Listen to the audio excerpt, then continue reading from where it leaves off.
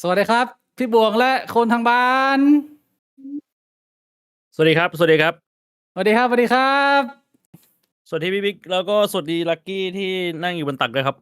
ขอต้อนรับทุกท่านเข้าสู่บิ๊กบวงควงกระโปรงนะครับวันนี้ โอ้วันนี้ควงกระโปรงมาเหรอ วันนี้ต้องควงกระโปรงพี่บวงเพราะว่าวันนี้เนี่ยเราได้รับเกียรติเป็นพิเศษอย่างยิ่งนะฮะเป็นครั้งแรกที่ช่องของเราได้รับสปอนเซอร์ผู้ใจดีท่านแรกของรายการ มีสปอนเซอร์แล้ว ปรบมือให้กับสปอนเซอร์ของเราครับทุกท่านครับ สปอนเซอร์ของเราคืออะไรฮะ ถ้าเกิดว่าก่อนที่เราจะไปแล้วเราขออนุญาตขอบคุณสปอนเซอร์เราก่อนเลยนะฮะสปอนเซอร์ของเรานี่ฮะนี่ครับผมไข่กรูมมิ่งครับ โอเคครับ ไข่กรูมมิ่งพี่บวงอันนี้ถ้าเกิดว่าใครที่ติดตามพี่บวงเนี่ยอาจจะพอจะรู้จักไปแล้วแต่สำหรับอีกหลายๆท่านที่อาจจะชมเฉพาะช่องนี้เนี่ยอาจจะไม่รู้จักว่าอะไรคือไข่กรูมมิ่งพี่บวง พี่บิ๊กรู้จักแบรนด์นี้มาจากไหน ผมรู้จักแบรนด์นี้จากพี่บวงและทางแก๊งคอเย็นที่เรียกว่าก็สปอนทางคอเย็นกันทุกท่านนะฮะ ครับผม ก็คือเราอธิบายคร่าวๆเลยคือ ไข่กูมิ่งเนี่ย เป็นแบรนด์นี่ครับ ที่เล็มขนน้องชายครับ หรือว่าถ้าพูดเป็นภาษาชาวบ้านก็คือที่โกนขนหำ แบตเตอรี่โกนขนไข่ ใช่ออกแบบมาเพื่อโกนขนหำโดยเฉพาะบางคนอาจจะบอกว่าแบบเฮ้ยมันก็แบตเตอรี่ก็คือโกนหัวโกนหนวดโกนอะไรได้แต่ว่าเขาออกแบบมาเพื่อโกนขนหำโดยเฉพาะคือเอาไปโกนส่วนอื่นได้แต่ว่าใช้กับส่วนหำเนี่ยก็จะดีเป็นพิเศษเพราะว่านี่ครับถ้าดูตรงใบมีดเนี่ยสีขาวเนี่ยมันเป็นใบมีดเซรามิกพอมันเป็นใบมีดเซรามิกเนี่ยคือมันก็อายุการใช้งานค่อนข้างนานแล้วก็มีความคมนะครับไม่เป็นสนิมนะอันนี้ผมคอนเฟิร์มนะคือผมเล่าก่อนแล้วกันเพราะว่าหลายๆคนน่าจะรู้อยู่แล้วว่าผมมาใช้มานานแล้วนะครับเพราะว่าแบบไข่กูมิ่งเนี่ยเขามาเป็นสปอนในช่องผมมานานแล้วครับเมื่อก่อนเนี่ยผมเป็นคนแบบหนวดยาวไวใช่ปะแล้วผมก็ไม่ค่อยชอบใช้มีดโกนแบบที่ว่าโกนให้มันแบบเนียนกริปเท่าไหร่เพราะว่าบางทีมันบาดบางทีมันแบบแสบหรือว่าบางทีเรารีบเนี่ยคือโกนไปเร็วๆมันก็ทำให้เลือดออกอะไรแบบนี้ผมก็เลยไปหาซื้อแบตเตอรี่มาอันนี้คือแบบนานแล้วนะก็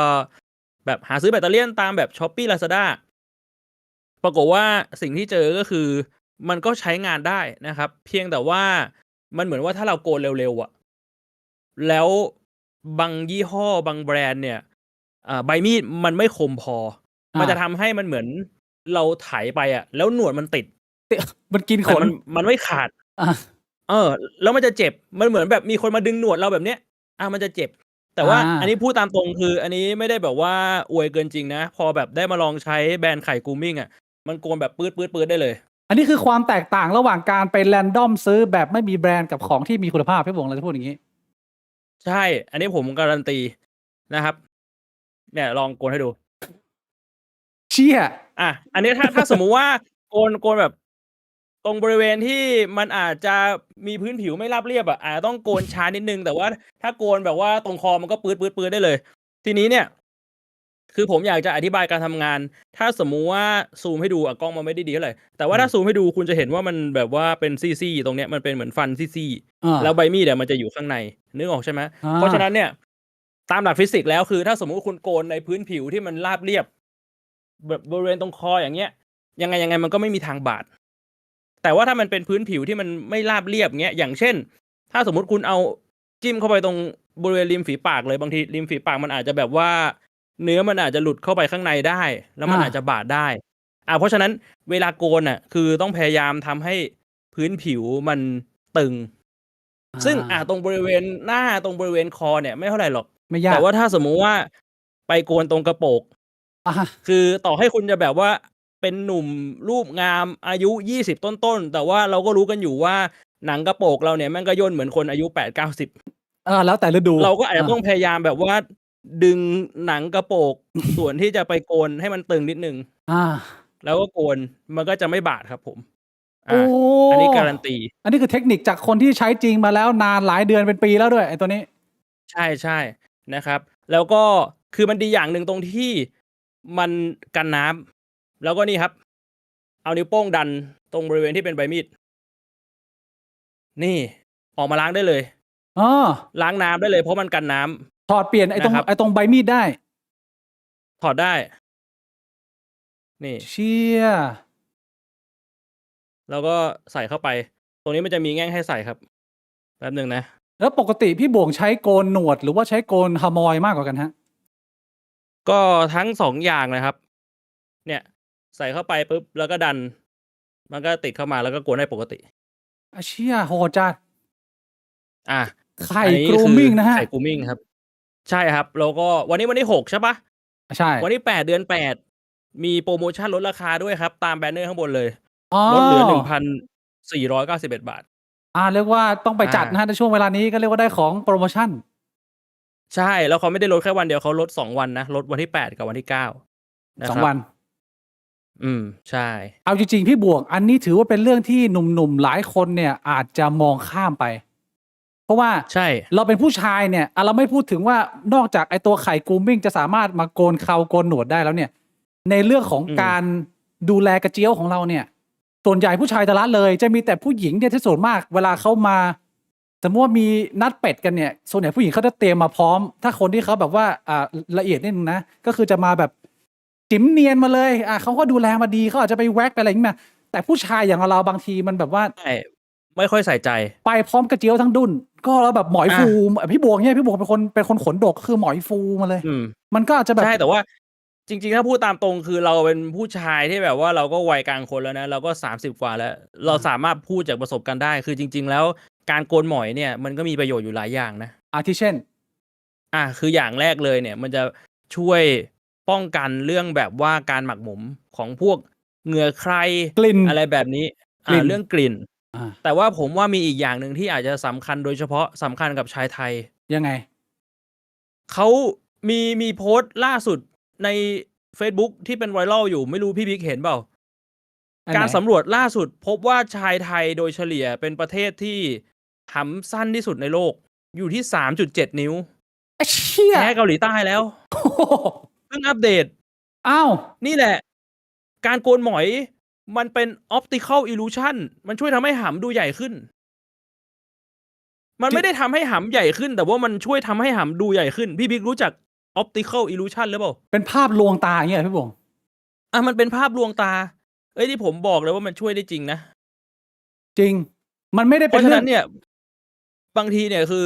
ถ้าสมมุติคุณเป็นคนที่หำสั้นเนี่ย คืออะไรที่มันช่วยได้คุณก็ต้องคว้าไว้ อันนี้เป็นประโยชน์ที่มีประโยชน์มาก ส่วนตัวผมเนี่ยพี่บวง ผมบอกเลยว่าตอนนี้เนี่ยผมอยู่ที่ต่างประเทศนะ ผมอาจจะยังไม่ได้รับตัวไข่กรูมมิ่งแต่ผมเนี่ยนานๆที2-3 เดือนเนี่ยก็จะต้องมีรอบหนึ่งที่ผมเนี่ยทำการโกนฮามอยตัวเอง ซึ่งผมยังใช้เป็นแบบโอสกูอยู่ก็คือใช้ใบมีดโกน ไอ้เชี่ยผมรู้แล้ว คือก่อนหน้านี้เนี่ย ประเทศไทยไม่แพ้เกาหลีใต้นะ แต่ที่ค่าเฉลี่ยของประเทศไทยมันลดลงมาเพราะพี่บิ๊กไปอยู่ไต้หวันหรือเปล่า คนละประเทศ เป็นความจริงไหม คนละประเทศพี่บวง อะ คนละประเทศ คนละประเทศคืออะไร ผมไม่ได้ไปอยู่เกาหลีใต้ ไม่ ก็ตอนแรกพี่บิ๊กอยู่ไทยไง ค่าเฉลี่ยของไทยเลยนำเกาหลีใต้ แต่พอพี่บิ๊กออกจากไทยไปอยู่ไต้หวัน ค่าเฉลี่ยของไทยตกเลย จริงก็บอกครับ จริงพี่ อันนี้ บว จริ ง งเปล่า อันนี้จริง ใช่เหรอ ใช่ ไอ้เชี่ยพี่บิ๊กคนเดียวมันดึงมีนทั้งประเทศได้ขนาดนั้นเลยเหรอ ไอ้เหี้ยผมบอกให้ว่า ถามคำเดียวนี่หำหรือทางด่วน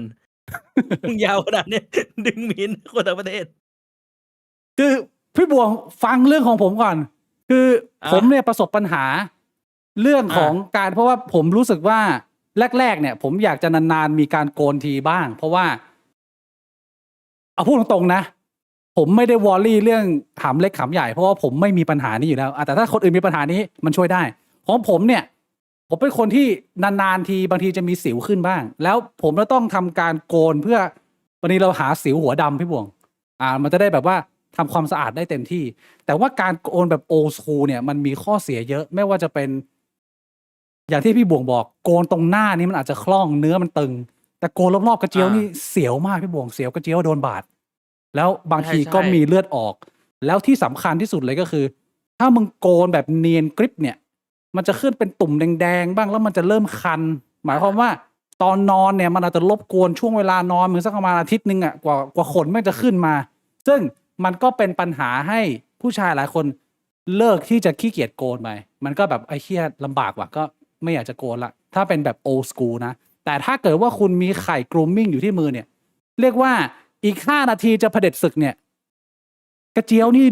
ดูเนียนมาก ผมเนี่ย เวลาโกนนะ แฟนจะชมตลอดว่าอุ้ยน่ารักจังเลยจิ้มลิ้มจังเลย มันก็ มัน เพิ่ม ดูตะมุตะมิ มาดูตะมุตะมิ ผมบอกเลยว่าใครนะ ท่านชายที่ไม่เคยที่จะสนใจกับการดูแลความสะอาดเรียบร้อยเนี่ยทำสิ่งนี้ให้กับคนที่คุณรัก คุณจะได้รับรอยยิ้มกลับมา อันนี้ผมบอก อันนี้ยืนยันด้วยประสบการณ์จริงแล้ว เดี๋ยวอีกไม่กี่เดือน อีกไม่กี่วันเนี่ยผมกลับไทยไป ผมก็ต้องมีไข่กรูมมิ่งในมือแน่นอน พอเท้าพี่บิ๊กมาแตะไทยปุ๊บค่าเฉลี่ยของคนไทยยาวขึ้นเลยปะเนี่ย เขายังไม่ได้มันไม่อัปเดตแบบว่าทันเรียลไทม์ขนาดนั้นพี่บัว มันไม่เรียลไทม์ มันไม่เรียลไทม์แต่ว่าถ้าเกิดว่ามาเก็บตัวอย่างเนี่ยรับรองว่า คือหลายคนสงสัยว่าหน้าผมจีนอย่างเงี้ยแต่จริงๆเนี่ยผมเป็นคนคองโกพี่บัวพวกทราบปะเนี่ย มีเชื้อ ผมมีเชื้อคองโกอยู่ประมาณ 92% 92%เลยเหรอ คือที่มึงเห็น ปก ห ติ น้า คนคองโกเขาไม่ผิวดำเหรอ ที่มึงเห็นหน้าจีนเนี่ยคือส่วนจีนเนี่ยขึ้นหน้า ส่วน 92เนี่ยไปอยู่ที่กระเจียวหมด อันนี้แฟกต์นะ เช่น ขอบคุณคุณมิสเตอร์ซี2498ด้วยครับสำหรับ100โด ขอบคุณหลายๆท่านนะฮะ โอ้ไม่ทันนะเมื่อกี้มีใครบ้าง มีคุณวิต้าเตอร์นะฮะ100 บาทนะฮะ ดีครับพี่บิ๊กดีบ่วง เปิดมาคุยเรื่องหมอยๆเรื่องกระเจียวซะแล้ว ก็เรียกว่าสปอนเซอร์นะฮะถือว่าต้องขอบคุณเจ้าแรกที่กล้ามาสปอนช่องเรานะฮะทำงานมา1 ปีแล้วขอบคุณทางไข่กรูมมิ่งมากๆอย่าลืมดูแบนเนอร์นะฮะแบนเนอร์อยู่นี่อยู่ไหน อันนี้นะฮะมีทั้งน้ำยาด้วยเดี๋ยวเรื่องน้ำยาเราอาจจะมาอัปเดตกันอีกทีหนึ่งนะอันนี้คือเรื่องของตัวแบตเตอรี่นะพี่บวง ครับ เรียบร้อยไหมพี่บวง แล้วก็ผมพูดอีกนิดนึง คือจริงๆเนี่ยตัวแบตเตอรี่เนี่ยมันมาพร้อมกับรองหวีด้วยมีรองหวี2 อันคือบางคนอาจจะแบบว่ากังวลว่าแบบเฮ้ยถ้าสมมุติแบบใช้แบตเตอรี่เพียวๆเลยมันจะแบบว่ามีการบาดมีการอะไรหรือเปล่าคือถึงแม้ว่ามันจะไม่บาดอยู่แล้วนะแต่ถ้ากังวลใส่รองหวีเข้าไปไม่บาด 100%เพราะมันก็จะยิ่งทำให้แบบว่าใบมีดมันห่างจากหนังไข่ของคุณเข้าไปอีก มาเป็นเซตเลยพี่บวง ใช่ไหมมาเป็นเซตเลยแต่ว่าผมทำรองหวีหาย ก็เลย ไม่ได้สามารถเอามาโชว์ได้แต่ว่ายังมีอยู่เหรอ ไหน สรุปหายไม่หาย ไปแล้วอ๋อนี่คือรองหวีเนี่ยใช้ง่ายมาก คือคุณจะเห็นว่าข้างๆเนี่ยมันมีรูอยู่นะถ้าสมมติคุณซื้อมาแต่นี้มันสีดำมันมองยากนิดนึงเนี่ยแค่แบบว่าใส่ลงไปแค่เนี้ยเสร็จแล้วเชี่ยง่ายจัดแล้วก็เวลาจะเอาออกก็คือแกะออกมาก็คือมาเป็นพลาสติกมันไม่ใช่เหล็กมันค่อนข้างแบบยืดหยุ่นใส่เข้าออกง่ายเพราะฉะนั้นเนี่ยก็คือใช้ง่ายใช้สะดวกนะครับแน่นอนโอเคพี่บวงมึงจะเอาหนวดของมึงอีกข้างนึงออกไหมหรือว่ามึงจะไปแบบครึ่งหนวดอย่างเงี้ยทั้งไลฟ์เลยไม่ก็อยู่อย่างนี้ไปก่อนก็ได้โอเคเรียบร้อยนะอันนี้จบแล้วนะโอ้ my god อย่าลืมนะฮะโปรโมชั่นวันที่8วันที่9เดือนสิงหานี้ก็เรื่องของไข่โกมิงอาทิตย์นี้พี่บวกเห็นทางบิ๊กบวงกรุ๊ปของเราไหมมีช่องแชทเขาไปเหมือนจะโลดมทุนให้ผมเปิดกระเจียวคนละ5 บาทคนละ5 บาทเขากะว่าจะเขาบอกระดมทุนคนละ5 บาทได้ประมาณ300,000 กว่าเพื่อให้พี่บิ๊กโชว์กระเจียวคุ้มไหมพี่บวง300,000โหยมันคุ้มเหรอไม่จริงๆแล้วจริงผมเอาเรื่องนี้ไปปรึกษาแฟนแล้วนะแฟนผมบอกว่าผมปรึกษาแฟนแล้วเพราะว่าก็ต้องคุยกันนิดนึงเขาก็บอกว่าเราไม่ควรจะเป็นคนที่ขายวิญญาณอย่างนั้นกับแลกกับเงินนะเราอย่าเป็นทาสของเงินผมก็เลยบอกว่าเราไม่ได้ขายวิญญาณเราขายเจียวนั่นแหละเขาแบบว่าเอากระเจียวไปขายไงเดียวกันเหรอคล้ายๆพี่จะบอกว่าเจียวก็คือวิญญาณเหรอนอกจากกระเจียวก็มีแต่รูตูดนั่นแหละที่มันเป็นสิ่งที่เราควรจะสงวนไว้ไม่ให้ประชาชนเขาเห็นพี่วงใช่ไหมล่ะแต่ว่าพอผมถามว่าแล้วถ้า3 ล้านแฟนผมก็บอกว่าไม่มันไม่อยู่ที่ตัวเงิน มันไม่ได้อยู่ที่ตัวเงิน อันนี้คือต้องการจะอธิบายให้ทุกคนเข้าใจชัดเจนมันไม่ต้องมาพูดกันเยอะอ่า อืม แต่พอผมบอกว่าแล้วถ้าเป็น10 ล้านอะ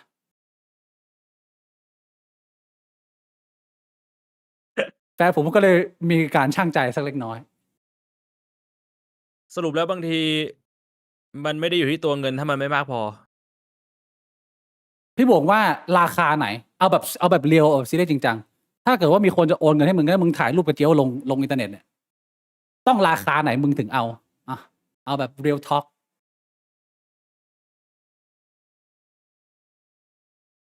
100 ล้าน โอ้โหเฮียจะเห็นปู่ป้าแล้วเสียเงินตั้ง100 ล้านพี่บวงแพงไป พี่บิ๊กไม่คิดว่ามันเป็นเหตุเป็นผลเหรอว่ายิ่งเจียวสั้นเนี่ย ยิ่งอยากได้เงินเยอะ เป็นผลยังไงวะ เอาพี่บิ๊กลองคิดดูดิถ้าสมมุติว่าเจียวมึงเล็กอะแล้วแบบว่ามึงเอาเจียวแปะลงในอินเทอร์เน็ตอะคนก็ร้องไง อ๋อ เพราะฉะนั้นมันต้องมีค่าคอมเพนเซตแต่ว่าถ้ามึงมั่นใจอยู่แล้วอะถ้าสมมติมึงมาแบบว่า9 นิ้วบ้องข้าวหลามอะว่า2-3 แสนมึงก็ลงแล้วเพราะคนเห็นก็แบบเฮ้ยที่นี่ของจริงมีแต่คนชม กลายเป็นว่าพี่บิ๊กไม่ได้เสียหายอะไรแถมได้เงินถูกปะมันไม่ make sense เหรอ make sense เอ้า make sense อันนี้ลองคิดกันให้มันเป็นเหตุเป็นผล เป็นเหตุ ใช่ เป็น ไหม ผลเป็นเหตุเป็นผล คือผมก็ต้องแบบว่าไอ้เชี่ยกูต้องโดนคนในอินเทอร์เน็ตมาบอกว่าโอ้โหนี่เล็กกว่านักข่าว3 นิ้วอีกนะเนี่ยโอ้โหอะไรแบบนี้มันต้องมีเงินมาคอมเพนเซตใช่ไหม อ่า แบบโอ้โหไหนจะแบบว่าค่าแบบ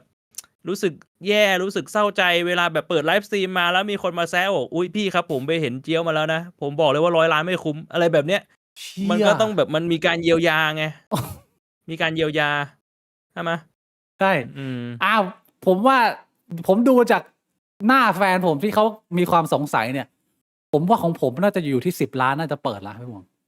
10 ล้านเปิดแสดงว่ามันก็ยังไม่สุดอะเดพี่บิ๊ก ก็ยังไม่ ถ้ามัน สุด สุดเนี่ย2-3 แสนก็ยอมแล้ว ก็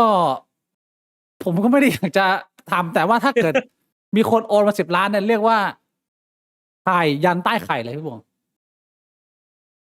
โชว์พลิกให้ดูเลย พลิกรอบด้าน อันนี้คือบ้าน1 หลัง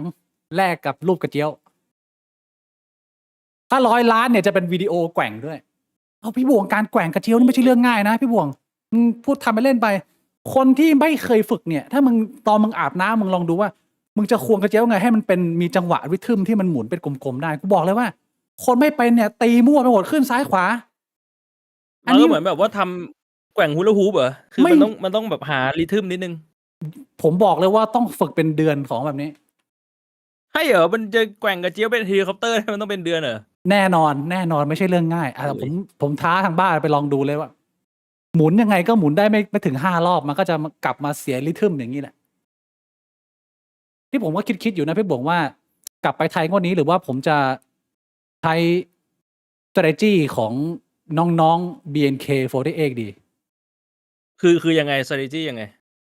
ขายบัตรจับจู เขาขายจับมือ ผมขาย จั บั บ ตรจั มื บ อมันไม่ผิดกฎหมายขายมาจับจูมันอนาจารหรือเปล่าพี่บิ๊ก อนาจารยังไงวะไม่เห็นพี่บวง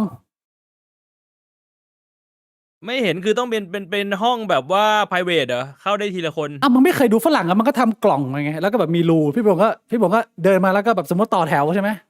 พี่บวงก็ อ่า ให้บัตรผมพี่บวงก็เอามือล้วงเข้าไปในกล่องได้แล้วก็แบบบีบๆบัตรจับจู อ้าวแล้วไม่เห็นแล้วจะรู้ได้ไงว่าเป็นเจียวจริงพี่บิ๊กอาจจะเอาดิวโดปลอมเข้าไปใส่ โอ้ยก็สามารถแงะแอบมองตรงช่องดูได้ รับรองว่าไม่มีเฟกไม่มีของปลอมแน่นอน บัตรจับจูผมนี่ เอ้ยแบบ เรียว นี้มันเป็นการค้าประเวณีไหมแบบนี้มันนับไหม อ้าว ไอ้เชี่ยมันกรอบของการค้าประเวณีมันอยู่ตรงไหน พี่บอกว่ามันนับไหมล่ะ ก็ไม่รู้เหมือนกันแฮะ คือเราไม่รู้ว่าข้อกฎหมายมันเขียนไว้ยังไงไง นับไหม การค้าประเวณีมันน่าสงสัยอยู่เหมือนกันนะ ทำได้ไหมทำไม่ได้เหรอขาย แต่ บัตร พี่บิ๊กไม่กลัวเหรอมัน กลัว แบบว่า สมมุติว่ามีคนจับอยู่แล้วบอกว่า พี่บิ๊กไม่หวงหามตัวเองเลยแล้วก็ดึงขึ้นมาอย่างนี้เลย ตบแม่งดิยิ่งกูให้จับก็ไม่ได้ดึง โอ้โหมึงโดนดึงขึ้นมาอย่างนี้มึงตบไหวเหรอเป็นกูแบบอ้าอย่างนี้นะกูจะตบไม่ไหวหรอก จูวงแข็งแรงมากพี่บวง ใช่เหรอดูแบบพี่บิ๊กอึ๊บเฮ้ยแล้วก็พี่บิ๊กก็มองหน้าแบบนี้เหรอ ว่าโอ้โหมึงดูถูกกูเกินไป เออ แบบนี้เหรอ ไม่ได้เขาให้จับอย่างเดียว แล้วถ้าโดนหยิกอะโดนหยิกที่หัวอะแบบเอาเล็บมาจิกแบบนี้เลย มีกฎคือบัตร อุ๊ย เวลาพี่บวงจะไปงานจับมือเนี่ยเขาก็จะมีบอกว่ามึงทำได้เท่าไหร่เขามีระบุเป็นวินาทีเลยนะบางที่อ่ะแบบว่ามึงจับได้แค่8 วิ10 วิอะไรอย่างงี้อ้าวต้องแบบว่าฉีดพ่นแอลกอฮอล์ก่อนอะไรเงี้ยผมมันก็จะมีกฎ1 2 3 4ข้างๆมีการ์ด2 คนนี่บัตรผมอยู่ที่300นะฮะเดี๋ยวถ้าเกิดว่ามียอดเนี่ยเดี๋ยวผมกลับไปผมเปิด บัตรจับจู เฮ้ยพี่บิ๊กอย่าพูดเล่นแบบนี้นะ คนดูมันเอาจริงนะ เอาวะล่ะมันมียอดวะล่ะมึงมาดิมาถ้าไม่ผิดกฎหมายมึงมาเจอกู เอาดิมาดิ เอ้ยตะกี้พูดเรื่องกฎหมายไปนิดนึงแล้วเรามีเรื่องกฎหมายอีกนิดนึงที่ตะกี้พี่บิ๊กก่อนเปิดไลฟ์พี่บิ๊กบอกผมว่าเฮ้ยไอคราวที่แล้วที่พี่บวงบอกว่าไอดีกา444/2544ไอหีใหญ่อะไรนั่นมันไม่เป็นความจริง มัน อ้าว มีรายละเอียดยังไงครับ รายละเอียดคือว่าหลังจากที่พี่บวงพูดเรื่องดีกา พูดว่าหีใหญ่เนี่ยผิดไม่ผิดอะไรยังไงเนี่ย ทางบ้านเขาส่งมาว่าเฮ้ยพี่บวงอันนั้นเป็นดีกาปลอมนะ เป็นข่าวปลอมนะเขารณรงค์ห้ามแชร์กันตั้งนานแล้ว จริงๆมันเป็นเฟกนิวใช่ไหม เราลองมาดูข้อมูลนะครับผมก็ไม่รู้ไงเขาก็ส่งมาแล้วก็ลองมาพิจารณากันนะฮะอันนี้ที่ทางบ้านส่งมานะฮะจากเพจรวมเด็ดเกร็ดกฎหมายนะ เป็นโพสต์ตั้งแต่ปี 2015 แล้วนะพี่บวงนานมากเลยเยี่ยโคตร10 ปี แล้วแสดงว่าไอไวรัลหีใหญ่เนี่ยมันก็มีมาก่อนด้วยนะ เขาบอกว่าดีกานี้ไม่ใช่ดีกาจริงนะเขาบอกเนี่ยแล้วมันดีเทลมันเยอะใครไปลองไปอ่านเองนะแต่เขามีเอาตัวดีกาคดี444/2544มาให้ดูจริงๆว่ามันไม่ใช่มันเป็นคดีแรงงานเป็นความแพ่งอะไรอย่างนี้ ไม่ใช่ตัวหมิ่นประมาทที่ ไม่มี เป็น อยู่จริงอาญา แล้วก็ถ้าให้สรุปคร่าวๆเนี่ยก็คือว่า ต่อให้ไม่มีจริง แต่ว่าในความเป็นจริงการที่เราจะไปด่าใครว่าผีใหญ่เนี่ย ก็ไม่เป็นการหมิ่นประมาท ยังถือว่าเป็นแค่คำไม่สุภาพเฉยๆถ้าเกิดว่าเราอ้างอิงจากในโพสต์อันเนี้ยนะเขามีขึ้นว่าเนี่ย มันเคยมีข่าวดีกา ซึ่งเขาพาดแปะไว้ว่ามันเป็นคำที่ไม่ถูกต้อง อันเนี้ยที่คนมันส่งกันไปเยอะแล้วมันเข้าใจผิดว่าคำว่าหีใหญ่หมายถึงมีอวัยวะเพศขนาดใหญ่โหนกนูนซึ่งเป็นที่ปรารถนาของผู้หญิงทั้งหลาย ต้องการให้อวัยวะเพศของตนเองใหญ่กันทั้งนั้น และหีใหญ่ก็ไม่เป็นที่อับอายหรือถูกดูหมิ่นดูแคลน คือผู้พิพากษาอาจจะไม่ได้เขียนแบบนั้น ถ้าเกิดว่าเรามาลองคิดกันอีกสักนิดนึงว่า มันใช่เหรอที่ทุกคนมันปรารถนาจะมีหีใหญ่ เพราะว่าเอาอย่างผมเนี่ย ผมชอบจิ๋มที่แบบว่าเป็นจิ๋มขี้อายแบบปิดมิดชิด ผมก็ชอบสไตล์นั้นมากกว่า มันก็อาจจะเป็นไปได้ว่าผู้พิพากษาเขาอาจจะไม่ได้ตีความแบบนั้นไงพี่บวงอันนี้ make sense ไหม ไม่มันคนละส่วนดิพี่บิ๊กความมิดชิดกับความใหญ่อะมันใหญ่แล้วก็มิดชิดไปพร้อมกันได้มันก็คือแบบ มันโหนกนูนแต่ว่ามันมิดชิดไงมันไม่ได้แบบว่าบานออกมาเป็นแบบเฟซฮักเกอร์แบบเอเลี่ยนอะไรเงี้ย ก็ผมก็ไม่ได้ชอบที่มันเป็นก้อนใหญ่ๆผมชอบแบบเล็กแบบตะมูตะเมียผมเป็นไมโครไงเป็นสายแบบชอบอะไรเล็กๆมันก็อาจจะมีคนประเภทนี้อยู่พี่บวงมันอาจจะไม่สามารถเหมาได้ว่า ผู้หญิงทุกคนปรารถนาจะมีหีใหญ่ถ้าเกิดว่าดูตาม อันนี้มีเหตุผลไหมล่ะ ไม่แน่นอนมันก็คงไม่100%แต่ผมว่า ใช้คำว่าส่วนใหญ่อาจจะได้มั้ง อืม ก็อย่างเช่นแบบถ้ายกตัวอย่างให้เห็นภาพเลยก็นมใหญ่ ถามว่าผู้หญิงทุกคน100%เลยไหมที่อยากจะมีนมใหญ่ ผมว่าไม่ใช่100%หรอกไม่ใช่ผู้หญิงทุกคนบนโลก แต่ว่าโดยบรรทัดฐานแล้วผู้หญิงส่วนใหญ่อาจจะแบบว่าอยากแบบมีนมที่สะบึ้มอะไรแบบเนี้ย ใช่น่าจะเป็นลักษณะประมาณนั้น อันนี้ก็เรียกว่าทางบ้านเขาทักท้วงมานะก็มาชี้แจงนะ เราก็ ขอบคุณด้วยนะครับ ที่ทางบ้านทักท้วงมา ทักท้วงมาได้ดีไม่มีปัญหาแย้งมาได้เสมอ ครับผม ก็เข้าใจรับทราบกันว่า มันถือเป็นคำหยาบที่อาจจะไม่สุภาพ แต่ไม่เข้าถึงขั้นหมิ่นประมาทขนาดนั้น อันนี้ก็เป็นส่วนเสริม ขอบคุณคุณ07ธารกร92นะฮะ40 บาท พี่บิ๊กไม่ชอบบิ๊กเหรอครับ ก็แล้วแต่วัตถุนั้นๆนะฮะถ้าเป็นในส่วนของจิ๋มเนี่ย ผมก็ชอบแบบเล็กๆพี่บวกชอบแบบไหน โอ้ยมันก็แบบอูมๆมันก็ดูแบบว่าทำให้มีอารมณ์ดีนะ แล้วชอบแบบโกนหรือว่าหมอยดกดชอบแบบโกน ำไข่กูมิ่งครับ อืม สามารถใช้ได้ทุก ชอบ เพ แบบ ศ โก ทุ น กวัยแม้จะชื่อว่าไข่ แต่ว่า ใช่ ใช้กับอะไรก็ได้ ใช้กับอะไรก็ได้ครับ ขอให้มันแบบว่าเป็นพื้นผิวที่มีขนขึ้น ชัดเจน อืม นะฮะขายของอีกหนึ่งรอบ อันนี้มาดูข่าวที่เรียกว่าเป็นข่าวดีทั่วโลกพี่บวง น่าสนใจมาก เป็น มันคือ ข่าว ข่าวอะไรฮะ เกี่ยวกับยาตัวใหม่พี่บวง อา พี่บวง ยา เห็น อะไร ไหม เอ่ย? ข่าวจาก พอเห็น TNN อยู่ Tech อันนี้นะ TNN Tech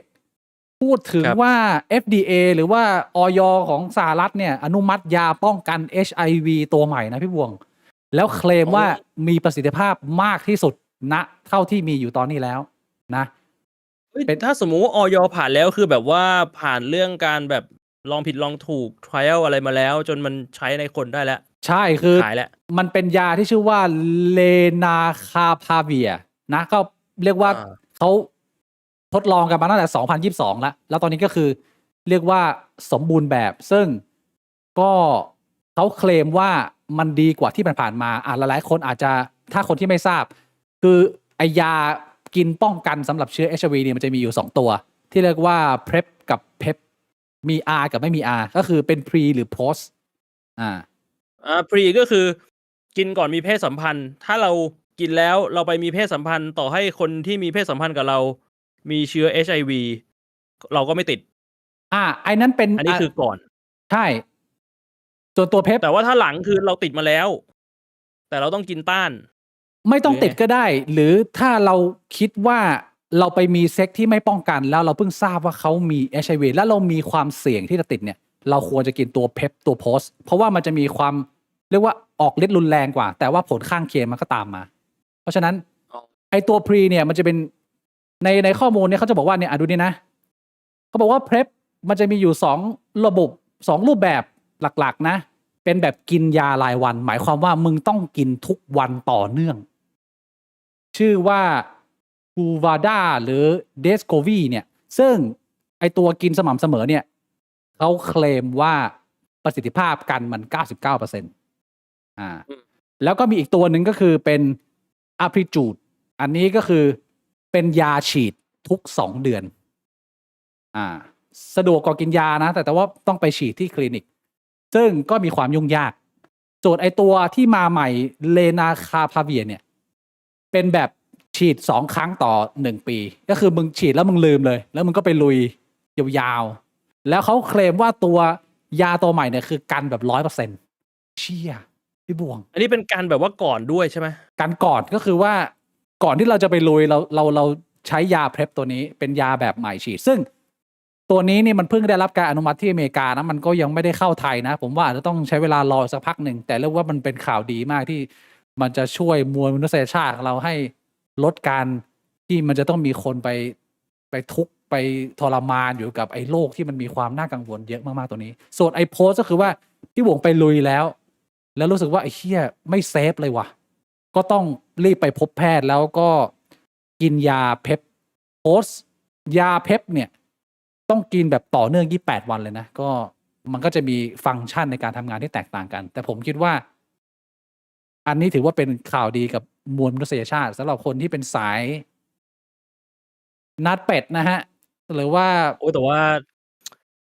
มันก็ไม่ได้หมายความว่ามันจะไม่ติดโรคอื่นนะ มันยั คื ง อ มีโรค ยังไง อื่น ๆ เราก็ยังต้องป้องกันกันอยู่ดีนะ ใช่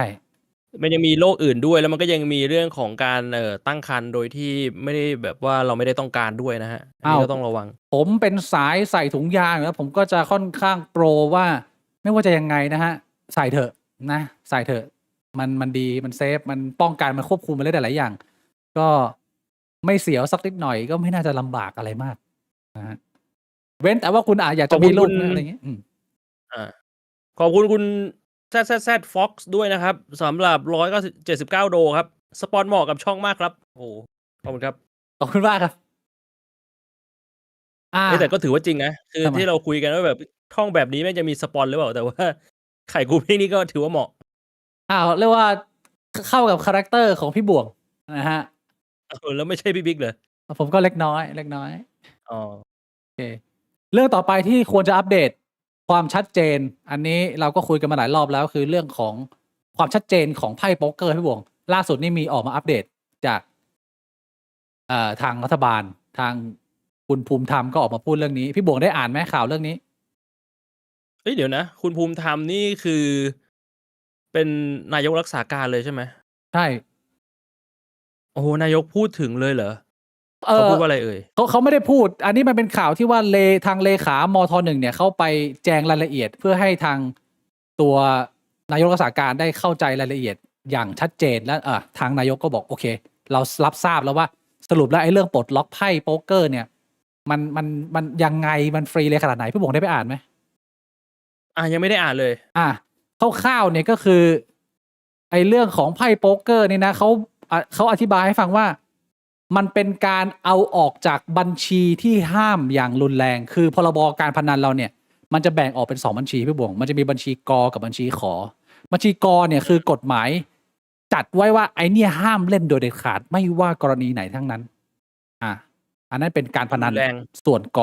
ส่วนบัญชีขอเนี่ย เป็นบัญชีที่มึงจะเล่นได้หรือจัดให้เล่นได้อย่างถูกต้องเนี่ย มึงจะต้องไปขออนุญาตจากทางการก่อน ต้องเป็นกิจจลักษณะไม่ใช่ว่ามั่วซั่วก็เล่นได้หมด ใช่ ซึ่งมันก็มีอยู่ ผมเข้าใจว่าหลายอย่างแล้วนะตอนนี้เขาได้ปรับให้มันเป็นขอนะ ซึ่งก็ไอตัวโป๊กเกอร์เนี่ยก็ได้ถูกปรับมาเป็นขอเหมือนกัน หมายความว่าถ้าคุณไปขอที่อธิบดีกรมการปกครอง หรือว่าราชการส่วนจังหวัดเนี่ย ก็จะสามารถจัดให้มีการเล่นได้ที่ไม่ได้เป็นการเล่นแบบcash in แต่ว่าเป็นการเล่นแบบเป็นทัวร์นาเมนต์เป็นกีฬา อันนี้สามารถทำได้ สรุปก็คือยังเป็นการพนันแบบขอที่ไม่ใช่ว่าเสรี ไม่ใช่ว่าใครก็เล่นได้ คำถามที่ผมสงสัยคือว่าแล้วอย่างนี้เนี่ยสมมุติว่าเราเอาเกมโป๊กเกอร์ที่มันเป็นไม่ได้เป็นเงินจริงเป็นเงินแต้มในพวกเว็บออนไลน์แล้วพวกนี้เราสามารถเอาเว็บพวกนี้มาไลฟ์เล่นกันได้ไหมสมมุติว่าผมเปิดห้องโป๊กเกอร์ออนไลน์แล้วมีพี่ผมมีพี่บวงมีลุงจีมีซันนี่นั่งกันอยู่6-7 คนงี้เราเล่นโป๊กเกอร์เงินปลอมที่ทำได้ไหมพี่บวงถ้าอย่างนั้นไม่มีเงินเกี่ยวข้อง เอาจริงถ้าพูดกันตามตรงมันก็ไม่น่าได้นะผมว่ามันไม่น่าได้นะ แล้วที่วันก่อนพี่บวงในไลฟ์พี่บวงเปิดเล่นโป๊กเกอร์ออนไลน์นี่โดนมันเนี่ยมันนั ก็ บ อาจจะโดนถ้ามีคนเอาไปแจ้ง จริงเหรอยังโดน ไม่ อ รู้ ยู่ เหมือนกันฮะ ทางบ้านมีความ ผม เห็นไหม คิด เรื่ ว่า อง ก็อาจจะโดนถ้ามีคนเอาไปแจ้งนะ เขาบอกว่า แต่มันอาจจะต้องดูบริบทด้วยเหรอมั้ง มีคนทำช่องแบบนั้นแล้วพี่บวง โอ้ยไอช่องโป๊กเกอร์เนี่ยในไทยมันมีมานานแล้ว แต่ไม่ได้หมายความว่ามันไม่ผิดพี่บวงกำลังจะบอก ใช่แต่ไม่ได้หมายความว่ามันไม่ผิด คือต้องแยกกันก่อน คือถ้าพูดกันตามตรงเนี่ย การที่มึงทำผิดกฎหมายไม่ได้หมายความว่ามึงจะโดนพิพากษาว่ามึงผิด ถูกปะการกระทำของมึงมันผิดก็จริง แต่ถ้ามันไม่มีคนไปแจ้งมันไม่มีคนรู้อ่ะ มันก็คือมึงไม่โดนจับ มึงไม่โดนพิพากษาไง แต่ทำผิดประมาณนี้ เหมือนกันก็คือมันก็มีช่องที่แบบว่าสตรีมเล่นโป๊กเกอร์แข่งโป๊กเกอร์กันมานานแล้ว แต่มันไม่มีใครแจ้งมันไม่มีใครพูดถึงไง อันนี้ก็เรียกว่าการไม่ดีกว่าแก้นะถ้าเรายังไม่ชัวร์เรายังไม่เซฟเนี่ยก็ระมัดระวังเรื่องนี้พี่บวงขนเข้าปากขนเข้าไปในลิ้นแล้ว ใช่คนละกี้เข้าปาก ชัดเจนนะเรื่องโป๊กเกอร์นะก็มีการอัปเดตเพิ่มเติมเพื่อclarify เรื่องนี้ให้ชัดเจนเรื่องต่อไปที่ประชาชนคนไทยจำนวนมากอาจจะไม่รู้ไม่ได้นะก็ต้องมาอัปเดตกันนิดนึงคือเรื่องของกำแพงภาษีทรัมป์ที่ activate แล้ว หลังจากวันที่1 สิงหาที่ผ่านมาพี่บวง สรุปของเรากี่เปอร์เซ็นต์19%ไหม เรามาดูนิดหน่อยนะฮะจากเพจ InnovestX นะฮะเขามีทำให้มันดูง่ายๆนะสรุปตัวเลขภาษีสหรัฐนะประเทศสำคัญและเพื่อนบ้านญี่ปุ่น15เกาหลีใต้15อันนี้คือเรียกว่าเป็นเขาเป็นเทียร์สูงแล้วเขามีเงื่อนไขต่อรองอะไรเยอะเขาก็ไปได้ขนาดนั้น เราก็จะอยู่ในเทียร์ที่2นะก็ไม่แย่คล้ายๆกับเพื่อนบ้านเรากัมพูชาอินโดมาเลฟิลิปปินส์ไทย19%ส่วนไต้หวันเวียดนาม 20% นะผมไม่คิดว่ามันต่างกันมากมันน่าจะเหมือนกันนะในทางตัวเลขคิดออกมาก็เรียกว่าอยู่เทียร์เดียวกันก็หลายๆคนก็อาจจะบอกว่า โอ้ยดีใจจังเลย มันลดลงมาจาก 36% นะมันเหลือ19%แต่ว่า ถ้าเราดูกันหน้างานจริงๆเนี่ย ผมบอกว่า 19% นี่ก็ยังหนักอยู่นะ แค่ว่ามึงหนักไปพร้อมๆกัน มึงเลยรู้สึกดีขึ้นมาหน่อยหนึ่ง แต่ว่าในมุมของเศรษฐศาสตร์อะพี่บวงจำสมัยเราเรียนเศรษฐศาสตร์ได้ไหม GDP มันเท่า จำได้ กับอะไรนะ total income บวกกับ government spending อะไรอย่างเงี้ยแล้วก็มี export ลบ export import import อะไรประมาณเนี้ย นำเข้าส่งออก การคำนวณของ GDP คร่าวๆนะใครลองไปกดดูว่ามันสมการมันไม่ยากหรอก แต่ที่ผมจะบอกก็คือว่า การที่มันมีกำแพงภาษีสูงขนาดนี้เนี่ยไอ้เชี่ยมันกำลังจะส่งผลกระทบ ไปในเศรษฐกิจในอาเซียนเรา มันจะค่อยๆใช้เวลากินเข้าไปเรื่อยๆไม่ได้แบบเห็นโป๊ะเดียว แต่ว่ามันก็เป็นเรื่องที่หลายคนในแวดวงเศรษฐกิจเนี่ยก็ไม่มีใครรู้สึกว่ามันเป็นฟีลที่ดีเลยนะ เป็นเรื่องที่น่ากังวลมาก เดี๋ยวเรามาดูรายละเอียดเล็กๆน้อยๆจากทาง BBC News ไทยเนี่ยเขาก็สรุปมาว่าสถานการณ์เป็นยังไงนะที่เมืองไทยกับกัมพูชาเราได้ลดจาก36มาเป็น19นะเราจะต้องเอาอะไรไปแลกบ้าง ซึ่งมันก็มีรายละเอียดเยอะแยะมากมาย แต่เอาที่ว่าคนเขาคุยกันเยอะเนี่ย อันนี้นะ ก็จะมีว่า1เราเอาไปแลกคือ เราแลกให้กับการนำเข้าสินค้าอเมริกา เป็นหมื่นรายการเลยพี่บวง โดยที่1คือสินค้าที่ไทยไม่ได้ผลิตบางคนก็จะบอกว่าก็ดีแล้วไทยไม่ได้ผลิตก็ไม่ได้มาตีตลาดเรา แต่ในอีกมุมหนึ่งก็คือว่า มึงก็จะเป็นการเปิดโอกาสให้สินค้าจำนวนมากที่ ในอนาคตมันอาจจะเป็น potential ให้ประเทศเราอาจจะไปทำก็ได้ แต่มันก็คือ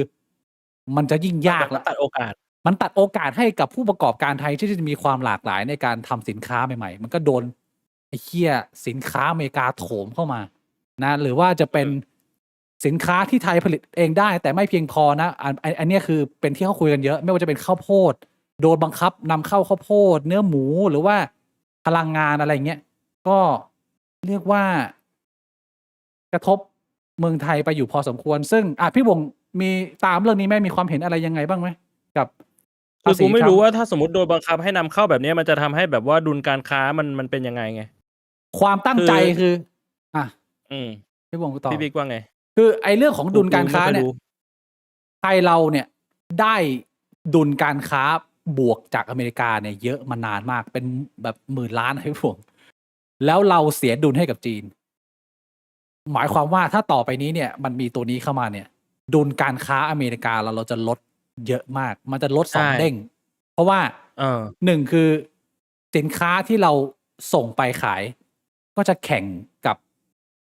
คนที่ผลิตอยู่ในอเมริกายากขึ้นเพราะว่าของเรามันจะแพงในขณะที่สินค้าเขาที่มาเนี่ยมันจะมาขายได้มากขึ้นเขาเรียกว่าอเมริกาได้2 เด้งเลยจากการทำ strategy นี้ก็เท่ากับว่าก่อนหน้านี้เราได้จากอเมริกาแต่เราเสียให้จีนตอนนี้ก็เสียให้จีนเหมือนเดิมแต่ว่าที่ได้จากอเมริกาก็ลดลงมาจนอาจจะถึงขั้นเสียให้กับอเมริกาด้วยนั่นเป็นสิ่งหนึ่งที่เราเสนอทางอเมริกาไปว่าเราพยายามจะลดดุลการค้าลงมาให้ได้มากที่สุดมันก็อาจจะเราไม่รู้ว่ามันลดมามันคงไปไม่ถึงขั้นติดลบแต่มันอาจจะเอ็กซ์พอร์ตมันอาจจะแบบบวกแบบบางๆพี่บวงซึ่งมันก็จะเป็นผลกระทบลูกโซ่ไปว่าไอ้เหี้ยถ้าเกิดว่า GDP ของประเทศเราเนี่ยมันเกิดติดลบขึ้นมานะสมมติว่าโอเคหลายๆคนประเมินว่ามันอาจจะยากมันอาจจะทำให้ GDP ลดแต่ถ้าเกิดไปถึงขั้นติดลบอย่างเงี้ยมันเกิดผลกระทบทางลูกโซ่เป็นเรื่องของการจับจ่ายใช้สอยหรือความสามารถในการค้าขายของผู้ประกอบการในไทยเนี่ยถ้าระยะเวลามันกินเข้าไปเรื่อยๆเนี่ยแล้ว GDP มันติดลบถึง2 ไตรมาสเนี่ยทางศัพท์เศรษฐศาสตร์เขาจะเรียกว่าเป็นช่วง recession หรือเศรษฐกิจถดถอยซึ่งอันนี้อันตรายนะก็ในดีลเนี่ยมันมีดีลเกี่ยวกับพวกอาวุธสงครามไหมหรือว่าไม่มีนะแบบว่าเราต้องไปซื้อรถถังไปซื้ออะไรเข้ามาด้วยไหมผมว่าอันนั้นเราซื้อของเขาอยู่แล้วไม่น่าจะมีการบังคับเพิ่มอันนี้รายละเอียดผมอาจจะไม่ชัวร์แต่ว่าเราซื้อเขาอยู่แล้วโดยประจำไอ้ที่เขาบังคับเลยน่าจะเป็นเรื่องของอยากให้เรานำเข้าพลังงานจากเขามากขึ้นนี่มีเครื่องบินพาณิชย์มีส่วนเล็กๆน้อยๆBoeing ใช่ไหมแต่อันนั้นมันไม่มีปัญหาอยู่แล้วเพราะว่าเราอาจจะต้องใช้อยู่แล้วของอเมริกาอะไรอย่างงี้นะก็ เล็กๆน้อยๆบางส่วนมันก็ไม่ได้เป็นเรื่องที่เราเสียมากในเชิงของการแข่งขันทางการค้าอย่างเรื่องพวกนี้มันต้องซื้ออยู่แล้วก็โอเค แต่ผมคิดว่าดูจากมูฟนี้ของทรัมป์นะพี่บวงที่ทรัมป์แม่งฉลาดมากนะเว้ยพี่บวงเอาจริงคือเราไม่ได้มองในมุมเราอะกับประโยชน์ที่เป็นประเทศกับเขาอะคือสิ่งที่ทรัมป์ทำคือเขาพยายามช่วยผู้ประกอบการเขาว่าเต็มที่ คือผู้ประกอบการกูต้องขายของได้ในประเทศและนอกประเทศ โดยที่คอสที่เขาเอามาเบทก็คือเป็นความสามารถในการสู้ของผู้ประกอบการต่างประเทศเยอะแยะมากมายซึ่งแน่นอนว่า สุดท้ายคือทำอย่างเงี้ยมันก็ต้องดูด้วยว่าในประเทศมันจะไหวหรือเปล่าใช่ไหมในการประเมินของทรัมป์มองว่าโอเคในประเทศเขาสินค้ามันอาจจะแพงขึ้นผู้บริโภคมันอาจจะต้องแบกรับตรงนี้ขึ้นไป แต่ว่าโดยส่วนใหญ่แล้วคนอเมริกันมันมีรายได้ที่สูงมันโอเคเศรษฐกิจมันยังคล่องตัว ก็คือให้ผู้บริโภคแบกรับเล็กน้อย เพื่อให้ภาพรวมนะคนมันมีรายได้มากขึ้นเยอะๆเพื่อให้ภาคการค้าขายคนผู้ผลิตเนี่ยมีศักยภาพแล้วอีกหน่อยมันก็จะกลับมาเป็นรายได้โดยรวมเอง ซึ่งผมคิดว่าเป็นในมุมของสหรัฐน่ะได้ประโยชน์มากกว่านะแล้วอีกที่สำคัญมันไม่ใช่แค่มุมของการที่เขาพยายามช่วยผู้ประกอบการเขาอย่างเต็มที่ แต่ว่าไอ้ภาษีที่เขาเก็บได้จากทุกประเทศเนี่ยเนี่ยเมืองจีนโดน30%ประเทศนู้นอะไรเงี้ยรวมมาแล้วเนี่ยพี่บวง500,000 ล้านต่อปีนะเขาประเมินออกมา ถ้า ก็คือเอามาอัดฉีดในประเทศได้หรือ ถ้า จะเอาไปทำอย่างอื่นก็ได้ 500,000 ล้านเนี่ยเป็นดอลลาร์ด้วยพี่บวง อืม ไอ้เชี่ยพี่บวงไม่ใช่เงินน้อยๆเรียกว่าพลิกเลยนะถ้าทำได้ กูกำลังคิดอยู่ว่าแบบนี้ก็จะทำให้ดอลลาร์สหรัฐแข็งขึ้นเปล่าเพราะว่ามันก็น่าจะทำให้ดีมานด์ของดอลลาร์สหรัฐเยอะขึ้นด้วยนะ อาจจะมีส่วน ถ้าเป็นแบบเนี้ย อาจจะมีโมเมนตัมเล็กน้อยในทางนี้ ถ้ามันสามารถดำเนินการไปได้เรื่อยแต่ว่าที่หลายคนเขายังย้ำเตือนก็คือว่า แต่ว่าไอ้กรณีของการตั้งไอ้กำแพงภาษีตรงนี้เนี่ยพี่บวงกูภาพเบลอแล้วกล้องมันเบลอปกติแล้วคือหลายคนเขาย้ำเติมว่า นโยบายขึ้นกำแพงภาษีอันนี้ ยังอยู่ในการพิจารณาของศาลสูงสุดที่อเมริกานะหมายความว่าศาลฎีกาไม่ใช่ศาลสูงสุดเนี่ยสุพรีมคอร์ตอาจจะออกมาโละทิ้งเรื่องนี้กลับมาเป็นโมฆะก็เป็นไปได้นะถ้าเกิดโละทิ้งก็คือแบบเฮเลยอย่างนี้ก็คืองงไปหมดที่เราทะเลาะกันมา ก็อาจจะกลับเข้าไปสูตรใหม่ก็ได้ เรื่องนี้ยังคงต้องติดตาม เพราะฉะนั้นสรุปคร่าวๆคือ ผมว่าเรื่องนี้ทรัมป์ถือว่าเป็นฮีโร่ให้กับประชาชนคนอเมริกันนะที่จะกอบกู้ผู้ประกอบการทั้งหลายที่กำลังอยู่ในภาวะวิกฤตในการทำธุรกิจการค้าแข่งกับประเทศอื่นๆเรื่องที่สองก็คือได้รายได้หลายแสนล้านดอลลาร์ต่อปี และเรื่องที่สามก็คือยังเป็นการลุกคืบพื้นที่ของการค้าขายของประเทศจีนที่กำลังกินพื้นที่ Southeast Asia บ้านเรา เพราะเราดูเลยว่าลาวกับพม่านี่โดน 38-40% นะพี่บวงก็คือมันชัดๆไอ้ที่ก็คือจุก ส่วนใหญ่มันเป็นทางผ่านเป็นสินค้าที่โดนประเทศจีนใช้เป็นนอมินีในการส่งออก ก็คือบีบทุกทางก็เรียกว่าร้ายกาจมากนะ ส่วนในมุมของเมืองไทยก็คือ เราโดนผลกระทบแน่ ถ้านโยบายนี้ไม่มีการยกเลิกนะ มันก็เป็นภาระหน้าที่ของรัฐบาลไทยที่จะต้องทำเพี้ยอะไรสักอย่างหนึ่งในการที่จะช่วยผู้ประกอบการ ไม่งั้นมึงจบเลยพี่บวกคือ ทุกวันนี้ของเมืองจีนก็ตีอยู่แล้วสัตว์สู้กับของเมืองจีนก็ยากแล้วมึงเจอของอเมริกาที่ไม่ได้แพงขนาดนั้น มาอีกแบบว่าบลบึ้มบลบ้ามพี่บวง แล้วคนที่มันจะแบบเริ่มธุรกิจลืมตาอ้าปากทำยังไงมันก็ยิ่งยากไงแล้วช่วงเวลาตอนนี้เศรษฐกิจบ้านเราก็ตึงๆอยู่ก็เหนื่อยๆอยู่มันก็ไม่ได้แบบโฟล์ที่ผ่านมาต่อให้ไม่มีเรื่องนี้ เราก็เหนื่อยๆนะพี่บวงมันไม่ได้พูดถึงอาชีพยูทูบเบอร์สตรีมเมอร์เอาคนค้าขายข้างนอกมันยากแล้วรัฐบาลเราก็มีความ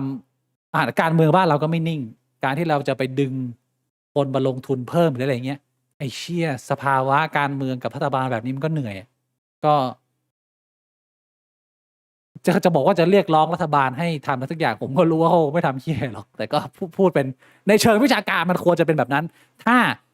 รัฐบาลไม่อัดฉีดผมว่าเหนื่อย6 เดือน1 ปี 2 ปีข้างหน้าเหนื่อยเศรษฐกิจไทย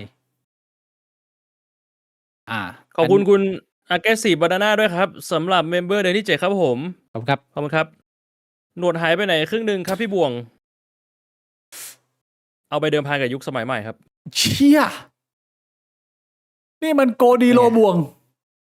เฮ้ย โอ้โหเว้ยขอบคุณคุณชัยวัฒน์ด้วยครับสำหรับเมมเบอร์6 เดือนติดครับผม ในที่สุดช่องก็มีสปอนแล้วต้องไปซื้อไข่กูมิ่งแล้ว โอ้ยขอบคุณมากเลยฮะ อย่าลืมนะฮะ ครับ ที่ช่องคอมเมนต์เรามีพินผมต้องชี้ทางไหนเนี่ยมีพินเอาไว้ด้วยนะ สามารถกดเข้าไปดูในลิงก์ได้เผื่อใครต้องการความว่องไวในการ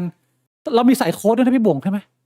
มีโค้ดป่าวะ ไม่ชัวร์เหมือนกันว่ามีใส่โค้ดไหมแต่ว่ายังไงรอซื้อวันที่8 เดือน 8 นะครับ เอาลอง ลด กด ราคา พิม วัน พ์ ที่8 โค้ เดื ด อน 8 บิ๊กบ่วงเข้าไปนะกดปุ๊บเนี่ยไข่พี่บ่วงจะขึ้นมันจะขึ้นเป็นภาพเจเปกออกมาเลยเป็นภาพไข่พี่บ่วง คือไม่ใส่เข้าไปไม่ได้ลดราคา แต่ว่าขึ้นเป็นภาพไข่ขึ้นมา ได้ดูกระโปรงแทนนะฮะ เป็นโบนัสโอ้ ลองพิมพ์ดูได้ลองพิมพ์ดูได้ ขอบคุณคุณมิสเซอร์แบร์นะฮะ40 บาททุกวันนี้ที่บ้านผมก็ค้าขายลำบากครับ อดทนไว้ คือพูดตามตรงว่ายุคสมัยใหม่เนี่ย ประเทศเล็กๆเนี่ยมันไม่สามารถซื้อมาขายไปได้ละมันทำตัวเป็นพ่อค้าไม่ได้ เพราะว่าดูจากพฤติกรรมของแบบประเทศมหาอำนาจเนี่ย มันกลายเป็นว่าถ้าสมมุติว่าเราจะแค่ทำตัวเป็นพ่อค้าแค่จะซื้อมาขายไปหรือผลิตของแบบเนี้ยมันเละก็โดนภาษีกดยับ อืม คือกูคิดว่าประเทศเรามันต้องมีแบบว่าการทำอะไรสักอย่างหนึ่งที่มันยูนิคอะ พี่บ่วงมีคำแนะนำให้กับเป็นความครีเอทีฟของพี่บ่วงก็ได้ว่าเฮ้ยมันมีอะไรที่เรามองข้ามหรือควรจะแอดให้กับ การค้าขายการแข่งขันตรงนี้ไหม โอ้ยมันแต่ว่าพอทำอย่างนั้นมันก็พูดยากอีกนะ เพราะว่าการที่มึงจะให้ประเทศมึงมันมีอะไรยูนิคขึ้นมาคือ การศึกษามึงต้องดีไง ในขณะที่การศึกษาแล้วก็แพ้คนอื่นด้วย แม่งก็ยิ่งยากเลย แม่งก็เลยยิ่งแบบว่ามันหันไปหาทางอื่นไม่ได้เลย นอกจากกะหรี่กับเลดี้บอยอ่ะที่มันเป็นจุดเด่นที่คนเขาก็รู้กันอยู่แล้วอะ What? ได้เหรอ มันไม่ได้พี่บ่วงเพราะว่ากะหรี่ต่อให้มันเฟื่องฟู แต่มันเก็บภาษีไม่ได้เชี่ยมันไม่ใช่สิ่งถูกกฎหมาย เงินมันไม่เข้ารัฐพี่บ่วง เราก็ต้องทำให้มันถูกกฎหมายไง อ๋อ ถ้างั้นน่ะ สมควรนะ มันอาจจะถึงเวลาแล้ว แล้วก็อีกอันหนึ่งที่ผมคิดว่าเคยพูดไปนานละคืออย่าลืมว่าประเทศไทยเราเนี่ยการค้าขายธุรกิจจำนวนมากพอชั่นใหญ่ยังไม่เข้าระบบรัฐ ผมคิดว่ายังมีเงินอีก เรียกว่าเป็นระดับแบบ 40% เลยที่มันวนอยู่ข้างนอกแล้วรัฐไม่ได้จัดเก็บทั้งที่เรามีตัวเลขการจัดเก็บที่ชัดเจน ถ้ารัฐสามารถหาวิธีการทำให้ผู้ประกอบการได้ประโยชน์ด้วย แล้วดึงเขาเข้ามาอย่างเช่น ตัวหัวบริษัทของที่ไต้หวันเนี่ยสามารถดึงเข้าระบบมาให้จ่ายภาษีได้ ผมบอกเลยว่ามันไม่ต้องมีอะไรเพิ่มเติมเยอะมันเป็นแค่ไอเดียแล้วมึงเก็บภาษีได้มหาศาลแล้วตรงนั้นก็เป็นส่วนของ government spending มาช่วยอัดฉีดให้กับ GDP มันโตได้ อันนี้ก็ส่วนหนึ่งแต่ว่าก็ไม่รู้ว่าทำไมถึงไม่มีทำอะไรสักทีไอ้ที่ไอเดียดีขนาดนี้นะเศร้าไปพี่น้องเอ้ย ก็พูดถึงเรื่องของกะหรี่ พี่บิ๊กเห็นข่าวลิวเทไหม Little T ลิวเทลิลเท ผมเห็นอยู่ Little ที่ T แบบว่าอยู่ๆก็เป็นไวรัลขึ้นมา เห็น คิดไง เด็ก สำหรับใครที่ไม่ทราบว่าข่าวลิวเทหรือ Little T คืออะไรก็คือ มีผู้หญิงอเมริกาคนหนึ่งฉายาลิวเท LIL อะครับลิวที่ย่อมาจาก Little อะคือเขาเพิ่งอายุครบ18 ปีบริบูรณ์เมื่อประมาณวัน2 วันก่อนแล้วก็พอครบ18 ปีบริบูรณ์ปุ๊บเขาก็เปิด Account OnlyFans แล้วสถิติก็คือภายใน3 ชั่วโมงได้รายได้$1 ล้านสหรัฐ30 กว่าล้านบาทไทย ภายใน3 ชั่วโมง Holy Jesus 3 ชั่วโมงแรกที่เปิด แล้วก็ตอนนี้คือมันเปิดมาวัน2 วันแล้วอัปเดตล่าสุดก็ไม่รู้ว่าเท่าไหร่แล้ว แต่ว่าอันนี้เป็นสถิติตอน3 ชั่วโมงแรก เชี่ยเด็กอายุ18เอาเงินไป30 กว่าล้าน พี่คิดว่าไงกับการที่แบบว่าสังคมมองว่าผู้ชายที่ไปตั้งหน้าตั้งตารอผู้หญิงที่แบบว่าพออายุ18ปุ๊บก็แบบว่าเฮ้ยถูกกฎหมายแล้วสังคมมองว่าไอ้แบบนี้มันก็ไม่ต่างกับเพโดไฟล์มาทำตัวน่ารังเกียจแต่ในขณะเดียวกันก็มีผู้หญิงที่ทำแบบนี้ ก็คือผมรู้สึกว่ามนุษย์เราอ่ะมันพร้อมที่จะทำผิดกฎหมายกันอยู่เยอะมากแล้วมันก็ แต่ ใช้ ว่านี่ไม่ผิดกฎหมายไงอัน ก็ นี้ ใช่ไง 18 ปีบริบูรณ์ก็ถูกกฎหมาย หมายความว่าแฟกต์ก็คือสังคมเรายังเต็มไปด้วยพีโดไฟล์ไม่ว่าจะเป็นพีโดไฟล์ชายที่จ้องจะแบบล่อเด็กผู้หญิงหรือพีโดไฟล์หญิงที่จ้องจะแดกเด็กผู้ชายผมว่ามันอยู่เต็มสังคมไปหมด แล้วการที่มันมีกฎหมายเนี่ยก็คือพยายามมากันพฤติกรรมของคนกลุ่มนี้ให้มากที่สุด เพราะฉะนั้นมันก็เป็นเหมือน the truth เป็น dark truth อย่างหนึ่งที่เราต้องทำความเข้าใจกับสังคมว่าไอ้เหี้ยคนมันมีความต้องการมากขนาดนั้น ผมจะมองเป็นเหมือนกับแบบว่าเข้าใจว่าไอ้เหี้ยมนุษย์มันเป็นแบบนี้ แล้วนี่แหละ เราถึงจำเป็นจะต้องมีกฎเกณฑ์เข้ามาปกป้องไง ไม่งั้น ถ้ามึงไม่มีเนี่ยมึงเห็นไหมว่าพลังของพีโดเนี่ยมันยังมีความมันมีพารานุภาพมากไอ้เหี้ยมันโอนเงินให้เด็กคนหนึ่งไป30 ล้านภายใน3 ชั่วโมง แล้วพี่บิ๊กรู้ไหมว่าเด็กคนนี้ทำคลิปแล้วในคลิปพูดว่าอะไร ในคลิปพูดว่าอะไร ขอบคุณทุกคนที่พรีออเดอร์มาตั้งแต่ปี 2017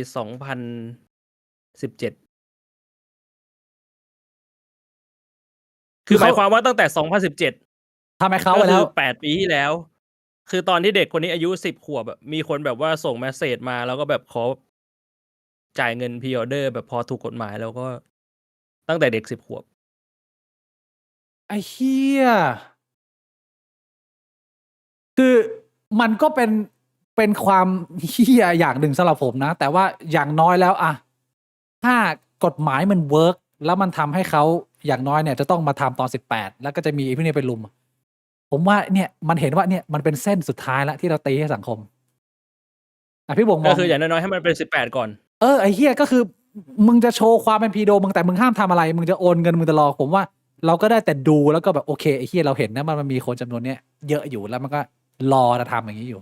แต่ว่ามันทำไม่ได้ไงอ่ะพี่บงมองไงเรื่องนี้ คือสำหรับกูก็มีมุมมองแบบเดิมมาตลอดคือถ้าสมมติมันไม่ผิดกฎหมายกูก็มองว่ามันก็ไม่ได้อะไร อ่า มันไม่ผิดกฎหมายก็ถือว่าถูกกฎหมายแล้ว ใช่ ยังดีกว่าเขาเปิดขายตั้งแต่10 ขวบเลยอันนั้นก็จะหนักไปใช่ไหมล่ะอ่า ก็เนี่ยไงพี่บวกเห็นไหมน้องเลียเทเขาทำเงิน30 กว่าล้านได้ถ้าผมถ่ายรูปไป แต่มัน เที่ยว คือ มันคือเรื่องของชายกูมิ่งไง อ๋อ ไม่ถูกเหรอ อีกประเด็นหนึ่ง ชายกูมิ่งก็คือการได้แบบว่ามีคนคนหนึ่งก็เลี้ยงดูปูเสือเด็กผู้หญิงที่อายุยังไม่ถึง18จนถึงอายุ18แล้วค่อยมีอะไรกัน ก็ไม่ผิดกฎหมาย แต่คนก็มองว่าชายกูมิ่ง ใช่ เป็นเรื่องน่ารังเกียจ อ่ะพี่โบคิดว่าพฤติกรรมชายกรูมมิ่งที่มันไม่ได้ผิดกฎหมายนะเป็นพฤติกรรมที่แย่หรือดีหรือพี่โบมองแบบนูทรัล กูมองว่ามันนูทรัลนะ สุดท้ายมันก็ไม่ผิดกฎหมาย เอาผมส่วนตัวผมเนี่ยผมจะมองว่ามันเป็นพฤติกรรมที่ไม่เหมาะสม แต่ว่ามันไม่ผิดกฎหมาย ผมก็จะไม่ไปทำอะไรมากก็ได้แต่แบบไอ้เชี่ยมันไม่ควรจะทำแบบนั้น มันอาจจะแบบว่า แต่เราควบคุมทุกคนไม่ได้ไงพี่บวกประเด็นของผมก็คือว่าเราสั่งทุกคนไม่ได้ พี่บิ๊กว่ามันมีความต่างไหมกับการที่2 กรณีแรกคือ สมมุติว่าผมไปเจอเด็กผู้หญิงคนหนึ่งอายุ14แล้วผมชอบเด็กคนนี้มากเลย แต่ผมก็ไม่ทำผิดกฎหมาย ผมจะไม่ยอมโดนจับ ผมก็เลยไปติดต่อไปคุยอะไรไว้ก่อน แต่ก็ไม่เคยมีอะไรเกินเลย แล้วพอถึง18ปุ๊บก็ค่อยจัดกับอีกกรณีหนึ่งก็คือ ผมไม่รู้จักเด็กคนนี้เลย จนแบบมาเจอกันตอนเด็กคนนี้อายุ18 ปีพอดี ผมไปผับแล้วเด็กคนนี้มาฉลองวันเกิด18 ปีพอดี แล้วผมก็ไปจัด อันนี้ต่างกันไหม ไม่ต่างว่ะ ถ้าไม่ต่างทำไมพี่บิ๊กถึงมองว่ากรณีแรกชายกูมิ่งนี่มันน่ารังเกียจ ผมคิดว่า มันไม่ต่างในแง่ของผลลัพธ์ที่เกิดขึ้น แต่มันต่างในเรื่องของเจตนาในมุมจะมองแบบนี้ คือมึงมีเจตนาที่จะแบบ มันเป็นภัยกับสังคมในสังคมปัจจุบันที่เรามีค่านิยมกันแบบนี้เรา protect children เรา protect เด็กกันแบบนี้นะ ผมคิดว่าสมมติพี่บ เฮ้ วย ง ถ้าคนนั้นเขาเป็นพลเมืองที่เคารพกฎหมายอ่ะเขาอยากใจเขาอยากอ่ะแต่เขาก็เคารพกฎหมายถึงขนาดที่ว่าเขาไม่ทำผิดกฎหมาย อันนี้ถือว่าเป็นภัยต่อสังคมเหรอไม่ถือว่าเป็นพลเมืองที่เฮ้ยเป็น law abiding citizen ก็คือเป็นคนในสังคมที่ยอมรับกฎหมายและทำตามกฎหมาย ใช่แต่ว่าไอ้ช่วงพาร์ท grooming อ่ะมันอาจจะส่งเอฟเฟกต์อะไรบางอย่างให้กับตัวเด็กได้ไงสมมุติว่าพี่บวงมีลูกอายุ9 ขวบ แล้วมีไอ้เหี้ยผู้ชายข้างบ้านคนหนึ่งอ่ะจ้องจะล่อลูกพี่บวงแล้วก็เอาซื้อขนมชวนไปเล่นที่บ้านตลอดชวนไปเล่นมันอาจจะมีการเกินเลยหรือการนั่งหรือมีผลกระทบต่อตัวเด็กได้ แม้มันจะยังไม่ได้ทำอะไรที่ผิดกฎหมายนะแต่มันกรูมไปก่อน มันอาจจะควบคุมความคิดหรือใส่อะไรให้กับตัวเด็กได้ มันอาจจะเป็นผล แม้จะไม่ได้เป็นการล่วงละเมิดทางเพศอ่ะ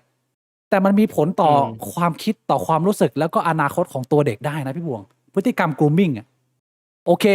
ที่พี่บวงยกตัวอย่างมาเมื่อกี้มันอาจจะในทางผลลัพธ์ไม่เหมือนกัน แต่ว่า ตอนแรกพี่บวงอาจจะไม่ได้มีผลกระทบกับชีวิตเขาแต่ไอ้ที่กลุ่มที่มาเจอมึงตอน9 ขวบ10 ขวบแล้วก็เริ่มคุยกับมึงเริ่มแย่เงี้ยเป็นมึงมีผู้ชายคนนึงหนวดแบบมีหนวดครึ่งเดียวแบบพี่บวงเงี้ยแล้วก็มาคุยมาชวนลูกสาวพี่บวงไปเล่นที่บ้านมึงไม่ห้ามลูกมึงเหรอวะมึงก็ต้องห้ามไหมใช่ปะล่ะต่อให้มันไม่ทำอะไร แค่มาคุยเฉยๆได้ มันก็ต้องดูพฤติการไงความกรูมมิ่งของมึงมันหนักขนาดไหน แต่ว่ามันถ้าเรามองในมุมว่าถ้าเราเป็นพ่อแม่แล้วเรามีลูกสาวอ่ะไอ้เหี้ยมันกูก็คงไม่ปล่อยให้ลูกกูไปเล่นกับคนอายุวัย30 กว่าแล้วก็แบบไอ้เหี้ยเขามีความเอ็นดูลูกเราเป็นพิเศษพี่บวงมันเสียว ถ้าสมมุติว่าคนข้างบ้านเนี่ย รู้จักกับลูกสาวของพี่บิ๊กตั้งแต่เด็กๆแต่ว่าเขาไม่เคยทำอะไรเกินเลย อยู่ในกฎในกรอบ แม้แต่ว่าในกรอบของศีลธรรมจริยธรรม ไม่เคยคุยเลยก็แค่แบบว่าอาจจะมีซื้อขนมมาให้บ้าง แต่ไม่เคยคุยมาบ้านก็คุยกับพี่บิ๊กแต่พอลูกสาวพี่บิ๊ก18ปุ๊บแม่งจีบแล้วก็แม่งตอกเลย ก็เดี๋ยวนะแล้วไอ้เฮียนั้นมันก็ต้องดูบริบทอะไรอย่างเขาอายุเท่าไหร่เขาอาจจะห่างกัน4-5 ปีไหมหรือว่าเขาเป็นเพื่อน สรุปแล้วทำแบบนั้นก็ยังต้องดูอายุอยู่ดีว่ามันน่าเกลียดหรือเปล่าสมมุติว่า72อ่ะพี่บวงก็ไม่ผิดกฎหมาย ไม่ผิดกฎหมายแต่กูไม่อยากให้ลูกกูเริ่มต้นชีวิตของเขาด้วยการโดนคนอายุ72 ปีไงพี่บวงมันอาจจะกระทบชีวิตอะไรในหลายๆพาร์ทกูคิดว่าสำหรับกู18มันก็ยังเด็กเกินไปที่มึงจะเริ่มอะไรแบบนี้ถ้าเกิดจะเริ่มอยากให้เริ่มกับคนที่ยังเป็นอินโนเซนต์เหมือนกันใกล้ๆมันอาจจะยังพอปรับความเข้าใจกันได้แต่ถ้ามึงไปอยู่ภายใต้คนอายุ72นี่มันอาจจะไม่ได้แค่เสียร่างกายแต่มันอาจจะมีผลทางด้านความคิดโดนชักนำชักจูงได้นะพี่บวงคนมันมีแล้วสมมุติว่าลูกพี่บิ๊กมีเฟติชแบบว่าชอบคนแก่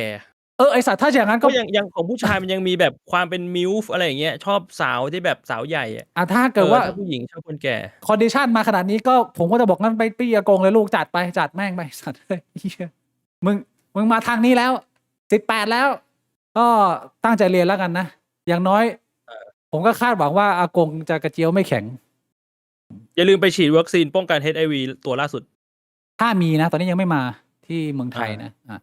แล้วก็ต่อให้ฉีดแล้วก็อย่าลืมบอกอากงใส่ถุงยางด้วยจำเป็น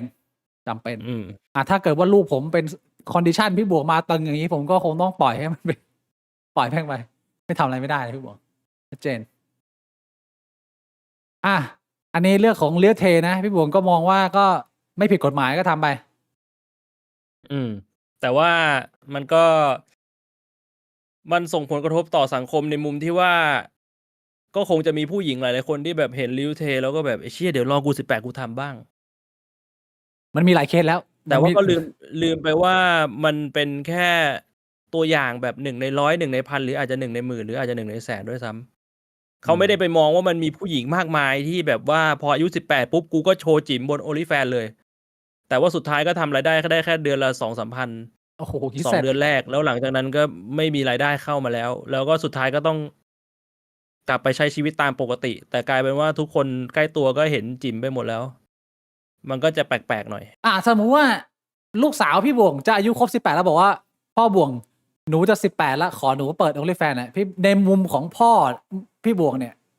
พี่บวงอนุญาตไหมในตัวมึงอ่ะ ไม่อนุญาตเลยไม่อนุญาต ใช่ปะล่ะ พวกผมก็จะบอกว่าเฮ้ยคุณอย่าไปเอาเงินเร็วเงินไวเงินร้อนแบบนี้ แต่ว่าคุณจะทิ้งโอกาสอนาคตของคุณที่จะเติบโตไปเป็นสายงานอื่น มันเป็นเงินที่มันรวดเร็วมากแต่เฮีย ถ้าเป็นถ้าสมมุติว่าเป็นความจริงกูอาจจะพูดแบบเรียวๆเลย คือ ถ้าสมมติเพื่อลูกสาวกูมาบอกว่าจะเปิด OnlyFans กูก็จะบอกว่าแบบ กูเห็นมึงมาตั้งแต่เด็ก อืม ไม่มีใครซื้อ เฮ้ยโอ้โหพี่บงทำร้ายจิตใจลูกอีกแล้วพี่บงเป็นโกรธจังวะ เอาบางทีมันต้องใช้ยาแรงไง ยาแรงไป บางทีมันต้องใช้ยาแรงไงบอกมึงเชื่อกูเหอะ มันไม่ใช่เกรดพรีเมียมอ่ะ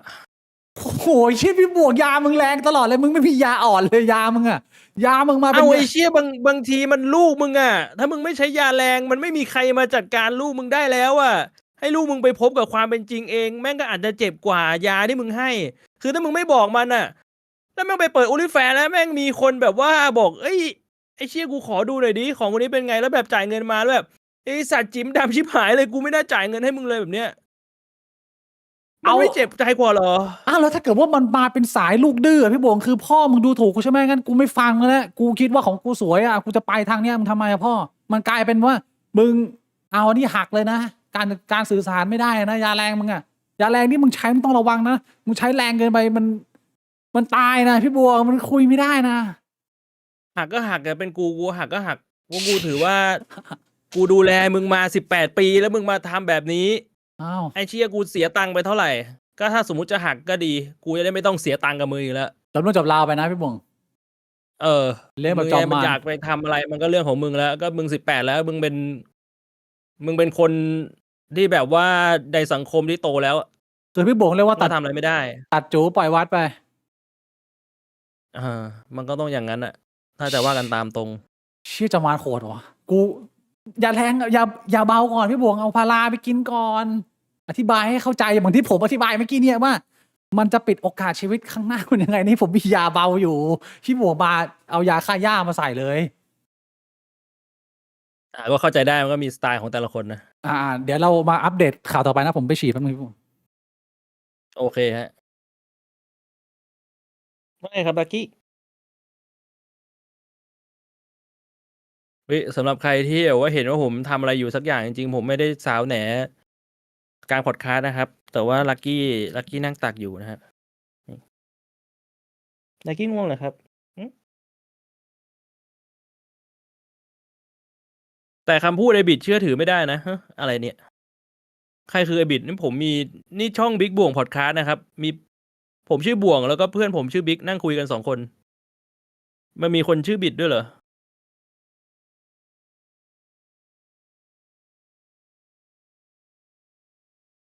มีด้วยเหรอครับ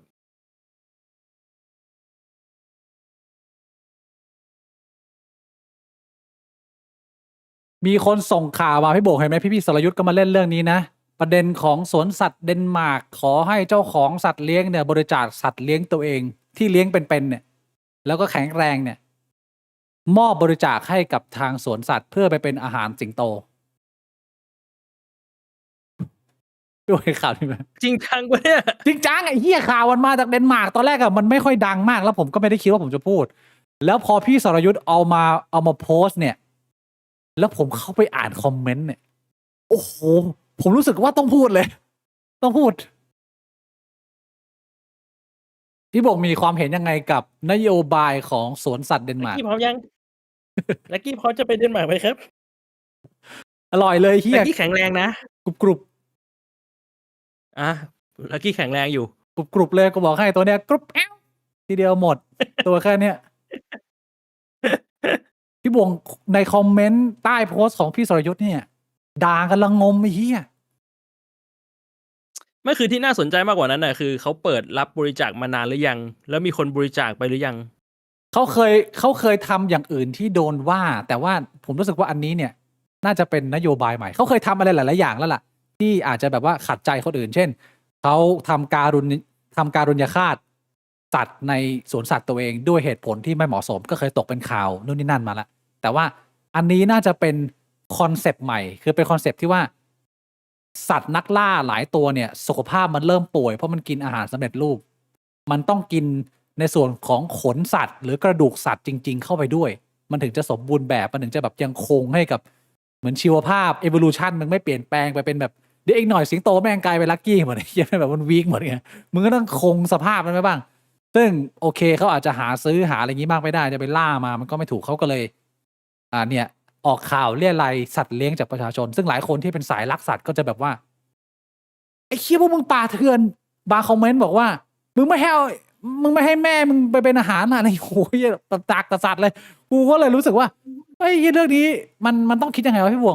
งมีความเห็นยังไง กูงงว่าทำไมการไปล่ามามันป่าเถื่อน มันอาจจะไม่ ก็ ป่า น่าจะ เถื่ ไป อน ล่ามาได้ มันอาจจะไม่ป่า แต่ เถื่อน แต่ อ่า มันไม่ป่าเถื่อน แต่ว่ามันต้องใช้ทรัพยากรมากขึ้น ใช่ใช่ ก็ ใช่ ถ้าสมมุติว่าขอบริจาคแล้วมีคนบริจาคมันก็โอเคไง ก็คือกูคิดว่ามันเป็นช่องทางหนึ่งที่จะลดคอส แล้วที่เหตุผลที่หลายคนเขาแย้งว่า มึงความคิดแบบนี้มึงชั่วร้ายมาก สัตว์ที่มันเป็นสัตว์เลี้ยงอ่ะมึงจะเอาไปให้เป็นอาหารได้อย่างไรจิตใจมึงทำด้วยอะไรอันนี้มีน้ำหนัก กูเฉยๆนะ กูก็เข้าใจได้ว่าคนที่รักสัตว์เขาจะคิดแบบนั้นน่ะ แต่กูเฉยๆไง เพราะฉะนั้นพี่บ่วงคิดว่านโยบายนี้เนี่ย ไม่จำเป็นต้องต่อต้านอะไร คือสุดท้ายมันก็แค่ขอบริจาคอ่ะ ก็ถ้าสมมุติว่ามันไม่มีใครบริจาคมันก็ไม่มีอะไรเกิดขึ้น แต่ถ้ามันมีคนบริจาคก็คนนั้นเป็นเจ้าของ มึงจะไปว่าอะไรได้อ่ะ มันก็คอนเซปต์เดิมอ่ะ ก็ตอนมึงอยากเลี้ยงหมาเลี้ยงแมวมึงเป็นเจ้าของคนอื่นก็มาขัดมึงไม่ได้ อันนี้เขาเป็นเจ้าของเขาจะทำอะไรกับหมามันก็ทำได้ป่ะวะถึงแม้ว่าจะมีการบอกว่าต่อให้เป็นเจ้าของก็ไม่ได้หมายความว่าทำอะไรได้หมดเพราะมันก็มีกฎหมายป้องกันการทารุณกรรมสัตว์มันก็ต้องดูว่าไอ้กฎหมายตรงนี้ในอะไรนะเดนมาร์กหรือสวีเดนจำประเทศไม่ได้แล้วว่ามันมีกฎเกณฑ์ยังไงบ้าง อันนี้เขาทางสวนสัตว์เขาก็ออกมาบอกว่า การได้รับสัตว์เลี้ยงมาเนี่ย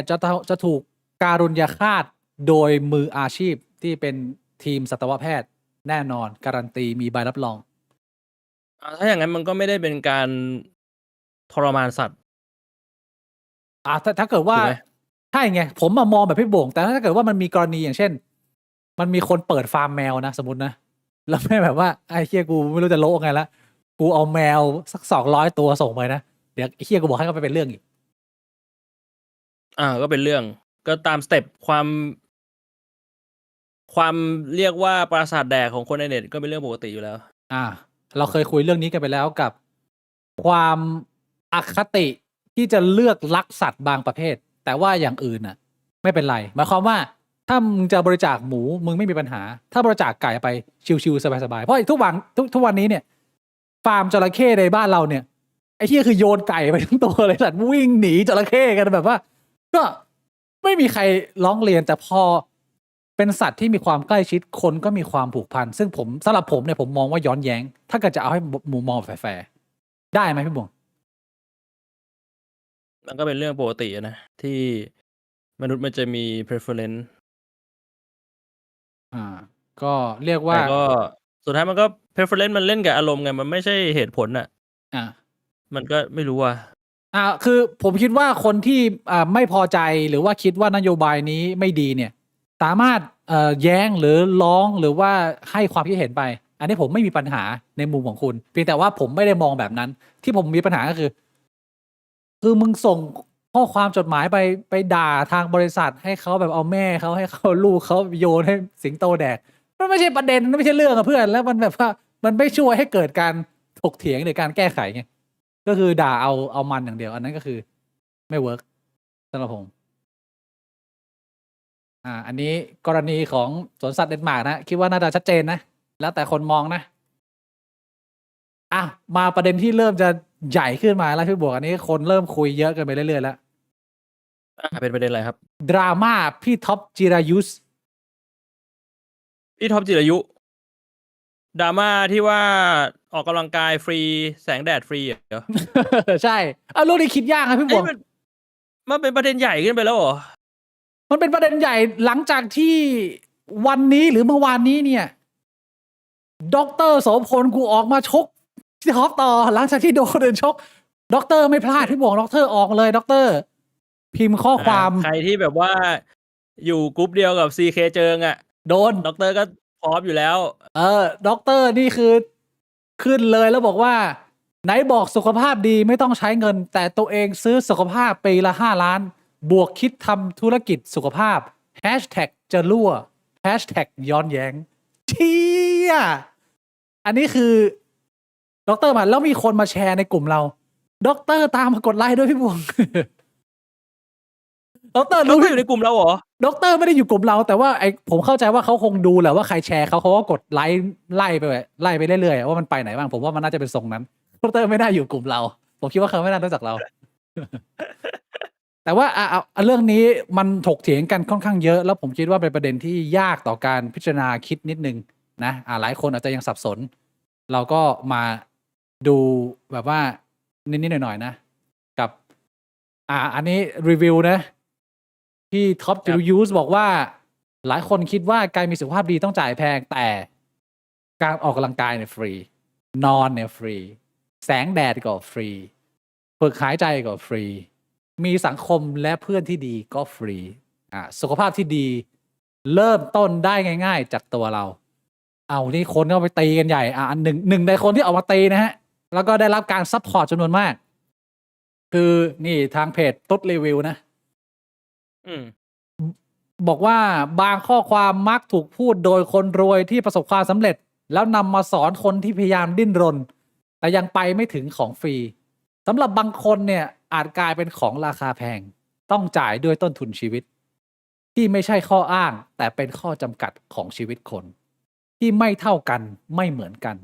จ่ายมากจ่ายน้อยต่างกันใช้ความพยายามต่างกันการที่บางคนเอื้อมถึงทรัพยากรง่ายกว่าไม่ได้หมายความว่าสิ่งเหล่านั้นฟรีแล้วผมรู้สึกว่าโดยจากเท่าที่ผมดูนะผมว่าเรื่องนี้50-50เลยนะคนแบ่งกันนะมีคนที่เขาบอกว่าเอ้าเฮียพี่ท็อปก็ไม่ได้พูดอะไรผิดที่ว่าเกี่ยวอะไรนี่แล้วก็มีคนที่ออกมาบอกว่า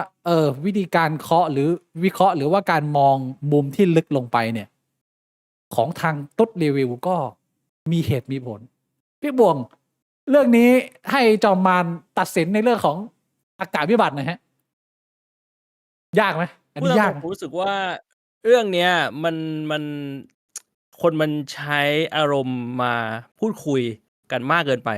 เราลองมาพยายามวิเคราะห์กันแบบตัดอารมณ์ออกแล้วใช้เหตุและผลแบบเพียวๆใช้คำว่าพยายามเพราะว่าผมคิดว่าสุดท้ายมันก็อาจจะมีอารมณ์เข้ามาปนบ้างผมพูดตามตรงว่าอันนี้พี่บิ๊กอาจจะยังมีข้อมูลตกหล่นอีกนิดนึงผมขอให้ข้อมูลเพิ่มเติมก่อนยังไงฮะมันมีรายการหนึ่งที่พี่ท็อปจิรายุไปออกผมดูแล้วตัวพี่ท็อปเองเลยพี่เห็นพี่เห็นใช่ไหมเขาไปคุยกับหมอนั่งคุยแล้วพี่ท็อปก็เขาบอกว่าในช่วงหนึ่งในรายการนั้นน่ะพี่ท็อปเขาบอกว่าบ้านเขาเนี่ยซื้ออุปกรณ์มาคือเรียกว่าเป็นยิมเปิดเมมเบอร์ได้แล้วอันนี้ผมไม่ไปดูคนมันก็เลยแบบเฮ้ยมึงบอกว่าออกกำลังกายฟรีนู่นนี่นั่นฟรีแต่มึงซื้ออุปกรณ์มาไม่รู้กี่ล้านแล้วนึกออกใช่ไหมใช่แต่ผมพูดตามตรงนะผมเห็นด้วยกับพี่ท็อปเพียงแต่ว่าพี่ท็อปพูดไม่ครบและผมพูดตามตรงว่าปัจจุบันในสังคมเราเนี่ยมันมีความคิดแนวนี้เยอะมากความคิดแนวที่ว่าก็มึงรวยมึงจะไปรู้อะไรมันเป็นความคิดแนวที่ว่าเฮ้ยมึงไม่ใช่คนจนเนี่ยมึงไม่รู้หรอกคนจนมันลำบากแค่ไหนแต่ว่าอันนั้นมันคืออารมณ์ผมพูดตามตรงว่าถ้าเราตัดอารมณ์ออกไปก่อนแล้วเรามองกันแบบใช้ตรรกะและเหตุผลสิ่งที่พี่ท็อปพูดมันไม่ผิดแต่มันไม่ครบ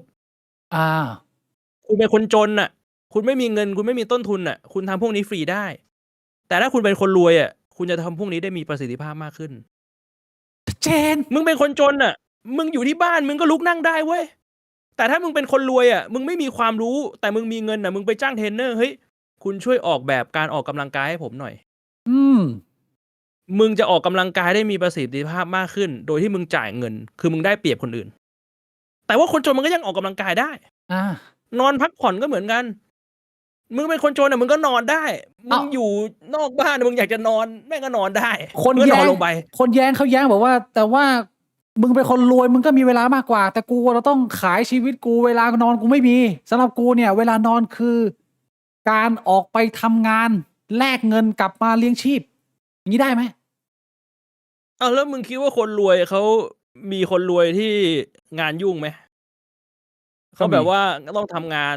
จนเขารวยอะ อืม แม่งก็ไม่มีเวลานอน มันก็ อืม มี อ่า แล้วสุดท้ายถ้าสมมติคนรวยเหล่านั้นออกมาบอกว่าไอ้เหี้ยกูทำงานตัวเป็นเกลียวอะแม่งไม่มีเวลานอนเลยว่ะคนก็จะบอกว่าอะไรเอ้ามึงก็หยุดทำงานแล้วมึงก็ไปนอนดิมันก็พูดอย่างนี้อยู่ดี เออ เพราะฉะนั้นในบริบทนี้ไม่ว่าจะคนจนหรือคนรวยไอ้เหี้ยการนอนมันก็ฟรีจริงๆอ่ะ อืมการนอ มึ น งก็ ฟ ห รี ยุดทำงานดิแล้วก็ไปนอน พูดเป็นด้วย แต่ว่าแน่นอนว่าถ้าคนจนมึงบอกว่าให้หยุดทำงานแม่งก็ได้รายได้น้อยลงมันก็ต้องอย่างนั้นอยู่แล้ว อืม ทุกคนมันก็เป็นอย่างนั้นมันไม่ใช่แค่คนจนหรือคนรวย ใช่ แสงแดดก็ฟรีอันนี้ ไม่ว่าคนจนคนรวยก็แสงแดดก็ฟรี ฝึกหายใจฟรีไหม ฝึกหายใจมึงคนรวยอาจจะแบบว่าจ่ายเงินไปคุยกับหมอให้หายใจยังไง อันนี้กูก็ไม่รู้เรื่องฝึกหายใจ ฝึกหายใจฟรีดิพี่บอกมันก็เป็นแค่การเทรนอะว่า มึงต้องหายใจกี่วินาทีกั้นไว้แล้วก็ผ่อนออกอะไรเงี้ยมันไม่ยากไงฝึกหายใจอะ อืม อันนี้ฟรีแล้วอันสุดท้ายนี่คนก็เถียงกันเยอะว่า สังคมและเพื่อนที่ดีเนี่ย ฟรีจริงหรือไม่ กูว่าจริง ทำไมอ่ะ ถ้า ยัง มึ ไง งบอกว่าไอ้เหี้ยคนรวยๆคนไฮโซแม่งมีเพื่อนดีๆอย่างนี้แสดงว่ามึงจะบอกว่าคนดีวัดกันที่เงินเหรอมึงจะบอกว่าคนดีวัดกันที่หน้าตาทางสังคมเหรอกูว่าไม่ กูว่าไม่ว่าคนแม่งจะอยู่ในฐานะไหนแม่งจะอยู่ในอินคัมแบรเก็ตไหนมึงจะมีรายได้เท่าไหร่มันก็มีกลุ่มคนดี มันอยู่ที่มึงจะเลือกว่ามึงจะเลือกคบคนดีหรือเปล่า มึงจะกรองไปหรือเปล่า อะไรคือ moral compass ของมึงอะไรคือตัววัดว่าใครเป็นคนดีคนชั่วของมึง จริง อันนี้ชัดเจน อ่ะ ผมเห็นด้วย กูอยู่โรงเรียนวัดมา กูก็อยู่กับพี่บิ๊กอะว่าสุทธิ ไอ้เชี่ยเพื่อนที่อยู่จนปัจจุบันเนี่ยรู้จักกันเนี่ย เจอหน้ากันก็ยังคุยกัน มันก็เป็นคนดี ไอ้เชี่ยมาจากสลัมเนี่ย มันก็เป็นคนดีก็มี ฟรี กูไปเรียน A-BAC มาไปเจอเพื่อนที่แบบว่ามาจากครอบครัวแบบ เขามีเงิน มันก็เป็นคนดี เพ ไม่ ราะฉะนั้น เกี่ยว กูว่าเรื่องเงินไม่เกี่ยวกับการเป็นคนดีไม่ดี มันอยู่ที่มึงเลือก แต่แน่นอนว่ามึงอาจจะบอกได้ว่าเฮ้ยคนมีฐานะแม่งก็มีเปอร์เซ็นต์ที่จะเป็นคนดีมากกว่า แต่มันก็ไม่ได้ทำให้ข้อความที่เขาพูดมันผิดที่ว่ามันฟรีอ่ะ เพื่อนที่ดี ต่อ มั ให้ นฟ มึ รี งจะเป็นคนจนมันก็ฟรีมันอาจจะมีน้อยไงแต่มันก็ยังฟรี อันนี้ชัดเจนนะพี่บวงกับการวิเคราะห์อันนี้ส่วนตัวผมนะ ผมเห็นการถกเถียงนี่ครั้งแรกผมคิดคล้ายๆพี่บวงเลยว่ามันมีอารมณ์เข้ามาในการประเมินกับการที่เรา เหมือนกับว่าเราค่อนข้างซีเรียสจริงจังและสตริกกับคำพูดของคนที่ประสบความสำเร็จมากเกินไป การที่พูดประโยคง่ายๆอะไรแบบเนี้ยมันจะต้องแบบว่า โอ้โหคิดหน้าคิดหลังเยอะมากขนาดนั้นไหมอันนี้ก็แล้วแต่ละคน แต่ในมุมผมคือว่า ผมไม่ได้รู้สึกว่าพี่ท็อปพูดผิด แต่ผมก็ไม่ได้รู้สึกว่าทางคุณตุ๊ดรีวิวพูดผิด ผมคิดว่ามัน ใช่ มองกันคนละกรอบ คือ มันมองคนละมุมอ่ะในมุมมองกูนะ ผมคิด มันมอง ว่า จากคนละมุม นะเรื่องนี้เนี่ยมันถูกทั้งสองคนได้ โดยที่ไม่ต้องทับลายกัน เพราะว่าคุณกำลังพิจารณาเรื่องนี้ คนละกรอบ คนละมุมมอง คนละตื้นลึกหนาบางสำหรับพี่ท็อปเนี่ยก็คือพูดง่ายๆว่าไอ้เชี่ยมึงช่วยมาออกกำลังกายกันเถอะมันไม่ต้องใช้เงินเยอะแค่นั้นเองเมสเซจ ใช่ เมสเซจมันแค่นี้ แต่ว่าโอ้โหมึงไปวิเคราะห์ว่าตัวเขามีแบ็กกราวด์อย่างนั้นอย่างนี้มันมีเงื่อนไขในชีวิตอย่างนั้นผมก็ว่าบางท่านก็วิเคราะห์ไม่ผิด เป็นเรื่องปัญหาความเหลื่อมล้ำโอกาสในการทำแบบนี้ มุมนั้นมันก็ไม่ผิด แต่มันก็ไม่ได้ทำให้สิ่งที่พี่ท็อปพูดเนี่ยมันเป็นเท็จหรือว่าไม่จริงอันนี้คือในมุมผมได้ไหมพี่บวงเรื่องนี้นะ ใช่ ชัดเจนนะชัดเจน แต่ว่าสำหรับด็อกเตอร์เนี่ย คือแกก็ใส่นวมพร้อมขึ้นสังเวียนอยู่ตลอดเวลาอยู่แล้ว ก็เลยแบบว่าซัดเข้าไปที่หน้าพี่ท็อป มีหลายคนเขาบอกว่าเขาอยู่ข้างด็อกเตอร์นะด็อกเตอร์ออกมาแซวว่าได้บอกไม่ต้องใช้ตัวเองพี่บวงอธิบายตอนแรกไปนะว่า การออกกำลังกายชัดเจนนะ อันนี้ถือว่า ครั้งนี้เราไม่อยู่ฝั่งด็อกเตอร์นะพี่บวงไม่ถูก เพราะว่า ใช่รู้สึ สิ่ ก ง ว่ามันไม่ถูกต้องเท่าไหร่ คือออกกำลังกายเนี่ยฟรี แต่ถ้ามีตังค์แล้วมัน อ่า ออกง่ายขึ้น แค่นั้นเอง ใช่ อ่า มันสะดวกขึ้น ด็อกเตอร์จะมาแฮชแท็กจะรั่วจะมาแฮชแท็กย้อนแย้งไม่ได้นะด็อกเตอร์นะจะชกอะไรมั่วซั่วไม่ได้ด็อกเตอร์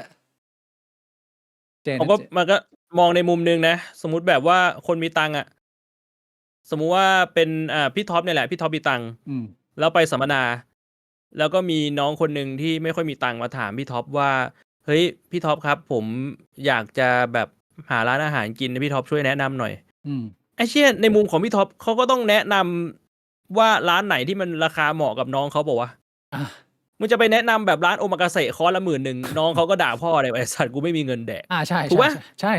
เพราะฉะนั้นน่ะในมุมนึงอ่ะเขาไม่ได้พูดให้ตัวฐานะเดียวกันฟังไงแต่เขาพูดให้คนที่ฐานะที่แบบว่าน้อยกว่าฟังถูกไหม ใช่ เออ ถูกต้องอันนี้ชัดเจนนะเราถือว่าเรายังตรรกะยังดีอยู่นะยังไม่พังนะเรื่องนี้เราถือว่ามองไปในทางเดียวกันพี่บวงอันนี้จบไปนะ ก็พี่บวงยิ้มแบบด็อกเตอร์สอกสั่งลาประเด็นเรื่องนี้หน่อยสนใจชัดเจนเรื่ ท็ อ อง ปพูดยองแยงนะที่ท็อปพูดนี่ยองแยงนะ เรื่องต่อไปนี้ฮอตฮิตอันนี้ฮอตฮิตพี่บวงก็น่าจะมีพูดไปแล้วล่ะแต่ว่าเราเอามารีรันหรือว่ามาดูคำถามมันเล็กๆน้อยๆก่อน พี่โป๊กเหรอ เรื่องของพี่เป๊กจะหลุดโลกพี่บวง ไอ้สัตว์หนักดิเหี้ยพี่เป๊กกูมีอะไรเราต้องสรุปไม่ต้องรีรันไม่ใครมันไม่รู้มีคนไม่รู้เรื่องนี้ไหมเนี่ยไอ้เหี้ยเรื่องพี่เป๊กเนี่ยใหญ่นะ มันก็ต้องสรุปนะว่าอาจจะมีคนที่แบบว่าไม่รู้ พี่บวงก็ได้พี่บ อั ว ป ง เดตนิดนึง พี่บวงอัปเดตสำหรับคนที่ไม่รู้เรื่องพี่เป๊กผลิตโชคเกิดอะไรขึ้น นะ ก็คือเมื่อประมาณ2-3 วันก่อน อยู่ๆก็มีข่าวออกมาบอกว่าดารานักร้องดังของเมืองไทย โดนมีดแทงเข้าไปที่ปลายคาง ตอนแรกข่าวออกมาแบบนี้แล้วคนก็ยังไม่รู้แบบเฮ้ยเชี่ยแล้วก็เป็นพี่เป๊กผลิตโชค ทุกคนก็แบบอ้าวเฮ้ยพี่เป๊กโดนได้ไง อะไรแบบนี้ แล้วประมาณ 2-3 ชั่วโมงต่อมาก็เริ่มมีข้อมูลมากขึ้น ก็คือเหตุการณ์เนี่ยบอกว่าเกิดขึ้นในปั๊มน้ำมัน แล้วก็คู่กรณีเนี่ยเป็นไรเดอร์มาแทง แล้วก็ไรเดอร์เนี่ยบอกว่าป้องกันตัว ว่าแบบว่ามีเรื่องทะเลาะวิวาทกันมาก่อนแล้วไรเดอร์เข้าไปห้ามคือพี่เป๊กไปทะเลาะวิวาทกับคนอื่น อะไรแบบนี้อันนี้คือวันแรกแล้วพอวันแรกเนี่ยทัวร์ก็ลงไรเดอร์เลยทัวร์ก็ด่ายับ ด่ากันทุกออกมาทุกคน นักร้องมุ้งมิ้งอย่างพี่เป๊กเนี่ยนะจะไปทำอะไรใครได้ วันต่อมา เจอกล้องวงจรปิด ชัดเจน ทุกคนอ้าปากหวอ ชัดเจน ไอ้สัตว์พี่เป๊กหรือองค์บาก คือกล้องวงจรปิดเนี่ย มีตั้งแต่เรื่องราวตอนแรกคือพี่เป๊กเนี่ย เดินอยู่เหมือนตรงริมฟุตบาทแล้วอยู่ๆก็ลงไปกลางถนน แล้วก็เดินเข้าไป แล้วก็มีเลนเดียวกันเนี่ย มีรถกระบะขับมาพี่เป๊กกระโดดขึ้นไปบนรถกระบะแล้วไปเกาะอยู่ข้างหน้า ตรงกระจกเป็นสไปเดอร์แมนที่คนขับรถกระบะก็เหวอคนขับรถกระบะก็เลยชะลอ แล้วเหมือนตรงนั้นเนี่ยมันเป็นจุดที่อยู่ใกล้ๆกับปั๊มน้ำมันก็เลยขับเข้าปั๊มน้ำมันแล้วก็เปิดประตูลงมา แล้วมันก็ตัดไปเป็นภาพกล้องวงจรปิดในปั๊มน้ำมันซึ่งมันได้ยินเสียงไม่ค่อยชัดไม่รู้ว่าคุยอะไรกันบ้างคือลุงคนขับรถกระบะเนี่ยก็เหมือนบอกแบบอารมณ์ประมาณแบบทำมืออย่างเงี้ยแล้วก็บอกพูดประมาณว่าให้พี่เป๊กลงมาพี่เป๊กก็ลงมาแน่นอนว่าในปั๊มน้ำมันมันก็มีคนก็มีเด็กปั๊มถ้าในกล้องวงจรปิดนะถ้าใครที่ไปดูเนี่ยก็จะเห็นว่าเด็กปั๊มเนี่ยก็เดินมา2 คนแล้วก็มีผู้ชายคนหนึ่งเดินมาพร้อมเด็กปั๊มซึ่งก็คือพรีไรเดอร์เหมือนจะใส่หมวกกันน็อกไม่ชัวร์ว่าใส่หมวกกันน็อกหรือเปล่าใส่เสื้อดำแล้วก็กางเกงช้างใส่หมวกกันน็อกผมจำได้ก็เดินมาก็คือระหว่างนั้นลุงกับพี่เป๊กก็คุยกันอยู่พี่เป๊กก็เลยลงมาแล้วก็ไม่รู้ว่าพูดคุยอะไรกันจนมีอยู่จังหวะหนึ่งย้ำว่าใครที่ยังไม่ได้ไปดูลองไปดูนะครับเหมือนพี่เป๊กจะวิ่งเข้าไปชาร์จลุงคนขับรถกระบะวิ่งเข้าไปเลยแต่ว่าอยู่ๆก็แบบ ยกมือไหว้แล้วก็ อ่ะ กอดลุง อาจจะเคลียร์กันได้อ่ะ แล้วลุงก็เลย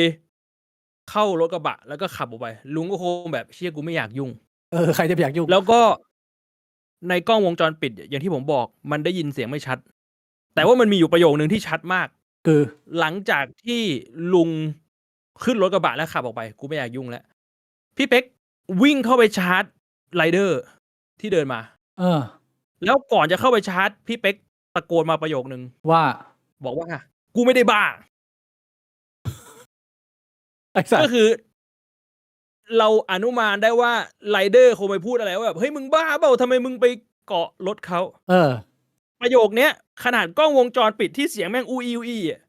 แม่งตะโกนว่ากูไม่ได้บ้า แล้วมึงเป็นไรอ่ะ แล้วก็วิ่งเข้าไปต่อยไรเดอร์ พูดหนัก ไรเดอร์ก็ตกใจและไรเดอร์พกมีดป้องกันตัวไว้ มีดยาว20 เซน ก็คือถ้าในคลิปก็จะเห็นว่าไรเดอร์เหวี่ยงไปทีนึงโดนเข้าตรงนี้เลยนี่ โอ้โหเฮียอันตรายอยู่นะ แล้วพี่เป๊กก็ล้มลงไป พอล้มลงไปปุ๊บไรเดอร์ก็โมโหมากเข้าไปกระทืบอีก2 รอบเหยียบเข้าไปที่บริเวณตรงนี้รอบนึงแล้วก็เหยียบหัวรอบนึงแล้วก็เตะหัวอีกรอบนึงแล้วก็ตะโกนแบบพูดกับคนแถวนั้นนะแบบแม่งต่อยผมก่อนพี่ อะไรแบบนี้ ตอนแรกคลิปมีเท่านี้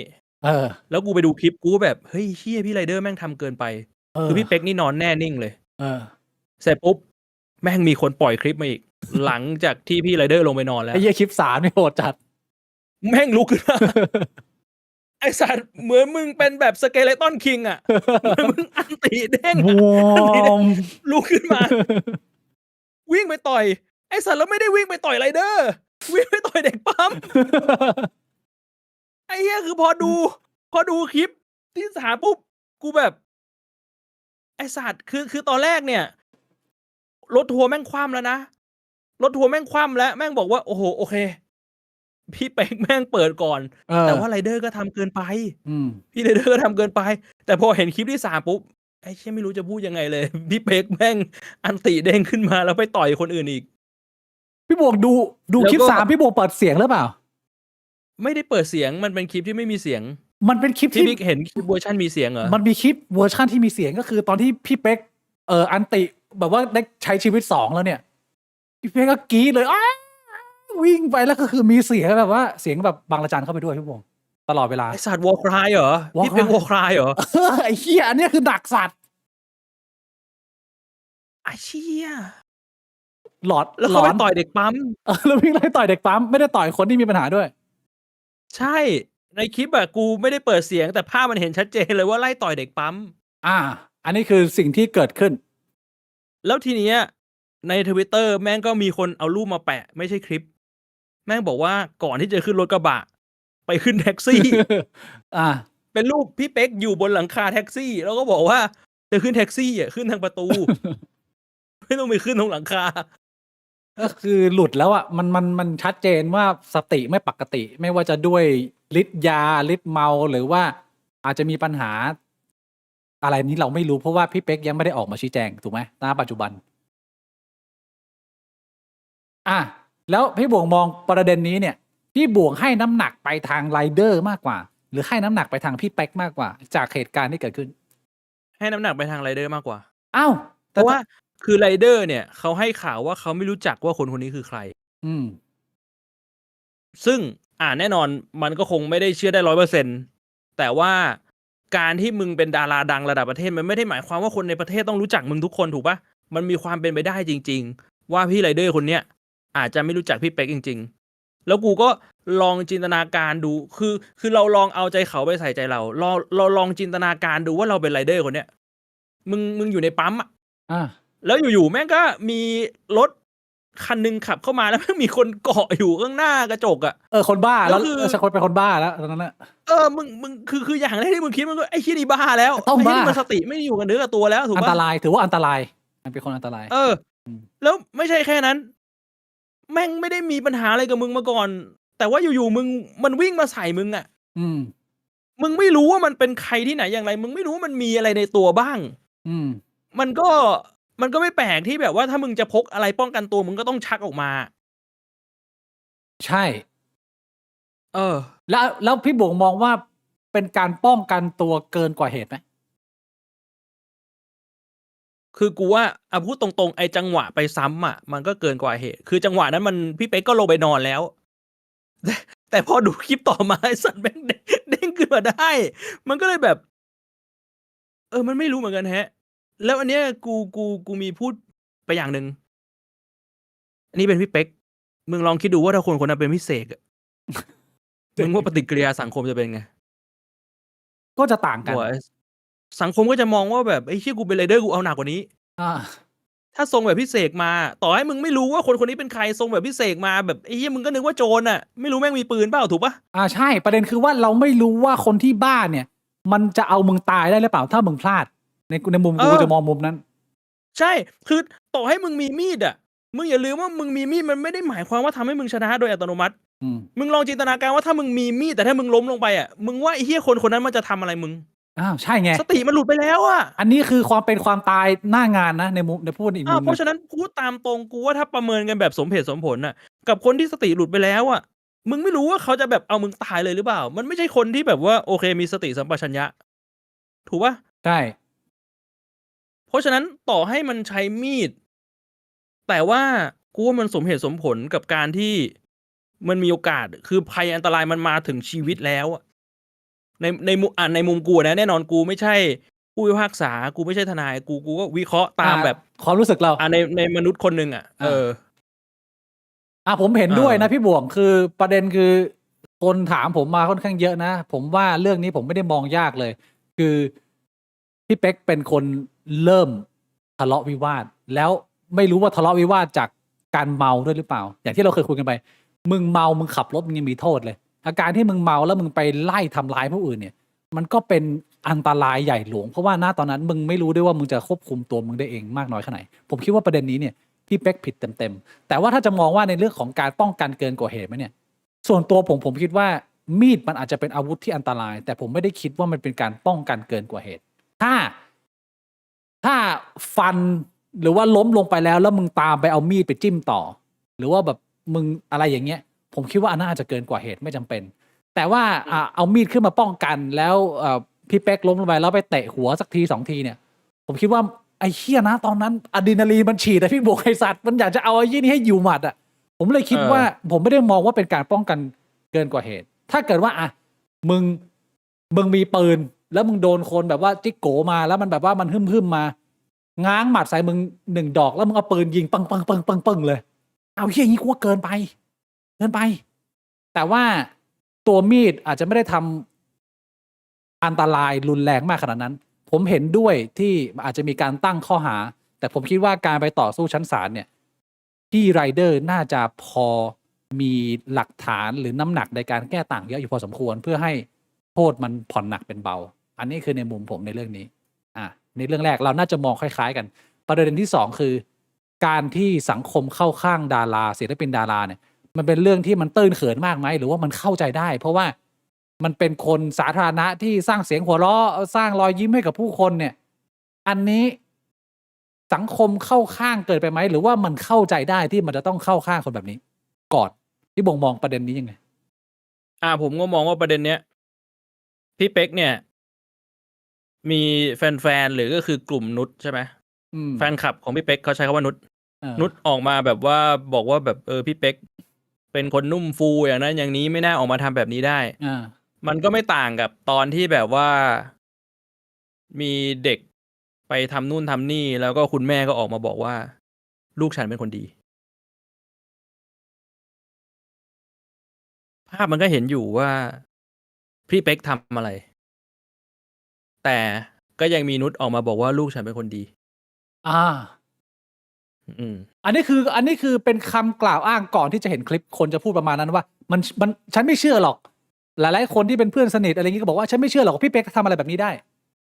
หลังจากที่เห็นคลิปแล้วก็มีคนบอกว่าเฮ้ยผิดก็ว่าไปตามผิดแต่ว่าการที่พี่เป๊กเนี่ยจะหลุดออกมาเป็นแบบนี้ได้เนี่ยมันเป็นการที่สังคมเนี่ยบูลลี่พี่เป๊กอันนี้คืออีกประเด็นหนึ่งละว่ามันเป็นปัญหาเป็นเขาโทษสังคมอย่างนี้เนี่ยมีน้ำหนักมากน้อยแค่ไหนพี่บุ๋มกับการที่ว่าคนแบบนี้ คนที่น่าจะใสๆแบบนี้ แต่ที่เขาเป็นแบบนี้ เพราะสังคมไปบูลลี่เขาอันนี้มีน้ำหนักไหมพี่บวง อ้าวแล้วเด็กอาชีวะที่ไปตีกันเนี่ยเขาสามารถบอกได้ไหมก็สังคมทอดทิ้งเขาสังคมเห็นว่าเขาเป็นแบบว่าเด็กเกเรกะเลวกะลาดเขาก็เลยเก็บกดเขาไม่มีทางไปแล้ว แล้วพอไปอยู่ในสังคมของเด็กอาชีวะก็ตีกัน มึงลองคิดว่าถ้าเด็กอาชีวะมาพูดแบบนี้ดิคนก็จะด่ากันชิบหายไว้วอด คนก็จะโถม ถูกปะ เอาแต่ว่าเอาถ้าแบบเอาตามดีเทลเนี่ยคือไอ้นั่นมันทำด้วยเจตนา แต่ว่ามึงเสียคนไปแล้ว แต่ว่าพี่เป๊กเนี่ยเป็นกรณีที่เขาหลุดไปแล้วเขาอาจจะไม่ได้ทำด้วยเจตนา คือเป็นอาจจะเป็นปัญหาทางจิตหรือว่าภาพตัดหรือว่าเป็นคนที่เป็นสองบุคลิกเวลาเล่าเข้าปาก มันอาจจะไม่ได้เป็นเจตนา เหมือนกับว่าถ้าเกิดว่าฟื้นปกติมึงไปนั่งคุยกับพี่เป๊กพี่เป๊กก็จะบอกไอ้เหี้ยกูจำอะไรไม่ได้เลยอันนั้นเป็นทรงนั้นหรือเปล่ามันก็ไม่รู้กับพี่บวงได้ไหม แต่ว่าตอนกินเหล้าก็เป็นเจตนาของพี่เป๊ก ใช่ อ่า แล้วพี่เป๊กทราบไหมว่าตัวเองกินไปแล้วจะเป็นแบบนี้ ซึ่งดูจาก ตรงนี้น่าจะทราบดี น่าจะทราบว่าตัวเองมีปัญหากับการกินเหล้าอะไรประมาณนี้ ใช่ เพราะฉะนั้น ต่อให้ตัวเองไม่ทราบคนรอบๆจะทราบดีแน่นอน เพราะว่าหลังจากเหตุการณ์นี้เกิดขึ้นเนี่ยมันมีคลิปออกมาว่อนเน็ตหลายเหตุการณ์เลยว่าพี่เป๊กแบบว่าไปคอนเสิร์ตคนเยอะแค่ไหนพี่เป๊กก็เมาไม่รู้เรื่อง แล้วก็ทำอะไรแปลกๆหลายเหตุการณ์เพราะฉะนั้นเนี่ยจะบอกว่าไม่รู้ว่าตัวเองเป็นแบบนี้ หรือคนรอบข้างจะบอกว่าไม่รู้ว่าพี่เป๊กเป็นแบบนี้มันเป็นไปไม่ได้เลย คือในมุมผมเนี่ย ผมจะพยายามรับฟังแม้มันจะเป็นคำกล่าวอ้างทางคนที่ซัพพอร์ตว่ามันเป็นสังคมบูลลี่ไหมเนี่ย ในมุมผมคือ เราไม่รู้เว้ยว่าเขามาเป็นแบบเนี้ยมันเป็นเพราะอะไร ทุกวันนี้ยังไม่มี ผมยังไม่รู้เลยว่า เรื่องตรวจเลือดตรวจฉี่นี่ไปถึงไหน สาเหตุที่พี่เป๊กหลุดนี่มาจากอะไรยังเป็นการคาดเดาผมว่ามันเป็นการด่วนสรุปเกินไปว่า สังคมบูลลี่เขาหรือเปล่า เพราะว่ามันเป็นได้หลายกรณีมากโอเค ผมว่ามันอาจจะเป็นหนึ่งในเหตุผลที่พี่เป๊กเป็นแบบนี้ แต่มันก็ไม่ใช่ข้ออ้างที่จะทำให้เขาสามารถทำสิ่งนี้ได้แล้วมันไม่ผิด แต่มันอาจจะเป็นเหตุผลที่อธิบายได้ แต่ว่าอีกอันหนึ่งที่เป็นไปได้ก็คือเขาอาจจะทำตัวเองก็ได้ อาจจะเป็นวิธีการใช้ชีวิตแนวคิดที่อาจจะมีอะไรไม่รู้เราก็เห็นว่าคนที่รวยๆหรือดาราที่อาจจะแบบเขามี power มี attention ในชีวิตมากๆเนี่ยบางทีมันอาจจะทำให้อีโก้มึงหรือความเป็นนาร์ซิสซิสต์มึงอาจจะพังแล้วก็ได้ เรื่องนี้เราไม่รู้เพราะว่าดีเทลมันยังไม่ออกมา ในมุมผมก็จะบอกว่าเวลามึงเข้าข้างเนี่ยดีเทลมึงยังไม่ออกมาเนี่ยสุดท้ายแล้วถ้าความจริงมันออกมา มันยิ่งเสียเข้าไปใหญ่มันเหมือนกับว่าไอ้เชี่ยคนที่มันเป็นแฟนคลับมึงก็ปกป้องมากเกินไปโดยที่มึงไม่รอให้เหตุผลมันออกมาก่อน อันนี้ผมจะมองแบบนี้พี่บุ๋มแต่ว่านี่มันเหมือนมีการตั้งข้อหาแล้วนะตำรวจเขามีการตั้งข้อหากับไรเดอร์แล้วไรเดอร์โดน2 ข้อหาพกอาวุธในที่สาธารณะกับทำร้ายร่างกายผู้อื่นแต่ยังไม่มีพยายามฆ่าแต่ผมคิดว่าในมุมเท่าที่ผมเข้าใจเนี่ยมีทางสู้ที่อาจจะแบบว่าโอเคลดผ่อนหนักเป็นเบาได้ เพราะว่ารูปการมันเข้าหมดในเรื่องนี้เดี๋ยวก่อนที่เราจะไปพาร์ท 2นะพี่วง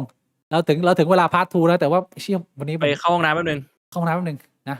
แล้วเดี๋ยวเรากลับมาพบกับสปอนเซอร์ของเราอีกครั้งหนึ่งนะฮะกระโปรงกรูมมิ่งฮะ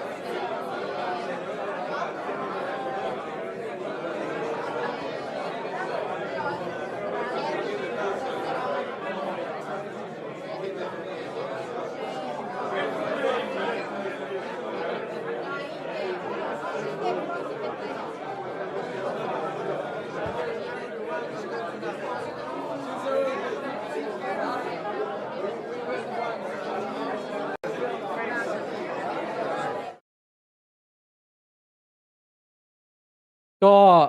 คุยกันยาวเลยนะฮะ อาจจะไม่รู้มีใครโดมหรือเปล่านะไม่เห็นนะ ก็อาจจะไม่ได้อ่านบางท่านนะ ขออภัยด้วย แต่ว่าเดี๋ยวกลับ ครั ไป บผ ดู ม แน่นอนนะฮะอ่ะ อ่า เรามาช่วง2แล้ว เรากลับมาที่นี่ครับผมไข่กรูมมิ่งของเรา อ่ะกลับมาอยู่กับน้องไข่ของเรานะครับ แต่ว่าช่วง2นี่จะไม่ใช่ไข่กรูมมิ่งแล้ว อ้าว ไข่กรูมมิ่งเนี่ยคือที่เล็มขนนะครับ เออ ตอนนี้เนี่ยเขามีโปรดักต์ใหม่ออกมาด้วย แบรนด์ไข่เขามีโปรดักต์ใหม่ออกมา ยังไง ชื่อว่าไข่คลีนเซอร์ครับผม นี่ เป็นตัวนี้ ไข่หอมรันจวน เรียกว่าที่ล้างไข่นะครับ what ออกแบบมาเพื่อบริเวณไข่โดยเฉพาะ จุดเด่นของเขาเนี่ยก็คือมีค่า pH ที่ต่ำกว่าสบู่ทั่วไป ค่า อ่า pH ก็คือค่าความเป็นกรดด่าง อ่า นะครับผม อันนี้คือเขามีการันตีจากคุณหมอเลยนะครับ จากแพทย์เลย ว่าไปการตรวจมาแล้วนะฮะเขาออกแบบสูตรมาคือต่ำกว่า เพราะฉะนั้นเนี่ยสำหรับใครที่แบบว่าผิวหนังบริเวณไข่อาจจะอ่อนวัยต่อความเป็นกรดเป็นด่าง เวลาใช้สบู่ทั่วไปแล้วมันอาจจะแบบหนังมันตึงมันแห้งไปอะไรแบบนี้นะครับ ตัวนี้นี่คือออกแบบมาแบบล้างแล้วก็มีความชุ่มชื้นนะฮะ แล้วก็นอกจากนั้นเนี่ยยังมีกลิ่นที่สาวๆอาจจะทวินหานะครับ เรียกว่า ตัวผมเองเนี่ยผมใช้มาประมาณ2-3 เดือนแล้วนะฮะ แต่แน่นอนว่าผมเองก็อาจจะไม่สามารถก้มลงไปดมกลิ่นด้วยตัวเองได้ อ่า นะครับ เพราะฉะนั้นในเรื่องกลิ่นเนี่ยอาจจะต้องรบกวนให้น้องปิ่นเนี่ยมาเรตติ้งหน่อยนะครับน้องปิ่นมาหน่อย what เป็นเข้ามาเป็นนิ้วก็พอแบบตอนใครนะ ที่มีเรตติ้งกระจูตอนจานเลส อ่าจะเลยอ่า เข้ามาเป็นนิ้วก็พอว่าแบบเป็นไง ยกนิ้วโป้งขึ้นหรือลง กระโปรง สำ พี่ หรับ บ เรื่ ว อง งกลิ่น เป็นยังไงบ้างครับเฮีย อ่ะ ใช้ได้นะ กระโปรงของปูป้านะฮะ มีความหอม แล้วก็เรียกว่า นี่ คนใกล้ตัวยืนยัน อย่างที่เห็นนะครับ มันมี2 สูตร อ่ะ คือมันมีสูตรอุ่นกับสูตรเย็น พี่บวงชอบสูตรไหน เฮ้ยผมว่ามันแล้วแต่สถานการณ์ อ้าว ถ้าสูตรเย็นเนี่ยคือเหมือนแบบตอนแบบอยากจะให้กระโปรงมันมีความสบายนิดนึง อ่า เราก็ใช้สูตรเย็นแบบว่าล้างไว้เย็นสบาย ช่วงนี้อากาศร้อน แต่ว่า สูตรอุ่นเนี่ย มันจะให้ฟีลเหมือนพี่บิ๊กจะไปทำศึก แล้วพี่บิ๊กต้องวอร์มร่างกาย อันนี้เป็นสูตรอุ่น เป็นเหมือนแบบเหมือนวอร์มไข่พี่บิ๊กวอร์มไข่ วอร์มไข่ทำยังไงวะพี่บวง คือตอนแรกกูก็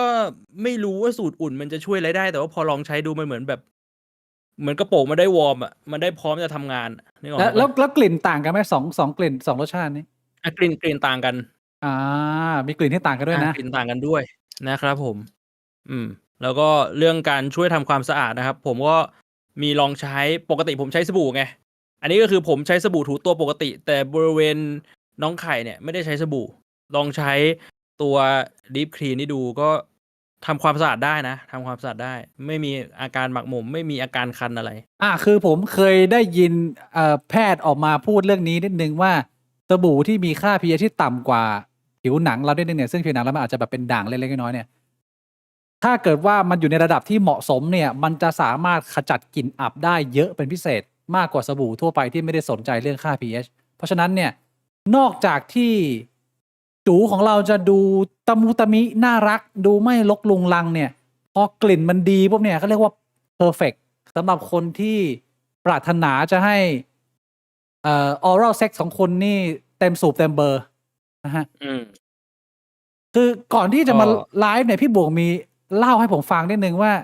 ที่มาที่ไปของสินค้าของไข่เนี่ย มันเป็นความตั้งใจของเจ้าของที่เรียกว่ามาจากความตั้งใจจริงๆ ของคน ใช่ไหมพี่บวง อันนี้ผมไม่ชัวร์แต่ผมก็ได้ยินเขาเล่ามานะครับ อ๋อ เขาเล่ามาว่าเจ้าของแบรนด์เนี่ยก็เป็นผู้หญิงท่านหนึ่งนะครับ แล้วเขาก็อยากที่จะทำสินค้าตัวนี้ให้กับแฟนเขา แล้วทำไปทำมาก็ดูเหมือนแบบเป็นสินค้าที่แบบมันดูมีประสิทธิภาพก็เลยทำขายดู เรียก ก็ ว่า เลยเป็นแบรนด์ไข่ขึ้นมา ทำเพื่อให้ตอบโจทย์ผู้ใช้งานจริงมาก่อนประมาณนี้ ใช่ เพราะฉะนั้นในส่วนที่2นะฮะ อย่าลืมขนสั้นแล้ว ไข่ต้องหอมด้วย แล้วก็ วันที่8 เดือน 8นะครับก็คืออีกวัน2วันที่จะถึงนี้เนี่ยตัวไข่คินเซอร์ก็จะลดราคาด้วยนะครับผมเหลื อ๋อ อแค่187 บาทอ๋อทั้งตัวไอตัวแบตเตอรี่และตัวสบู่ลดพร้อมกันในวันเดียวกัน2วันเลย8กับ9ใช่ใช่ครับผม อย่าลืมไปจัดนะฮะไข่กรูมมิ่งอ่า ชัดเจน ก็ขอบคุณแบรนด์ไข่ที่เป็นสปอนเซอร์พอดคาสต์ในครั้งนี้อีกครั้งหนึ่งนะครับ ขอบคุณครับ ขอบคุณครับ ขอบคุณครับ โอเค เรามาเริ่มเข้าเรื่องที่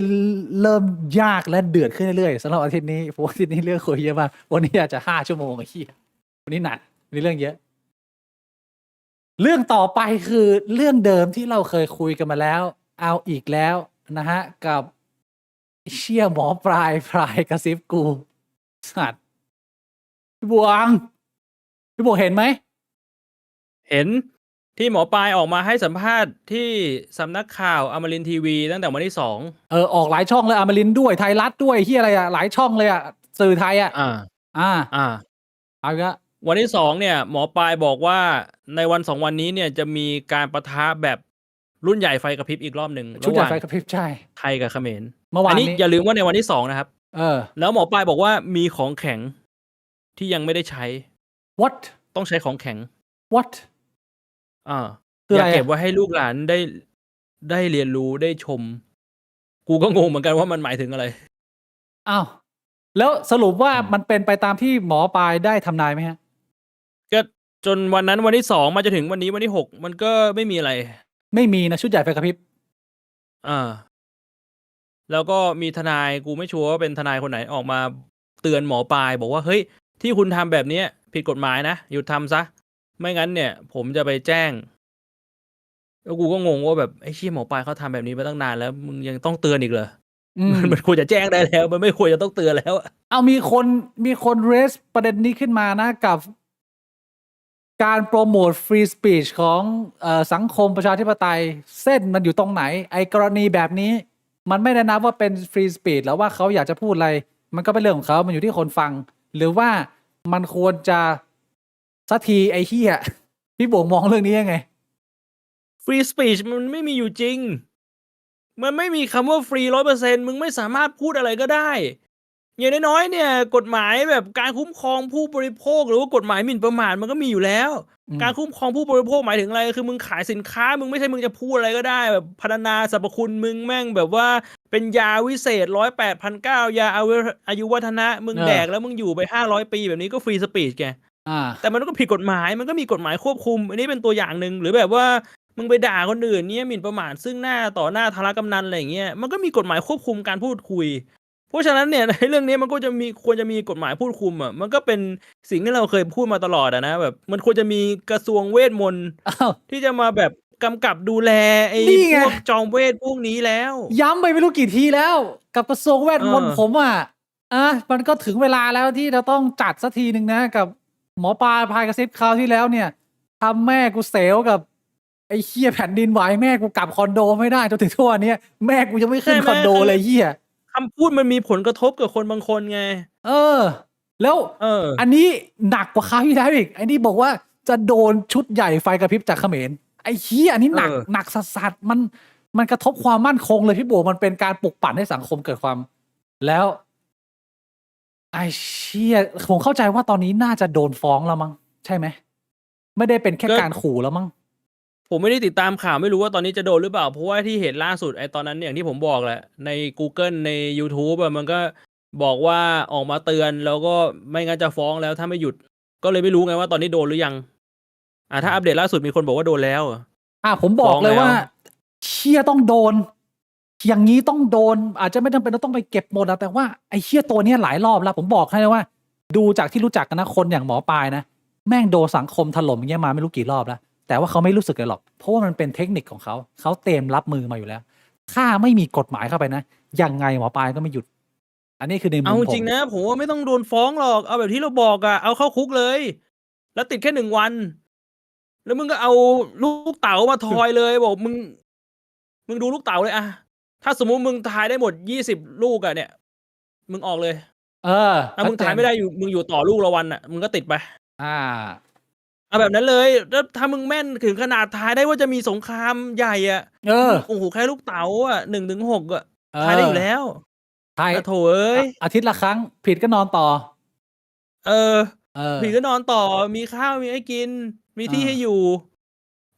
เขามีบอกด้วยนะหมอปลาเขาบอกว่าจริงๆแล้วดิฉันเนี่ยพูดได้แค่ประมาณ 70%นะเพราะว่าท่านยมเนี่ยไม่อนุญาตให้พูด 100%เพราะว่าถ้าเปิด ก็พูดได้ 70%ก็เอาแบบว่า20 ลูกถูก14 ลูกก็ออกถูกไม่ถึง14 ลูกไม่ต้องออก ชัดเจนนะ 70% เฮียชัดเจนควรจะ สถิติตัวเลขไม่โกหกใครอยู่แล้ว แต่อีกประเด็นหนึ่งที่มีความสำคัญก็คือในเรื่องของการนำเสนอของสื่อพี่บุ๋มที่เป็นเป้าที่คนโจมตีไปเยอะว่า สื่อไทยจำนวนมากยังหาแดกกับเรื่องแบบนี้ หรือว่ามันเป็นการนำเสนอที่สื่อเขามีสิทธิ์พี่บุ๋มมองประเด็นนี้ยังไง อันนี้คือจบเรื่องตัวหมอปลายไปแล้วว่าจัดมันควรโดนได้แล้วในเรื่องของการนำเสนอของสื่อ ผมคิดว่าในมุมหนึ่งเนี่ย มันก็เป็นการนำเสนอแบบไม่ไบแอสก็มีอะไรสื่อก็นำเสนออะแล้วมันเป็นหน้าที่ของคนอื่นที่จะโอเคดูแล้วก็ไปคิดเอาเองไปวิเคราะห์เอาเอง ในมุมหนึ่งมันอาจจะเป็นเรื่องดีด้วยซ้ำนะ กับการที่สื่อไปสัมภาษณ์ หมอปลายก็เลยโดนจัดไปไง ถ้าสื่อไม่สัมภาษณ์หมอปลายก็ยังอยู่ในสังคมเนี่ยแล้วก็หาแดกไป คือผมเข้าใจว่ามันเป็นดาบสองคมคือถ้าสมมุติหมอปลายไม่มีใครมาสัมภาษณ์หมอปลายก็จะหาแดกไปได้เรื่อยๆแต่ไม่มีชื่อเสียงอาจจะได้น้อยแต่พอสื่อมาสัมภาษณ์ปุ๊บมันเป็นดาบสองคมคือหมอปลายก็มีชื่อเสียงขึ้นมา ก็ไปเรียกค่าตัวไปอัพค่าตัวเพิ่มได้อะไรก็ว่าไปแต่ในอีกมุมหนึ่งมันก็ทำให้คนได้มี awareness ถ้าสมมุติว่าสังคมมันตื่นรู้อะสื่อมันจะไม่มีปัญหาเลยเว้ยมึงนำเสนอมาปุ๊บคนแม่งบอกเฮ้ยไอ้เชี่ยนี่มึงเอาเข้าคุกเราไปทอยเต๋าถูกปะกลายเป็นว่าถ้าสังคมตื่นรู้แล้วก็แอคทีฟกับเรื่องเนี้ยยิ่งสื่อไปสัมภาษณ์คนพวกนี้เยอะเท่าไหร่ยิ่งดีให้สังคมแม่งรู้แล้วก็จับเข้าคุกเลยมึงไปนั่งหน้าลูกเต๋าเลยพอสื่อสัมภาษณ์ปุ๊บมึงไปนั่งหน้าลูกเต๋าทุกคนมันจะเป็นอย่างนั้นกูว่าหน้าที่ของสื่อมันก็คือนำเสนอได้เผยแพร่เรื่องราวแล้วก็ให้คนมาตัดสินอะไรแบบนี้นี่ก็ในมุมหนึ่งนะแต่กูก็เข้าใจได้ว่าในมุมหนึ่งก็คือมองว่าแบบเฮ้ยเชี่ยสังคมเราแม่งอยู่แบบเนี้ยมันไม่มีใครจัดการว่ายิ่งสื่อแม่งแบบไปให้พื้นที่ให้แสงพวกแม่งก็ยิ่งแบบว่ามีชื่อเสียงมากขึ้นแม่งก็ไปหาแดกไปหลอกคนได้มากขึ้นในทางด้านตรงกันข้ามนี่กูก็พอเข้าใจได้ว่ามุมมองแบบนั้นมันก็ดูสมเหตุสมผลใช่ส่วนในมุมผมเนี่ยผมคิดว่าในเรื่องของกรณีสื่อนี่นะผมอยากให้แยกผมคิดว่าในส่วนของหมอปลายผมไม่อยากปิดปากเขากับคนที่เป็นสายแฟนตาซีแล้วอยากจะหาแดกกับเรื่องพวกนี้เนี่ยมันก็ไม่ใช่สิ่งที่ผมสนับสนุนแต่มันก็มีเยอะมากจนมึงไม่รู้จะไปบีบจับอะไรยังไงมันก็มีแฟนตาซีด้วยส่วนหนึ่งบางคนอาจจะเป็นแค่เรื่องเล่าธรรมดาอะไรเงี้ยแต่สำหรับผมเนี่ยผมอยากให้มันจำกัดอยู่ในพื้นที่แต่ละพื้นที่สำหรับผมเนี่ยผมมองอย่างเรื่องสิ่งที่หมอปลายพูดมันเป็นเหมือนบันเทิงครับพี่บงเป็นเหมือนเรื่องเล่าผีเพราะฉะนั้นเนี่ยมันควรจะไปอยู่ในช่องทางที่มันเป็นช่องทางบันเทิงไปอยู่กับพี่มดดำมึงสายเดียวกันมึงต้องการจะหลอนคนทั้งประเทศก็มึงก็ไปก้อนไปเกาะอยู่ด้วยกันแต่ว่าในมุมของสื่อใหญ่สื่อที่ว่ามันเป็นสื่อที่ต้องรายงานข้อเท็จจริงอย่างเดียวพี่บงหมายความว่าคนส่วนใหญ่มันจะฟังโดยที่มันไม่ต้องใช้วิจารณญาณเยอะเพราะมึงต้องการฟังข่าวอย่างเดียวมึงต้องการรายงานข้อเท็จจริงอย่างเดียวไอ้อย่างนี้ไม่ควรถ้าจะเป็นช่อง3ช่อง7สมัยก่อนแล้วหรือเป็นไทยรัฐเป็นเดลินิวเป็นอมรินทร์ทีวีใหญ่ๆเงี้ยถ้าจะนำเสนอเรื่องนี้มันต้องมีการกำชับเยอะๆเลยว่าไอ้เหี้ยอันนี้อาจจะเป็นเรื่องหลอนได้ไม่ใช่มึงปล่อยให้เขาพูดใช้วิจารณญาณอะไรอย่างนี้มันต้องใช้วิจารณญาณมันยังไม่รู้ว่ามันจะเป็นยังไงแล้วพอมึงเป็นช่องใหญ่ที่คุณป้าคุณยายที่ไม่มีวิจารณญาณในการดูเนี่ยเขามาดูแล้วเขามาฟังการพูดของหมอปลาอย่างเดียวมันก็เกิดความตื่นตระหนกแล้วมันส่งผลกระทบต่อคนจำนวนมากในมุมดีก็คือมันเป็นการตีข่าวแต่ว่าสิ่งที่มันเป็นปัญหามานานเลื้อหลังก็คือว่าที่ผ่านมาเนี่ยมันมีแต่การตีข่าวแต่มันไม่เคยมีการเอาผิดก็กลายเป็นว่ามันได้แสงไปอย่างเดียวสบายๆได้ตังค์ไปอย่างเดียวก็ถ้าตีข่าวแล้ว มึงมีการเรียกว่าอะไร ผมไม่รู้ว่ามันจะต้องใช้กฎหมายในการเล่นอันยังไง อาจจะเป็นเรื่องของการให้ข้อมูลอันเป็นเท็จปลุกปั่นยุยงให้สังคมแตกแยกอะไรอย่างนี้ ก็แล้วแต่ว่ามันจะเข้าข้อไหน ต้องมีอันนี้ต้องมี ถ้าเกิดว่าจะมีการนำเสนอสื่อต้องเป็นกลางมากกว่านี้ ไม่ใช่แบบว่าสัมภาษณ์สด ไอ้ move ของการไปสัมภาษณ์ หมอดูคนที่มีพลังเวทแบบสดๆนะ แล้วมึงทิ้งปลายเปิดเอาไว้โดยที่มึงไม่สรุปจบนี่นะ ผมคิดว่าเป็นความเห็นแก่ตัวของสื่อที่เป็นสื่ออาชีพ แต่ถ้าเกิดว่าคุณเป็นช่องสายบันเทิง อันนี้เป็นอีกเรื่องหนึ่ง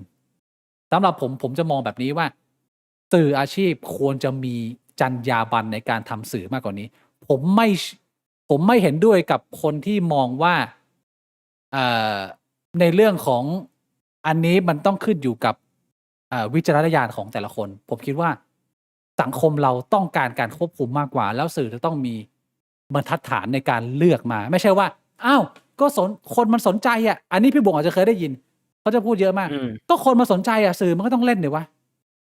ผมว่าอันนั้นอ่ะไอ้เหี้ยพวกสื่อตัวเล็กสื่อบันเทิงทำได้ แต่ถ้าเกิดว่ามึงเป็นสื่อหลักเป็นสื่อทางการอ่ะอันนี้ไม่ควรว่ะ เพราะนั้นผมขออนุญาตผิดหวังซึ่งผิดหวังมานานละผิดหวังหลายๆรอบกับสื่อไทยจำนวนมาก ที่ยังเล่นเรื่องแบบนี้อยู่ แล้วก็หวัง engage เพราะว่าคนไทยมันตื้นเขินไงมึงก็จะยังหาแดกกันไปเรื่อยๆแบบนี้ แล้วผมคิดว่ามันเป็นความเห็นแก่ตัว ที่ทำให้สังคมเราแม่งไม่ขยับไปข้างหน้า เพราะฉะนั้น เรื่องนี้ควรจะมีการปรับปรุงสักทีกับหมอปลายนะชัดเจน ก็อันนี้มันก็เป็นเรื่องของจรรยาบรรณของสื่อนะ พี่บวงมึงจะไม่ ซึ่ง พี่บวงจะเติมเลย คือไอสื่อเนี่ย มันมีสอนในระดับมหาลัยไหม ถ้ากูจะไม่ผิดมันมีคณะปะ มีคณะไอสารสนเทศอะไรพวกนี้นิเทศอะไรอย่างนี้เขาก็เรียน แต่กูไม่รู้ว่าไอเรื่องของจรรยาบรรณนี้เขาสอนกันยังไง ตรงนี้ ผมว่ามันก็น่าจะไม่เป็นสิ่งที่ไม่ถูกต้องแหละ แต่ว่ามันก็ไม่ได้ผิดถึงขั้นที่แบบว่า องค์กรสื่อมันจะลงมาเตือนแต่ผมคิดว่ามันถึงเวลาแล้วก็ไม่ใช่แค่ตัวนี้นะ ที่เราพูดนะ สื่อเล็กๆสื่อคนรุ่นใหม่อย่างมติชนหรือว่าอะไรอย่างนี้นะผมยังเห็นนะบางทีนะไอ้ทำโพสต์ใน X วิดีโอทำเรื่องดวงนะไอ้เหี้ยสื่อมึงพอได้แล้ว มึงจะเป็นสื่อนั่นน่ะเอาเรื่องดวงขึ้นมาขายนะปล่อยให้มันเป็นเรื่องของเจ้าเล็กเป็นเรื่องของอิสรภาพในฝั่งของสายบันเทิงก็พอสื่อใหญ่อย่าไปเล่นนะมันจะได้มีการคัดกรองและขยับมากขึ้นไปในระดับหนึ่งสำหรับผมก็ประมาณนี้นะฮะแล้วถ้าเกิดว่าจะคุยเรื่องนี้แน่นอนว่า ข่าวที่ใหญ่ที่สุด แล้วเป็นท็อปของวันนี้ กลับมาอีกครั้งหนึ่งกับคลิปของหมอบลีชยมทูตสื่อผี กลับขึ้นมา เหี้ย จากที่เราเคย หมอบลีช มี มีบางใครไหม ไม่มีบางใครแต่น่าจะมีบางไข่ โอ้โห ไข่กูมิ่งครับ หมอบลีชนี่ ต้องบอกตามตรงว่าพอพูดชื่อนี้แล้วมันก็ย้อนกลับไปทำให้คิดเลยนะ ถึงอะไรพี่บง ไอตอนที่ผมแบบว่ามีอยู่ช่วงหนึ่งที่แบบนั่งทะเลาะกับคนที่เข้ามาดูที่แบบว่าเขามีความเชื่อทางด้านนี้เนี่ย ชกแชท ตอนนั้นมันจะมีอยู่2ชื่อที่มีคนพูดกันเยอะๆก็คือมีหมอเบียร์กับหมอบี สองคนนี้ AKA หมอบลีช หลายคนจะอ้างเยอะว่าของแท้ต้องหมอบลีชและหมอเบียร์ดันเบียร์ บอกมึงไม่เคยเห็นหมอบีอะของจริง มึงไปหาดูไอเชี่ยแล้วกูก็ไปหาดู ไอสัตว์แม่งเป็นรายการกูจำไม่ได้แล้วรายการอะไร หมอบีแม่งรับโทรศัพท์ คุยกับคนปลายสาย แล้วอยู่ๆแม่งทักบอกว่าอ๋อพี่ชายคุณชื่อนกใช่ไหม เชี่ย หุ้ยรู้ได้ไงครับ ไอสัตว์แค่นี้นะของจริงแล้วเหรอ แล้วมึงรู้ได้ไงว่าไอคนปลายสายแม่งไม่ใช่คนเตรียมกันนะ ไม่เคยดูมายากลไงชีวิตนี่ย้ำอีกครั้งคือกูไม่ได้จะบอกว่าเขาจริงไม่จริงนะ แต่ว่าแค่มึงเอาแค่นี้มาให้กูดูแล้วมึงบอกว่าเฮ้ยเชี่ยนี่ของจริงอะนะมันโอ้โหมันเมคเซนส์เหรอวะน้อง คนมันจะเตรียมกันมันไม่ได้เลยเหรอใช่ไงมันมีอัปเดตอะไรบ้างครับพี่บิ๊กผมก็ไม่ค่อยได้ตามข่าวนี้พี่บิ๊กน่าจะตามเยอะกว่าผม คือเรื่องของหมอบลีชเนี่ยนะ หลายคนก็เรียกว่าให้ความศรัทธาไปเยอะเพราะว่าในช่วงเวลาที่คนมันกำลังหาที่พักที่พิงเนี่ย มันก็ผิดหวังจากคนในศาสนาจากพระกันมาเยอะก็ยุคหลังๆนี่ก็เรียกว่าพยายามมาถอดถอยออกมาไอ้เหี้ยไปทางหมอดูก็โดนด่าตอนนี้ไปไหว้พระก็โดนด่า ก็เลยมาหาเป็นพวกนักเทศน์ที่ไม่ได้เป็นพระ แล้วก็เรียกว่าโอเคหมอบีไอ้เหี้ยหมอบีผู้ชื่อเป็นอะไรสัตว์มันเดี๋ยวมันงงก็คือหมอบีเนี่ยเรียกว่าเต็งนะคนแฟนคลับเป็นล้าน แล้วก็อย่างจันเบียร์ก็เยอะนะ ซึ่งอยู่ดีวันดีคืนดีเนี่ย2-3 วันที่แล้วอาจารย์ตรินที่เป็นนักจิตวิทยาแล้วแบบไม่รู้ที่ออกโหนกระแสให้บ่อยอ่ะที่เขาชอบให้ความรู้จิตวิทยาก็ออกมาขึ้นโพสต์ว่าไอ้เชี่ยกรรมทำงานแล้วมึงเลยป่วยนี่ไงมันก็เลยให้คนตั้งคำถามว่าเป็นใครตอนแรกคนก็ยังไม่รู้ จนวันนี้เนี่ยมีทนายหลายท่านนะแล้วก็มีผู้เชี่ยวชาญแล้วก็มีจานเบียร์แล้วก็ไปออกโหนกระแส ก็เรียกว่าให้สัมภาษณ์กันว่าชัดเจนเลยว่า ข่าวลือเสียงเล่าอ้างในเรื่องของหมอบีชที่โดนโจมตีจากช่องโอคารุโตะคุงเนี่ยเป็นความจริงทั้งสิ้น เพราะว่าในนั้นเนี่ยเขาจะพูดถึง2 ประเด็นที่ว่าหมอบีเนี่ยเป็นคนที่มีความสามารถในการเผยแพร่ธรรมะ โน้มน้าว พูดให้คนเข้าใจธรรมะในเรียกว่าเป็นธรรมะแบบไม่งมงาย ธรรมะที่อยู่กับความเป็นจริง ธรรมะที่ใช้พระธรรมอย่างเดียว โอ้โหนี่แหละ มันเป็นคอนเซปต์คล้ายๆกับของจานเบียร์แหละก็คือสอนธรรมะ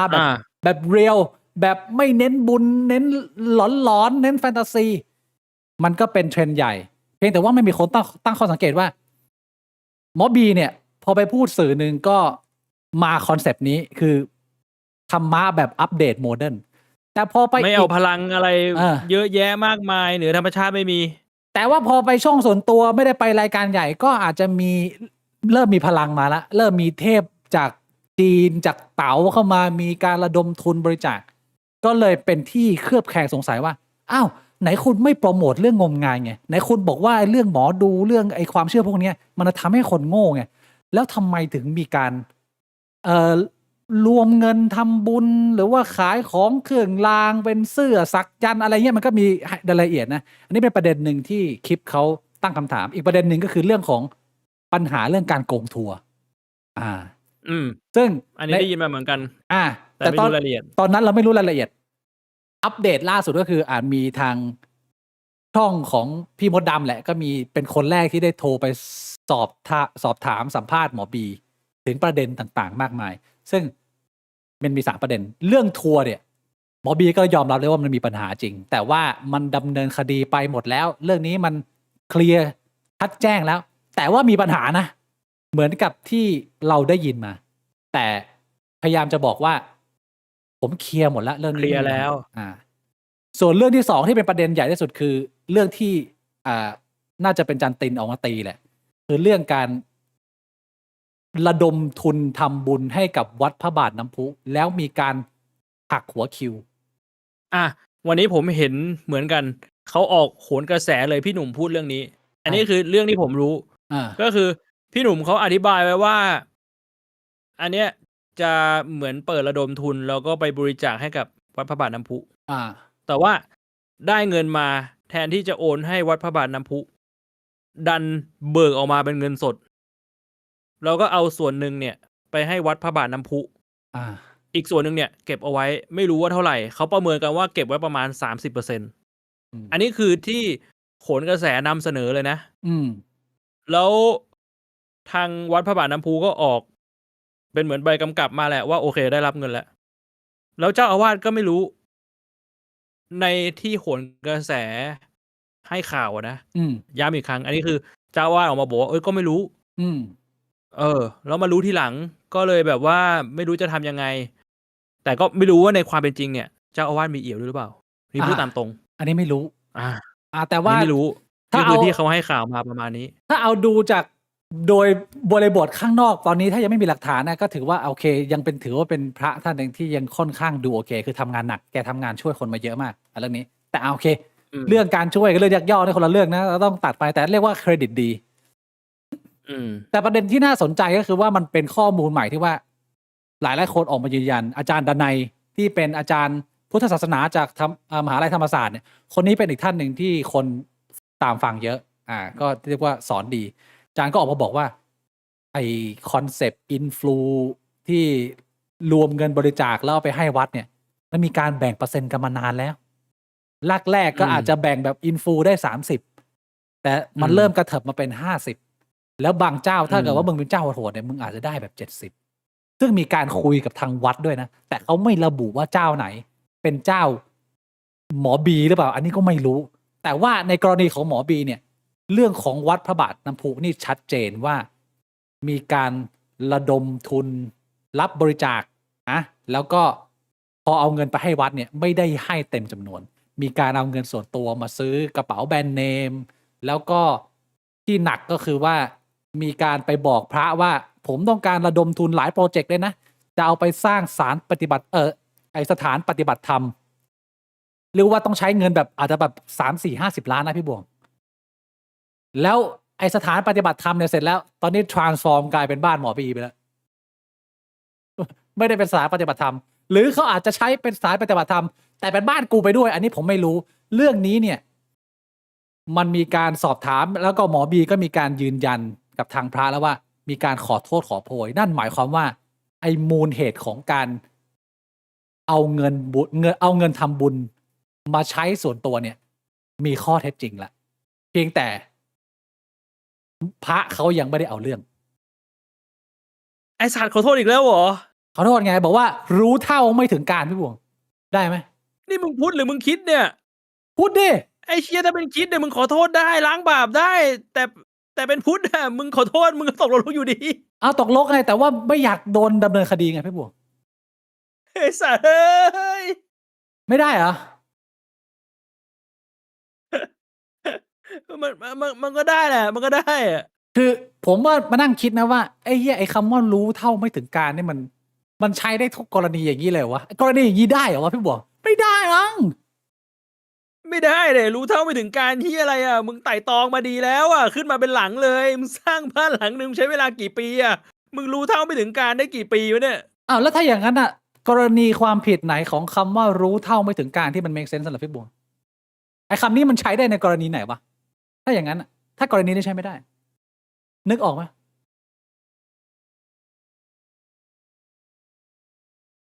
กรณีไหนวะที่มันรู้เท่าไม่ถึงการมันใช้ได้แบบ make sense น่ะมันมีไหมก็อาจคือจะเป็นผมว่ามึงไปซื้อลูกอมอ่ะมึงไปซื้อลูกอมแบบแท่งหนึ่ง10 บาทอ่ะแล้วมึงยื่นเหรียญ5ไปมึงควักมึงนึกว่าในกระเป๋ามึงมีแต่เหรียญ10มึงหยิบออกมาเหรียญหนึ่งมันเป็นเหรียญ5 บาทเงี้ยแล้วเขาบอกให้น้อง10 บาทอ๋อโทษครับรู้เท่าไม่ถึงการเอาอย่างนี้ได้กูนะ ว่าแบบนั้นอ่ะใช้ได้ โอเคไอ้เหี้ยมาสร้างบ้านเป็นหลังเลยมึงรู้เท่าไม่ถึงการเหี้ยอะไรวะเนี่ยอันนี้ชัดเจนนะ แต่ว่าณตอนนี้เนี่ยในสังคมก็เราก็ยังบอกว่าโอเค เราด่วนสรุปมากไม่ได้ เพราะว่าในมุมของหมอบียังไม่ได้ออกมาชี้แจงต้องรอให้ออกมาชี้แจงก่อนนะพี่บงว่าเรื่องนี้เนี่ย มันสรุปได้แล้วยังอะแต่ว่าหรือว่าต้องรอให้ออกมาชี้แจงก่อนมันชัดเจนได้ยังมันเต็มเบอร์ยังอะถ้าสมมุติว่ากูไปข่มขืนลูกพี่บิ๊กผูกเขินลูกอีกแล้วไอ้เหี้ยโดนข่มขืนแล้วก็พี่บิ๊กเอาลูกเข้าโรงพยาบาลแล้วก็ไปตรวจเจอน้ำเชื้อเจออสุจิกูในรูจิ๋มลูกพี่บิ๊กพี่บิ๊กต้องรอให้กูออกมาแถลงไหมไม่ต้องรอแล้วมันชัดเจนแล้วความผิดสำเร็จทำไมอ่ะมันไม่ต้องรอเหรอนี่เขายอมรับแล้วด้วยนะ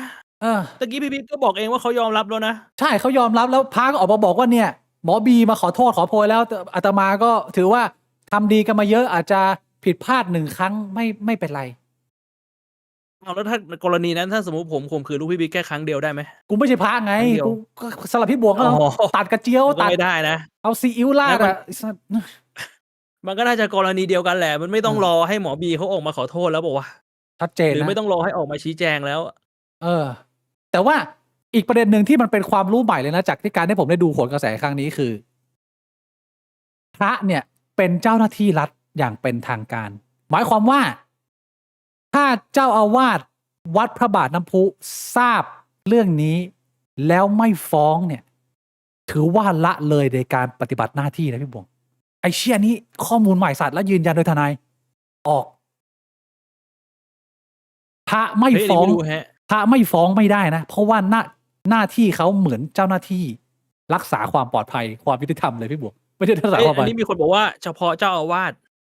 เจ้าอาว่าส เฉ อย่างเดียว พาะเจ้าอาวาส ถ้าว่าคนที่รับตำแหน่งพระแล้วก็ได้เงินเดือนจากรัฐไงไอ้พวกนั้นได้หมด ผมว่าถ้าเป็นตัวต่ำกว่าแล้วได้ก็ถือว่าเป็นนะพี่บวก มึงทำงานอยู่ในวัดแล้วมึงได้เงินพูดง่ายนับหมด เพราะถือว่ารับเงินจากวัดรับเงินจากรัฐ ใช่ อันนี้เป็นข้อมูลใหม่ เพราะฉะนั้นมันจะบีบให้เจ้าอาวาสวัดพระบาทน้ำพุไม่มีทางเลือกที่ยังไงก็ต้องเล่นหมอบีไม่งั้นโดน157เรียกว่างวดนี้นี่อีก1ครั้งไหมฮะพี่บวงกับผู้ที่ชอบเคลมว่ามีพลังวิเศษ เฮ้ยแต่ว่าถ้าจะว่ากันตามตรงเนี่ย กูก็รู้สึกดีนะ ถ้าเราสังเกตกันเนี่ย หลังๆมาข่าวแบบว่า ไม่ว่าจะเป็นพระหรือผู้มีพลังวิเศษเนี่ย มันเริ่มโดนกันเรื่อยๆต่อมาเรื่อยๆเลยนะ เราจะเห็นข่าวนี้ในช่วงหลังๆออกมากันเยอะมากขึ้น ซึ่งกูว่ามันเป็นเรื่องดีนะ ใช่ดี ที่แบบข่าวออกแล้วก็โดนจับโดนลงโทษอะไรเงี้ย แต่ว่าสิ่งที่กูแปลกใจอย่างหนึ่งคืออะไรรู้ไหมคือวันนี้กูเปิดคลิปโหนกระแสไอเชี่ยด้านซ้ายพี่หนุ่มเป็นอาจารย์เบียร์นั่งอยู่ มีกระโถนวางอยู่บนโต๊ะด้วย อาจารย์เบียร์ร้อนๆเลยกูบอกให้ร้อนๆเลย ไม่คือถ้ากูเป็นอาจารย์เบียร์กูคงไม่ไปออกแล้วอะ อาจารย์เบียร์ก็เลยมาโชว์ความบริสุทธิ์ไงอาจารย์เบียร์เขาจะมาบอกแบบนี้ ที่อันตรายที่สุดคือที่ปลอดภัยที่สุดเหรอ อ้าวถ้ามึงไม่ออกเนี่ยแล้วสมมุติพี่หนุ่มเขาบอกว่าเนี่ยผมได้โทรไปติดต่ออาจารย์เบียร์แล้วอาจารย์เบียร์ปฏิเสธมานะกูบอกให้เป็นเรื่องกว่านี้อ้าวพูดถูกไหมพี่ จริงก็จริง ถูกไหม ก็คือแบบ อาจารย์เบียร์แม่งนั่งแบบ ต้องมามึงต้องมาแล้วมึงก็ชัดเจนแล้วมันมีคนถามจี้ไปอาจารย์เบียร์ก็มีเขาเรียกว่ามีร้อนตัวมีอาการออกเล็กๆน้อยๆกับประเด็นหลายๆประเด็นเรื่องของพี่หนุ่มเขาพูดมาเลยว่า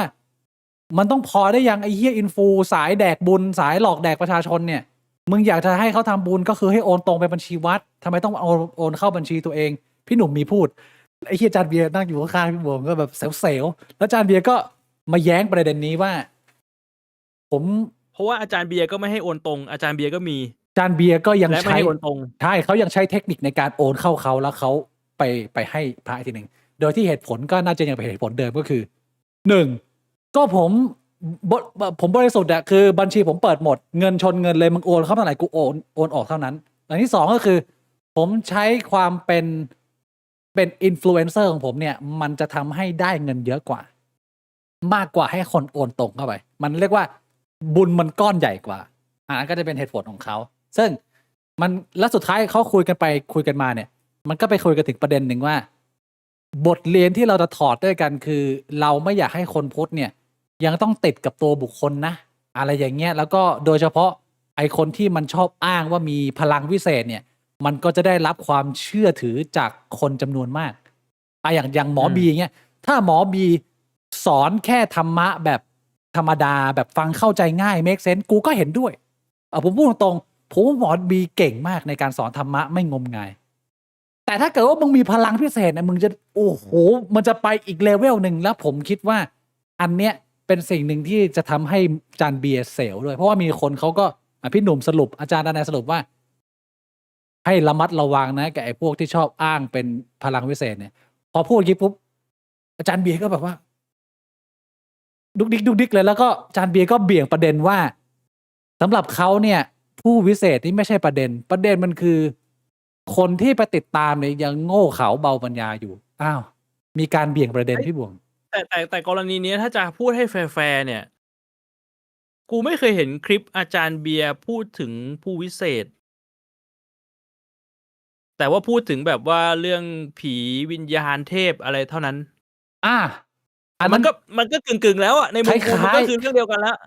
ก็เหมือนกับที่หมอบีเขายังไปทำบุญกับ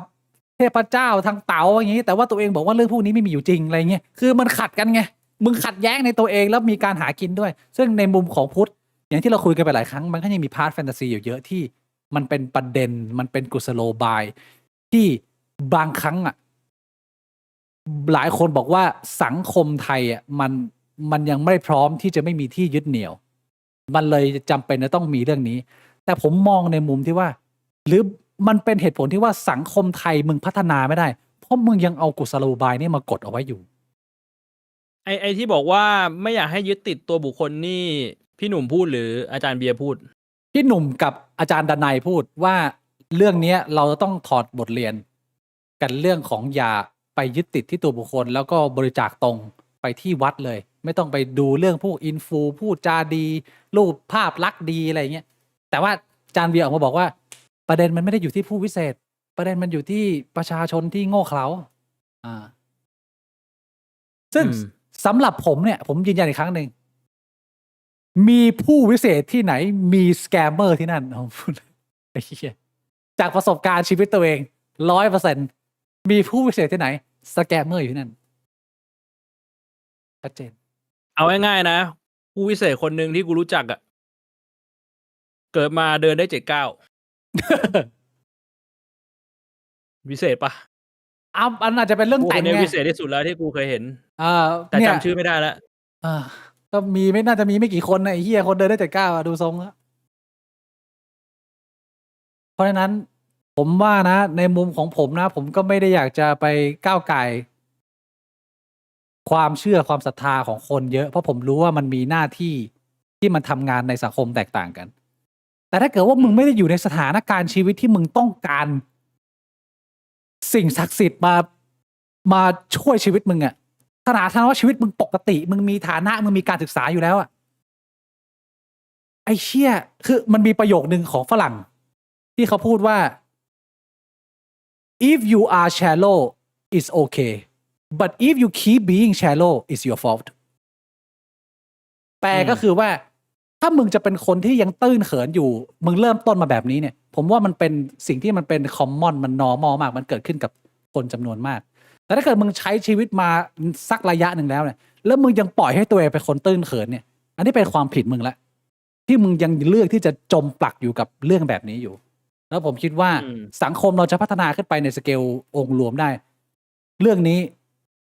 สักทีผมอยากให้คนหลุดออกมาจากความเชื่อแล้ว มาคุยกับบนเหตุบนผลดำเนินชีวิตด้วยเหตุและผลและอยู่บนหลักฐาน พอละไอ้เหี้ยแฟนตาซีอ่ะหลายรอบแล้วคุยไปก็ที่ต้องมานั่งทะเลาะกับชาวบ้านกูก็เหนื่อยพี่บวงถัดคุยพูดหลายรอบ ใครที่เคยบอกกับผมไว้ว่าหมอบีเนี่ยของจริง ถ้าคุณได้ดูคลิปนี้ถ้าคุณยังตามดูผมอยู่นะ เข้ามาคุยกับผมได้นะว่าสรุปแล้วของจริงแล้วถ้าคุณมีหลักฐานอะไรที่จะมาพรูฟยังคุณยังเชื่อว่าหมอบีเป็นของจริงอยู่อะถ้าคุณยังเชื่ออยู่นะ เข้ามาคุยกันได้ ยิ้มแห้งกูบอกเลยยิ้มแห้ง แล้วกูบอกแค่ว่า ณวันนี้นะจานเบียร์ต้อง มึงต้องระวังตัวแล้วนะเพราะว่าตอนนี้น่ะเพื่อนที่แบบว่าเป็นตัวท็อปด้วยกัน2 คนตอนนี้แห้งไป1แล้วแล้วตอนเอาเวลามีหมอดูอะไรออกมาโอ้โหอาจารย์บีกับหมอบีกับอาจารย์เบียร์ก็ตีหมอดูตีหมอปลายตีเละตอนนี้คือเพื่อนหายไป1แล้วกูบอกให้ว่ายืนหัวโดดแล้วถ้าไม่ทำอะไรให้โปร่งใสเลยยังมีเรื่องบุญนะผมบอกให้สักวันหนึ่งมันจะไปถึงอาจารย์เบียร์ไอ้เรื่องความเชื่อไอ้เรื่องค่าบุญเนี่ยเรื่องนี้ร้อนมากไปที่ไหนก็ร้อนแล้วเทรนด์กำลังมาด้วยตอนนี้ แต่กี้มีคนบอกว่าผมแค้น เอาจริงๆพูดตรงๆนะ มันไม่มีอะไรให้แค้นครับ แต่ผมสมเพศแล้วผมสงสาร สัตว์มันไม่มีเชี่ยอะไรให้ต้องแค้นเลย กับคนที่จะมาต่อว่าผมแล้วก็แบบว่าไปสรรเสริญคนแบบนี้สำหรับผมอ่ะมันไม่ได้ทำให้ผมต้องแค้นอ่ะ แต่แบบ ก็นะเป็นเวลาเป็นเครื่องพิสูจน์ สักทีนะพี่น้องนะถ้าเกิดว่ายังออกมาไม่ได้ไม่เป็นไรนะแต่ผมอยากจะไกด์ทางนี้ให้ได้ว่า ผมก็ใช้เวลากับชีวิตตัวเองเนี่ย ไม่ต่ำกว่า10 ปีผมพูดเลย ผมเคยเป็นคนหนึ่งที่เชื่อ ผมเคยเป็นคนหนึ่งที่เชื่อมากทำตามทุกประเพณี ทุกพิธีกรรมทำบุญสะสมบุญมันผ่านผมหมดแล้วแหละแต่ผมได้ผ่านโปรเซสในการพยายามพรูฟไปหาคำอธิบายการถกเถียงในเมืองนอกแล้วผมบอกเลยว่า โลกเราง่ายๆ simple แบบเนี้ยที่มันไม่แฟนตาซีอ่ะมันอุดรอยรั่วไปเยอะมากในชีวิตแล้วมันทำให้การคิดในชีวิตมันสมเหตุสมผลมาก ลองดูนะ ผมอยากแนะนำให้ทุกท่าน ที่ยังมีความเชื่ออยู่ ลองออกมา ลองมาหาเหตุผลหักล้างกับเรื่องของ พระเจ้าเรื่องของอภินิหารอะไรต่าง ๆ เนี่ย ลองนิดนึงนะ เป็นประโยชน์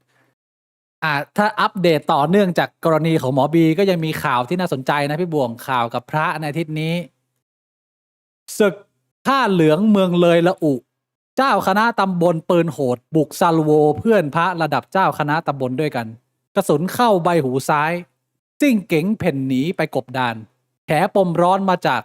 โล้นมือยิงแค้นใจมีกิจนิมนต์น้อยกว่าพระรูปอื่น อันนี้ ก็ยังคงเกิดขึ้นกับอีกข่าวหนึ่งฮะ สปพม.เปิดปฏิบัติการทำนุบำรุงศาสนาพุทธ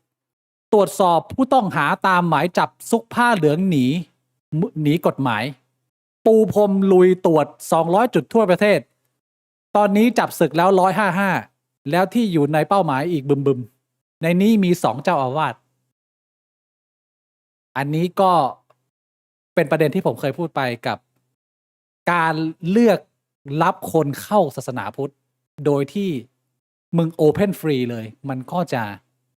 อย่างเงี้ย ผมคิดว่ามันต้องมีการคัดกรองตรวจเช็คในระดับหนึ่งพี่บ่วง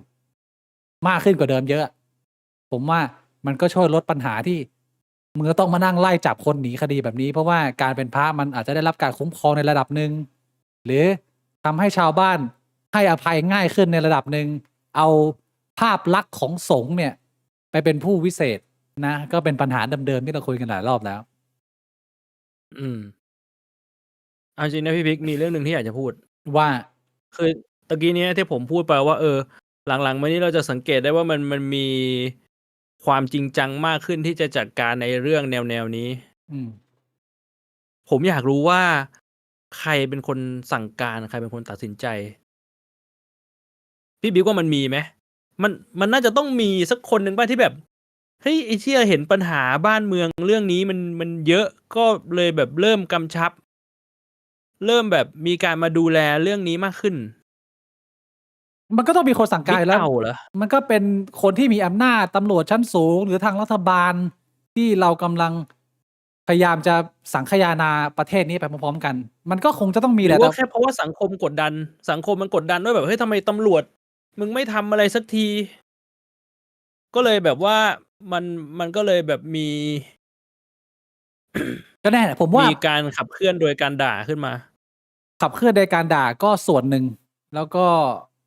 ผมว่ามันหลาย ๆ ปัจจัยรวมกันพี่บ่วงเรื่องเนี้ยนะ เพราะว่า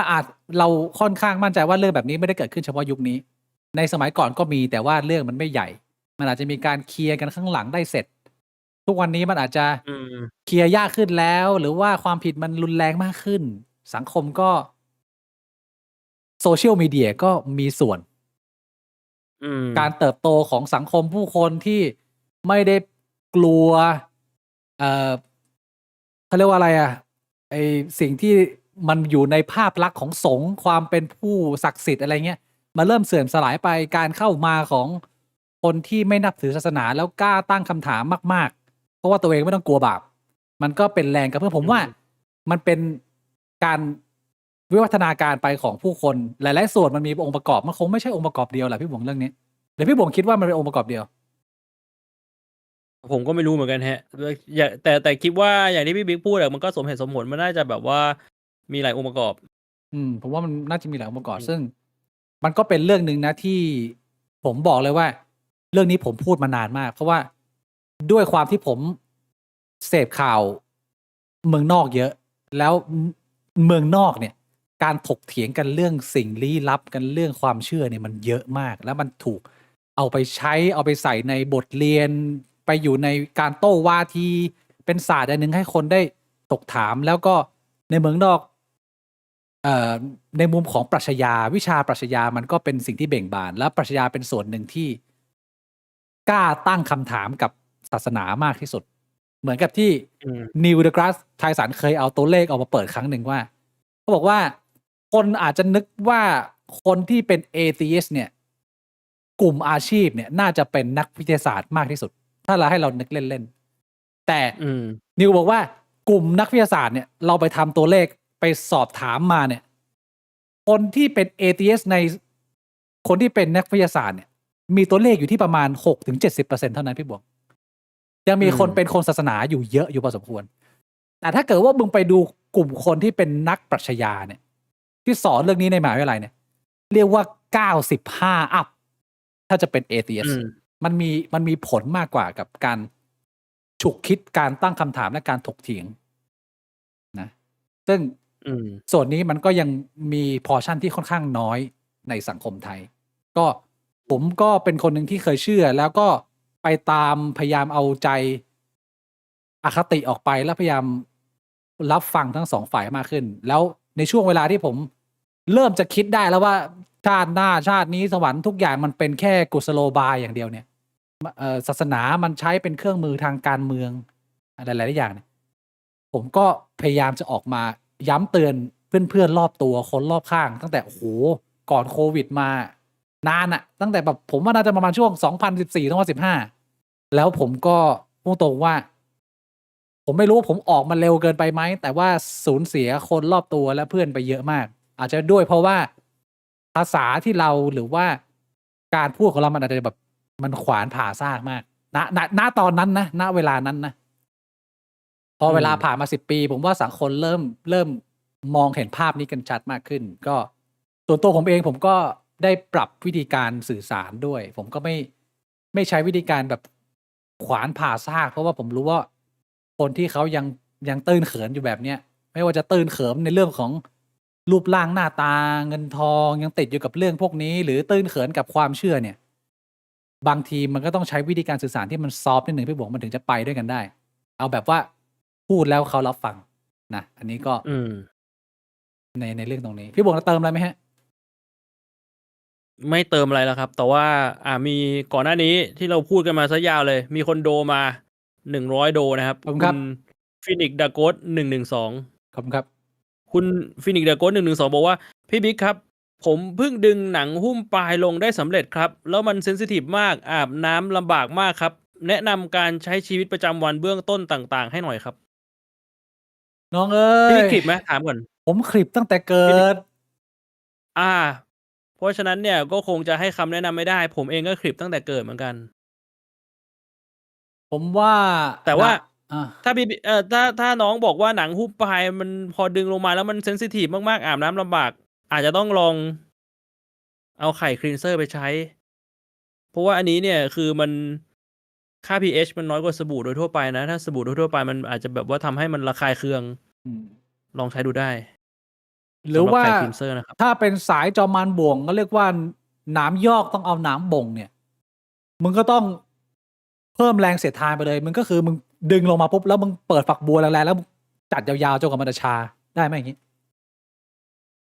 ก็เราก็ไม่รู้นะว่ามันเซนซิทีฟขนาดไหน ไม่รู้นะ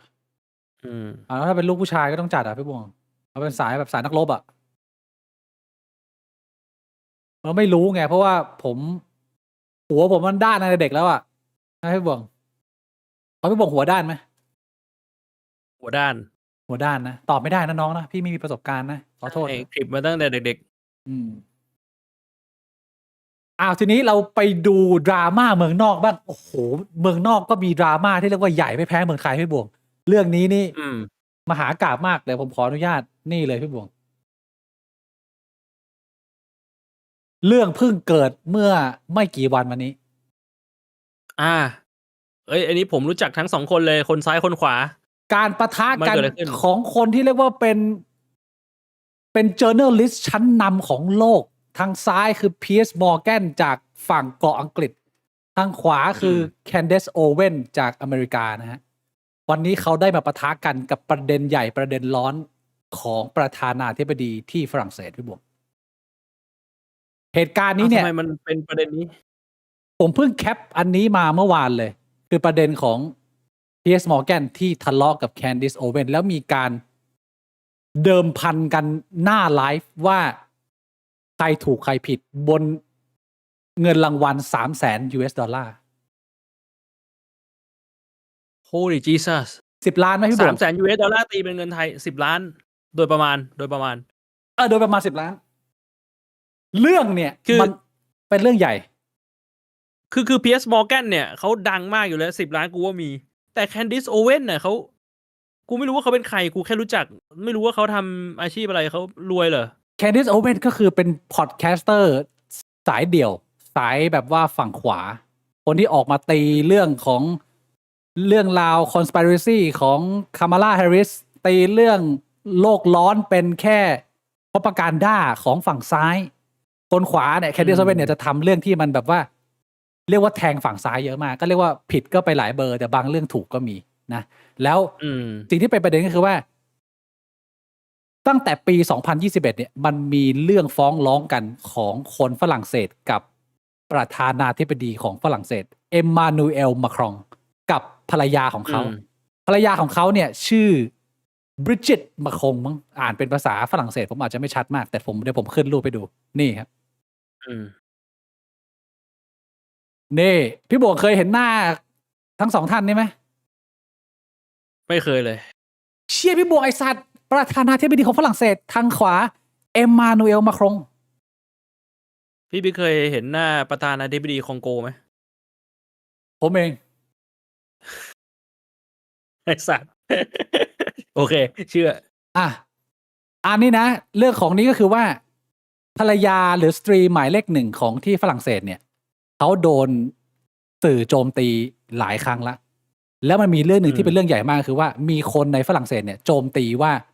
เขาบอกว่าภรรยาของเอ็มมานูเอลมาครองเนี่ยไม่ใช่ผู้หญิงแต่เป็นสาวสองแล้วเป็นสาวสองที่กรูมมิ่งท่านประธานาธิบดีมาตั้งแต่ยังอายุ15อันนี้เป็นการกล่าวหาที่รุนแรงมากนะพี่บวกกับประธานาธิบดีพร้อมหลักฐาน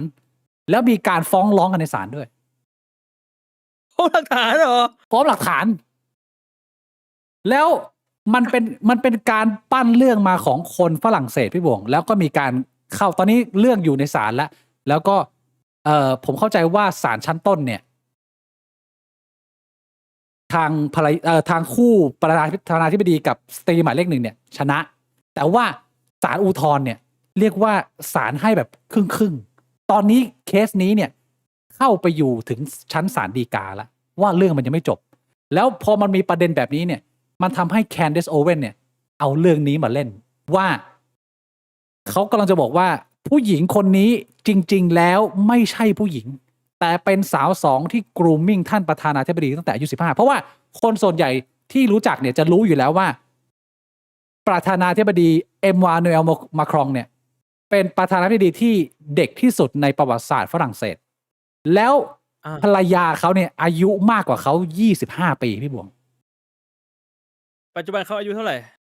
น่าจะ40 กว่าก็คือดูทรงก็40 กว่าก็คือภรรยาก็60 กว่าใช่ซึ่งเรื่องนี้คนรู้กันมาเยอะอยู่แล้วเพียงแต่ว่าประเด็นที่มาเล่นเนี่ยก็คือจะบอกว่าในหนังสือหรือการสัมภาษณ์ต่างๆเนี่ยทั้งสองท่านก็มีพูดว่าเขาเคยพบรักกันเนี่ยเป็นเพราะว่าตอนนั้นเนี่ยท่านประธานาธิบดีเนี่ยเป็นนักเรียนแล้วแฟนเนี่ยเป็นคุณครูสอนการแสดงดราม่าพี่บวงแล้วตอนนั้นเนี่ยคุณครูเนี่ยมีลูก3แล้วนะแล้วก็มีสามีด้วยแต่ว่าเคมีหรือว่าความสัมพันธ์ของอาจารย์กับนักเรียนท่านนี้เนี่ยเรียกว่าไม่สามารถต้านทานได้มันเกิดความสปาร์ครักกันตั้งแต่ว่าตัวภรรยาสตรีหมายเลข1เนี่ยเจอแล้วก็เป็นคนเทรนการแสดงให้กับเอ็มมานูเอลมาครองแล้วตอนนั้นเนี่ยพ่อแม่ของท่านประธานาธิบดีเนี่ยก็รู้ว่ามีการแอบรักกันนะก็เลยย้ายที่เรียนไปทางสตรีหมายเลข1หรือคุณบริดเจตเนี่ยก็เรียกว่ามีความเฮิร์ตในระดับหนึ่งก็เรียกว่าเหมือนกับปล่อยใจแล้วโอเคพี่บวงจะถามอะไรคือกูสงสัยว่าไอ้ที่บอกว่ามีหลักฐานเนี่ยคือมีหลักฐานว่า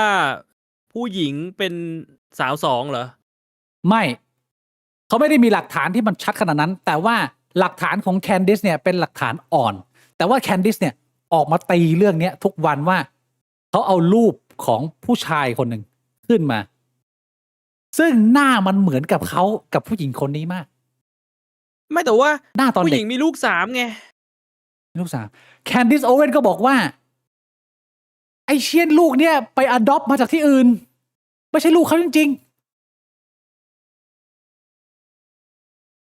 ตรงนี้มันน่าจะมีหลักฐานบอกว่าลูกเป็นลูกที่ adopt หรือลูกที่ออกมาจากรูจิ๋มจริง เอาจริงๆผมว่าเรื่องนี้มันพิสูจน์ไม่ยากเลยพี่บุ๋มมันเป็นเรื่องง่าย ๆ มาก ใช่ พี่ มันพิสูจน์ไม่ยาก แต่กูงงว่ามันมีการ คือในศาลมันมีการพูดคุยกันเหรอว่าผู้หญิงคนนี้เป็นสาวสองหรือว่าในศาลมันไม่ได้เป็นประเด็นสำคัญเลยเป็นประเด็นเรื่อง grooming ใช่คือในศาลเนี่ยเขาจะต่อสู้กันเรื่องของว่าทางสตรีหมายเลขหนึ่งฟ้องว่าเขาทำให้เสื่อมเสียชื่อเสียง เลยไม่ได้มีการไปพรูฟกันว่าสรุปแล้วเป็นผู้หญิงจริงหรือเปล่า มันก็เลยทำให้แคนดิสเนี่ยมันมีช่องเอามาเล่นไงว่านี่ไงแต่แค่คำถามง่ายๆคุณยังไม่เคยตอบเลยว่าจริงๆแล้วสรุปว่าคุณเป็นผู้หญิงไหมนั่นแปลว่า คุณกำลังบ่ายเบี่ยงข้อเท็จจริงนั่นแหละมันเลยมาเป็นประเด็นที่ทำให้ P.S. Morgan แม่งลมออกหูบอกว่าไอ้เหี้ยแคนดิสสมองมึงไปหมดแล้วแค่เขาไม่พูดแบบนี้ มันไม่ใช่เปล่าวะ ใช่ไง มัน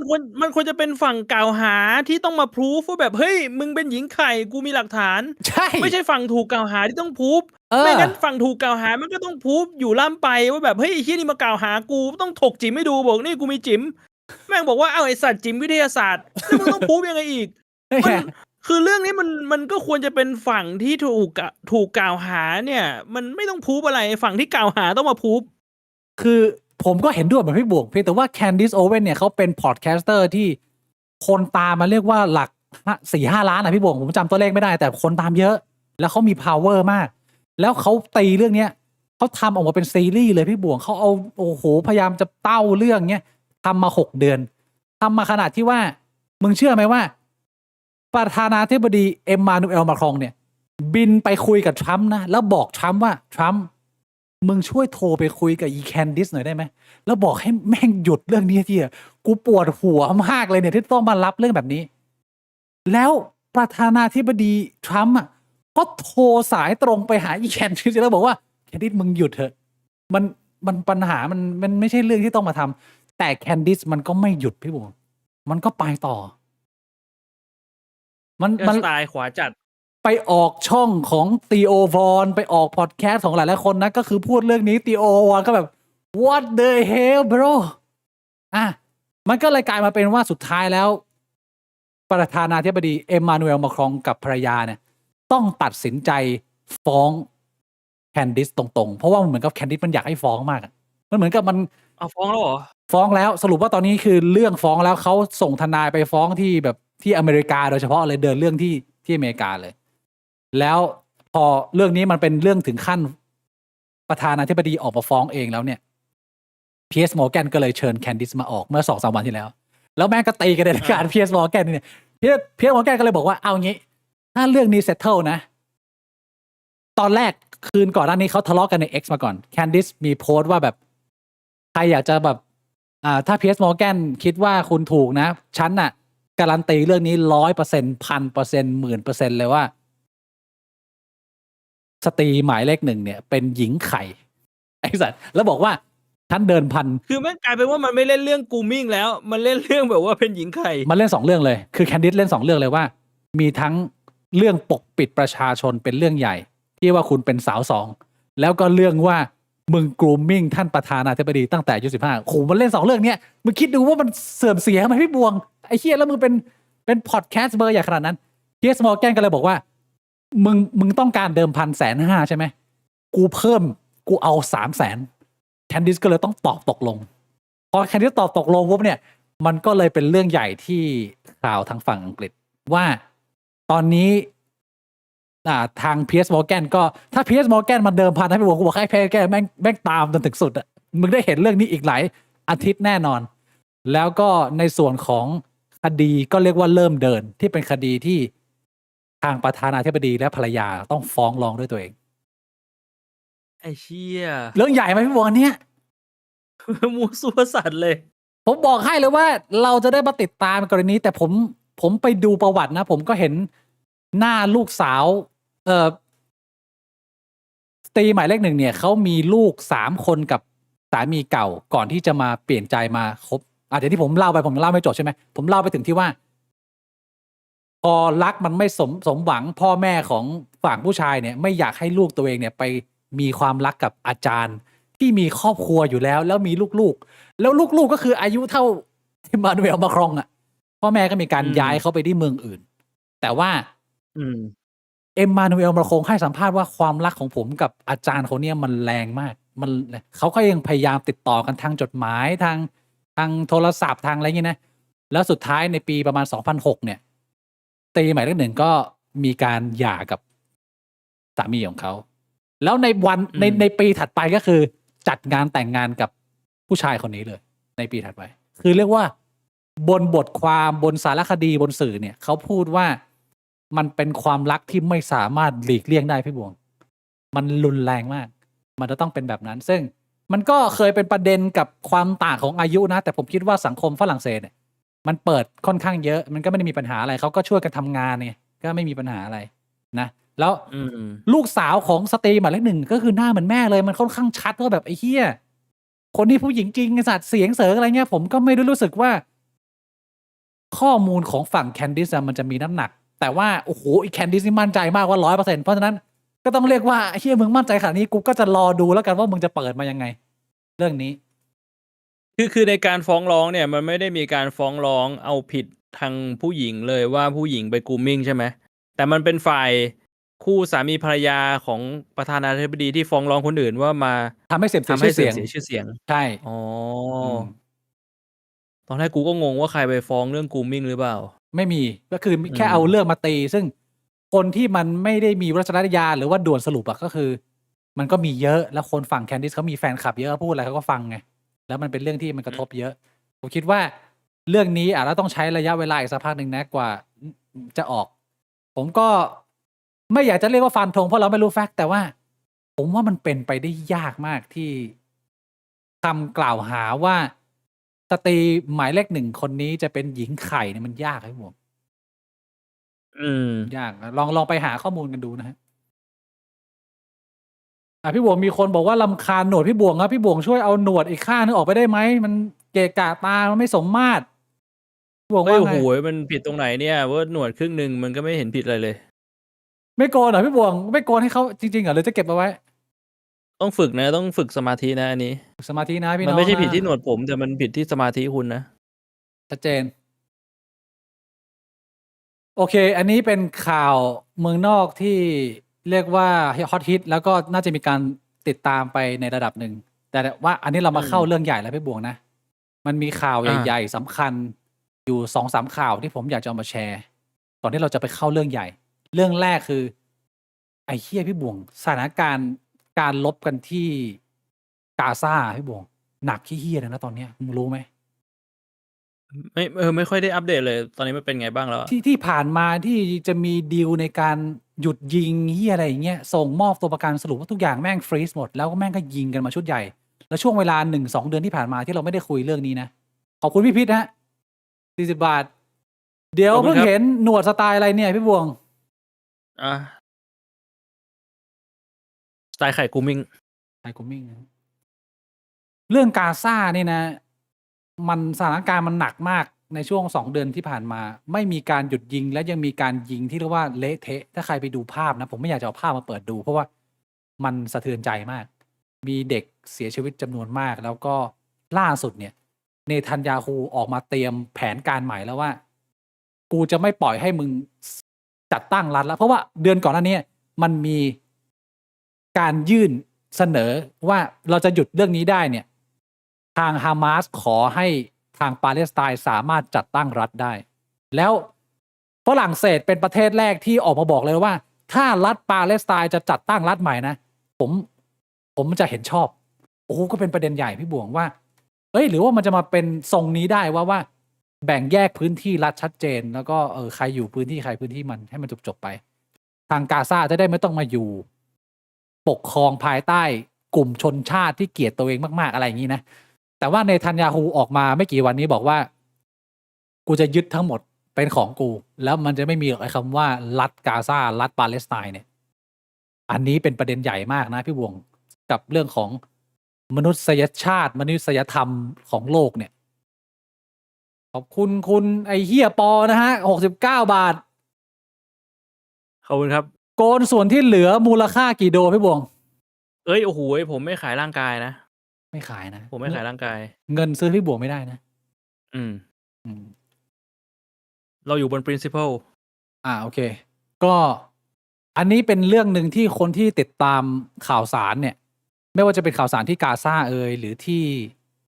เมืองไทยก็มีข่าวไอ้สงครามคาแมร์ที่ผ่านมาเนี่ย มันก็ทำให้คนหลายคนมันจิตตกพี่บวง มีคนสัปดาห์ที่ผ่านมา พิมพ์มาถามผมส่วนตัวเยอะปรึกษาพี่บิ๊กเรื่องกับความรู้สึกกับการจัดการอารมณ์เขาเนี่ย บางคนมันไปถึงขั้นที่ว่ามันเกิดความสิ้นหวังกับมนุษยชาติ สิ้นหวังในเพื่อนมนุษย์แล้ว ไม่รู้จะจัดการอารมณ์ตัวเองตรงนี้ยังไงจึงเป็นที่มาให้ผมมานั่งคิดทบทวนกับประสบการณ์ที่ผ่านมาในอดีตของผมเนี่ยว่าเฮ้ย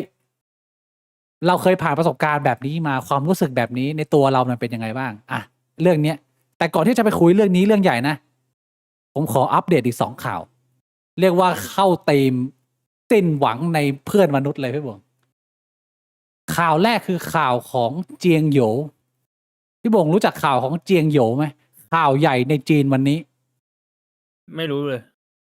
ข้อมูลนี่เอามาจากเพจรู้ทันจีนนะ แต่ว่าถ้าไม่เอาข้อมูลมาจากนี้เนี่ย ผมบอกเลยว่าตอนนี้ก็เป็น Talk of the Town ที่ไต้หวัน เรื่องใหญ่มาก แล้วก็เรียกว่ากลบกระแสของ Uncle Red Uncle นะ หรือเจ๊หงไปเลยนะ เรื่องนี้เนี่ย เจ๊หง อืม ซึ่งมันไม่ได้เป็นเรื่องที่มันว้าวมาก แต่ที่มันว้าวคือมันเป็นความเศร้าของข่าวสารที่เกิดขึ้น ผมจะไม่เอาคลิปมาเปิด เพราะว่าผมว่ามันค่อนข้างหดหู่และสะเทือนใจกับคนหลายคนมาก แต่ผมจะมาเล่าให้ฟังคร่าวๆ แล้วคนไปกดดูเองแล้วกันนะ ในนี้มีทั้งคลิปวิดีโอ มีเสียง มีภาพบรรยายมากมายนะ แต่เอาคร่าวๆประมาณนี้ว่า เรื่องราวของหญิงสาวคนหนึ่งที่ชื่อว่าอะไรนะ เจียงโหยววะเจียงโหยวเดี๋ยวไปบวกขึ้นมามันเป็นเรื่องราวที่เกิดขึ้นหลายเดือนหลายปีเกิดขึ้นซ้ำๆหลายๆรอบ กับเหตุการณ์ที่มีเด็กวัยรุ่นประมาณไม่เกิน18 ปีอัดคลิปกระทืบเพื่อนตัวเอง แล้วในคลิปในกรณีของเจียงโหยวเนี่ยเป็นเด็กผู้หญิงคนหนึ่งหน้าตาดูเรียบร้อยธรรมดา แล้วโดนเพื่อนผู้หญิงประมาณ4-5 คนพี่บวงลุมกระทืบ แล้วก็มีคนถ่ายคลิป แล้วไอ้ที่คนถ่ายคลิปเนี่ยก็เอาคลิปเนี่ยไปขายได้ตังค์แล้วนะพี่บวง แล้วสิ่งที่เกิดขึ้นก็คือว่าพ่อแม่เนี่ย ใจสลายเมื่อรู้ว่าลูกตัวเองบาดเจ็บสาหัส โดนกระทืบ แต่พอ ยังไม่เสียชีวิต ยังไม่เสียชีวิต แต่พอไปร้องเจ้าหน้าที่รัฐตำรวจเนี่ย ไม่มีการทำงาน ไม่มีการเดินเรื่อง มีการปิดเรื่องเงียบ สิ่งที่มันเศร้าสเต็ปที่2ก็คือว่า มันมีคลิปของพวกเด็กๆผู้หญิงที่กระทืบเนี่ย อัดตัวเองแล้วก็ลงในโซเชียลมีเดียเองบอกว่าทำไมสังคมพวกมึงจะมาเอาผิดอะไรกู มึงไม่รู้เหรอกูอายุ14เนี่ย ไม่ต้องโดนลงโทษเว้ยแล้วแม่งก็หัวล้อกัน ไอ้เหี้ยมันทำให้ประชาชนในพื้นที่ในเมืองเล็กๆเนี่ยเกิดความโมโหมากๆที่แม่งเรียกว่าออกมาเยาะเย้ยกันขนาดนี้พี่บวง จนถึงขั้นที่ว่าคนมันเริ่มไปสอบถามเจ้าหน้าที่กันเองแล้วว่าเฮ้ยไอ้เหี้ยเรื่องพวกนี้นะมึงต้องจัดการเด็กเปรตพวกนี้นะมึงมาทำแบบนี้ไม่ได้นะเราจะปล่อยอย่างนี้ไม่ได้นะแล้วที่มันพีคเป็นดราม่าเลเวล3คือ แม่ของเจียงโหยวเนี่ยเป็นคนพิการที่ใบ้แล้วก็หูหนวกพี่บวงไม่ได้มีฐานะสูงเลยแล้วแม่ตัวเองพอรู้ซึ่งรู้ข่าวช้ากว่าสังคมนะรู้ว่าลูกตัวเองโดนกระทืบแม่เดินทางไปที่สถานีตำรวจเองทั้งแม่และพ่อนะแล้วก้มลงไปกราบตีนตำรวจนะนานมากหลาย10 วิขอกูพักแป๊บนึงพี่บวง อืม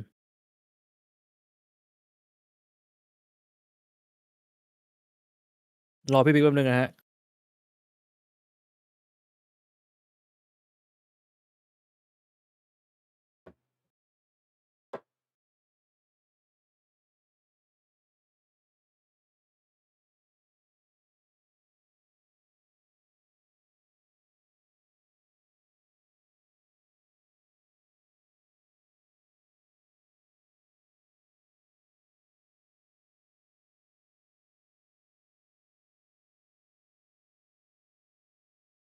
คือตะกี้มี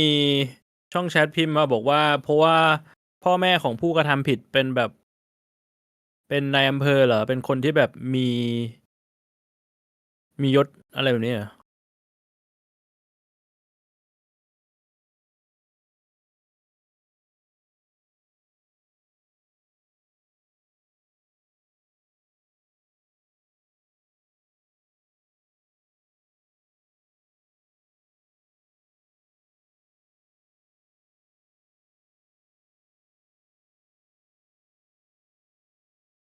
ใช่ไหม เป็นคนมีอำนาจ อ่ะผมมาเล่าต่อนะก็คือ ไอไอช็อตที่พ่อแม่เขาไปก้มกราบตำรวจเป็นระยะเวลานานมาก แล้วตำรวจก็ยังไม่ให้การร่วมมือที่ดี จนชาวบ้านมันไม่ไหวพี่บวงมันเห็นภาพคลิปแบบเนี้ยมันสะเทือนใจ คนใน อืม คนในเมืองนั้นน่ะแม่งรวมตัวกันประท้วง สิ่งที่เกิดขึ้นก็คือ ไอ้เหี้ยตำรวจมีการระดมกำลังมา แล้วก็ไล่กระทืบประชาชนเพื่อสลายการประท้วงครั้งนี้ แล้ว อืม สิ่งที่ผมจะบอกก็คือว่า ไอเหตุการณ์แบบนี้หรือเคสอย่างเจียงโหยเนี่ย แม่งไม่ได้เป็นเคสแรก แม่งเกิดบ่อยมากในพื้นที่ที่อยู่ แบบว่าจังหวัดที่มันไม่เจริญนะพี่บุ๋มด้วยความที่ว่ามึงเป็นรัฐคอมมิวนิสต์ใช่ไหมเจ้าหน้าที่รัฐแม่งมีอำนาจมาก แล้วเจ้าหน้าที่รัฐที่มึงไม่ได้อยู่ในเมืองหลักๆที่มึงมีการตรวจสอบไปเยอะเนี่ยมึงเป็นแบบว่าเป็นแค่ต่างจังหวัดเนี่ยโอ้โหกูบอกให้ว่า คนที่แม่งมีคอนเน็กชันกับตำรวจหรือมึงเป็นรัฐมนตรีมึงเป็นเจ้าหน้าที่รัฐมึงเป็นกอร์เวเนอร์คือพลังมึงเต็มเบอร์มากเงินทรัพย์สินอำนาจมึงเต็มเบอร์มาก แล้วแม่งสร้างผลิตไอ้เหี้ยลูกแบบเนี้ยลูกที่ไปไล่กระทืบคนอื่นแล้วมั่นใจว่ากฎหมายพ่อกู หรือเจ้าหน้าที่รัฐจะต้องปกป้องกู ปีที่แล้วก็มีอีกเคสหนึ่งที่ผมไม่เคยเล่า แต่ว่าก็เป็นข่าวใหญ่ที่ไต้หวันก็คือเป็นเด็กผู้ชาย อย่างนี้มันก็เลยพี่บวง โดน อืม เพื่อนในห้องกระทืบ แล้วพ่อแม่เนี่ย พยายามจะไปเอาเรื่องตำรวจไม่สนใจประชาชนพยายามรวมตัวกันลุกคือต่อต้าน โดนตำรวจไล่กระทืบคืน สุดท้ายเด็กผู้ชายคนนี้ตัดสินใจ จบชีวิตตัวเองโดยการกระโดดตึก แล้วแม่งเกิดแบบ2-3 เดือนข่าวหนึ่ง2-3 เดือนข่าวหนึ่งแล้วแม่งเกิดบ่อยมากจน มันเป็นเรื่องที่มันกระทบกระเทือนจิตใจของคนจีนจำนวนมากที่ยังถูกกดไว้ภายใต้ระบอบเผด็จการที่ความยุติธรรมมันไปไม่ถึง วันหนึ่งที่มึงเป็นเหยื่อให้กับลูกของนักการเมือง ลูกกอร์เวเนอร์ ลูกรัฐมนตรีนะ โอ้โหเฮียมึงต้องมาเห็นซีนอะไรแบบนี้ที่แม่งเหมือนกับจะเป็นพล็อตหนังอะแต่แม่งเล่นกันหนักจริง อันเนี้ย อืม เป็นหนึ่งในข่าวเลย ที่สำหรับผมเนี่ย ผมเข้าใจได้ ถ้ามันจะมีคนมองข่าวแบบนี้แล้วมันรู้สึกว่า ไอ้เหี้ยทำไมมนุษย์เรามันป่าเถื่อนกันอย่างนี้วะแล้วทำไมยุค2025แล้วประเทศเจริญแบบนี้แล้วทำไมยังปล่อยให้เรื่องแบบนี้เกิดขึ้นแบบทีอะพี่บวงไม่ได้เกิดน้อยนะ มึงไม่มีทางเรียกร้องอะไรเลยพี่บวง คือมึงต้องต่อให้มีคนมาซัพพอร์ตมึงอ่ะไอ้ที่คนซัพพอร์ตมึงก็โดนไล่กระทืบด้วย แล้วคนที่ทืบมึงไปกดดูในเพจก็คือมึงจะเห็นภาพตำรวจถือกระบองไอ้สัตว์ไล่ทุบประชาชนที่ออกมาเรียกร้องว่าทำไมไม่ทำเรื่องนี้ให้มันเป็นโปร่งใสมันเป็นจริงเป็นจังอะไรเงี้ยทำไมยังปล่อยให้เรื่องแบบนี้มันเกิดขึ้นในหน้าสื่อหน้าข่าวบ้านเรา ก็เป็นข่าวที่สะเทือนใจมากนะ มันไม่ได้มีแค่กรณีของน้องเจียงโหยนี่นะเพียงแต่ว่าภาพมันสะเทือนใจมาก เพราะว่าพ่อแม่น้องแกเป็นคนพิการไงแล้วแกแบบเชี่ยต้องไปก้มไหว้ขอขมา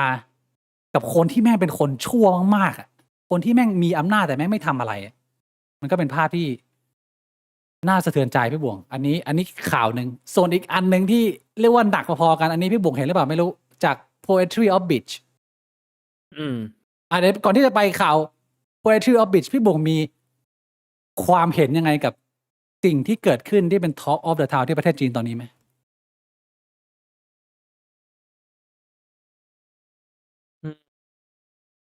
ผมพูดตามตรงว่าผมอะเป็นคนที่สามารถแบบว่า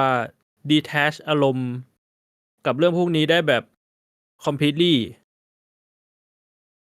อันนี้ผมพูดตรงๆนะ คือผมฟังพี่บิ๊กเล่ามาเนี่ย ผมไม่รู้สึกอะไรเลย เพราะไม่มีปัญหาเข้าใจ แต่ผมเข้าใจนะว่าบางคนอาจจะมองว่าแบบเฮ้ยมึงไม่มีจิตใจเลยเหรอมึงฟังแล้วมึงไม่สงสารมึงไม่อะไรเลยเหรอถ้ามึงโดนกับตัวเองหรือลูกมึงโดนมึงจะรู้สึกยังไง อืม คือผมอยากจะให้เข้าใจว่า บางทีเนี่ย เราต้องสามารถทำแบบนี้ได้เพื่อรักษาใจตัวเอง ผมพูดตรงๆว่า ผมอะเคยเป็นคนที่ก็อ่อนไหวกับเรื่องแบบนี้ แล้วผมก็เป็นคนที่เคยโดนเรื่องแบบนี้มาก่อน ผมเป็นคนหนึ่งที่เคยโดนบุลลีมาก่อน ผมเข้าใจคนที่แบบโดนบุลลีแล้วก็บอกพ่อแม่ก็บอกว่านี่มันเป็นเรื่องของเด็ก แล้วก็บอกอาจารย์ก็บอกว่าอันนี้มันเป็นเรื่องของเด็ก ผมเข้าใจเพราะผมเป็นคนที่เคยโดน จนบางทีเนี่ยเราเรียนรู้ที่จะโอเคเรา ซึ่งมันไม่ได้เป็นการเรียนรู้ที่แบบว่า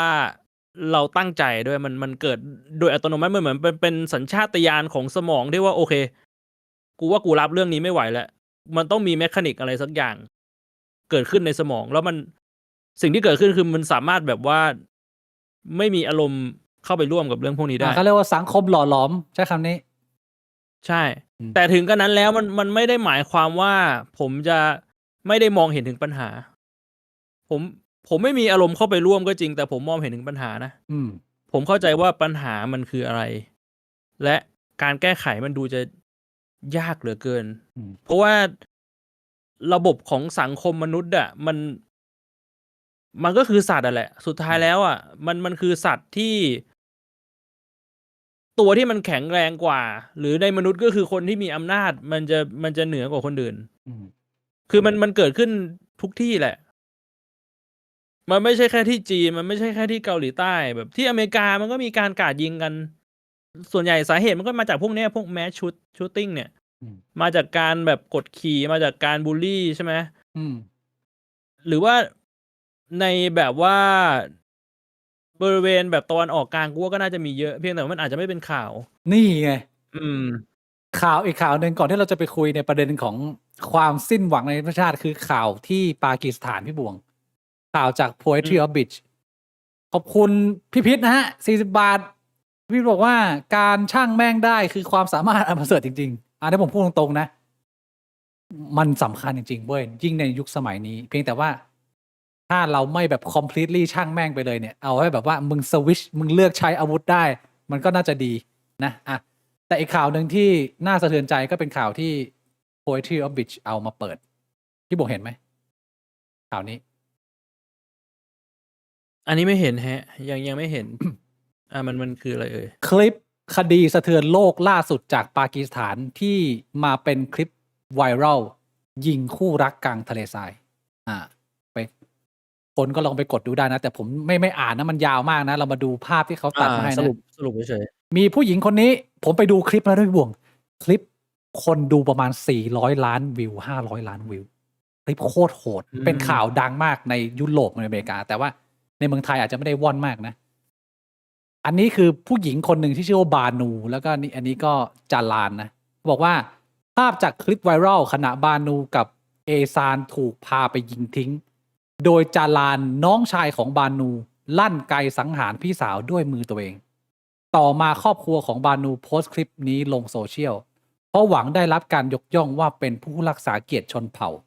ทำให้เกิดเป็นคลิปไวรัลไปทั่วโลกแล้วจะยังไม่เข้าใจประเด็นก็คือว่าผู้หญิงคนหนึ่งบานูเป็นคนมุสลิม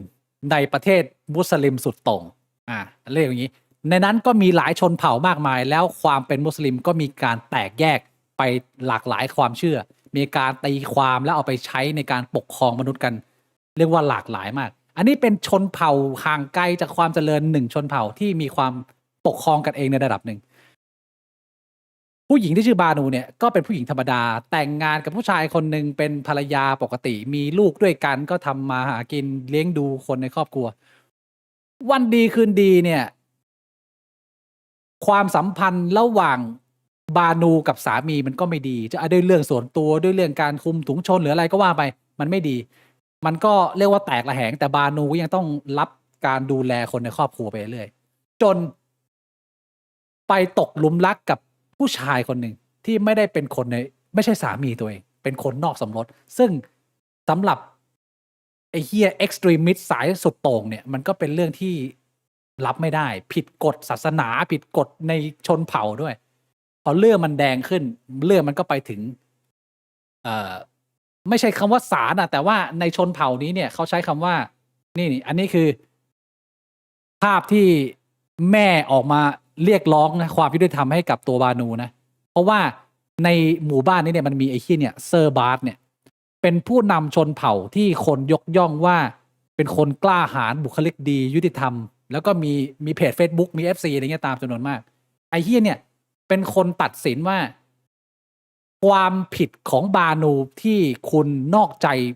สามีของคุณเนี่ยมันผิดไปถึงแบบว่าเข้าไปในอัลกุรอานด้วย แล้วโทษที่จะต้องโดนก็คือจะต้องโดนยิงทิ้ง ทั้งตัว โดนประหารชีวิต ทั้งตัวผู้หญิงเองทั้งตัวชู้ที่มา ค อะไร นรัก เงี้ยก็ในคลิปวิดีโอเนี่ยมึงจะเห็นเป็นภาพเบลอๆก็คือเป็นกลุ่มผู้ชายนะยืนอยู่ แล้วก็ให้ผู้หญิงคนนี้เนี่ยถืออัลกุรอาน แล้วก็เดินออกจากกลุ่มเขาไป แล้วก็มีผู้ชายยิงปึ้งปึ้งปึ้งแบบว่าสดๆเพียวๆเลย อันเนี้ยก็เป็นภาพที่สะเทือนใจมาก แล้วสิ่งที่มันสร้างแรงกระเพื่อมขึ้นมา ก็คืออย่างที่เราทุกคนเข้าใจว่าพี่บวงว่า ประเด็นของมุสลิมก็ยังถูกเอามาพูดถึง แล้วอย่างในตัวอย่างของโพสต์ Poetry of Bitch เนี่ยก็ยังมีคนเข้าไปโจมตีศาสนาอิสลามจำนวนมาก โดยที่ไม่ได้แยกแยะว่า อิสลามจำนวนมากในโลกใบนี้ เขายึดตามหลักแบบว่าเป็นคนสงบเสงี่ยม เป็นคนที่อ่อนน้อมถ่อมตนแบบว่า low profile มากๆ สิ่งพวกนี้มันไม่ได้เป็น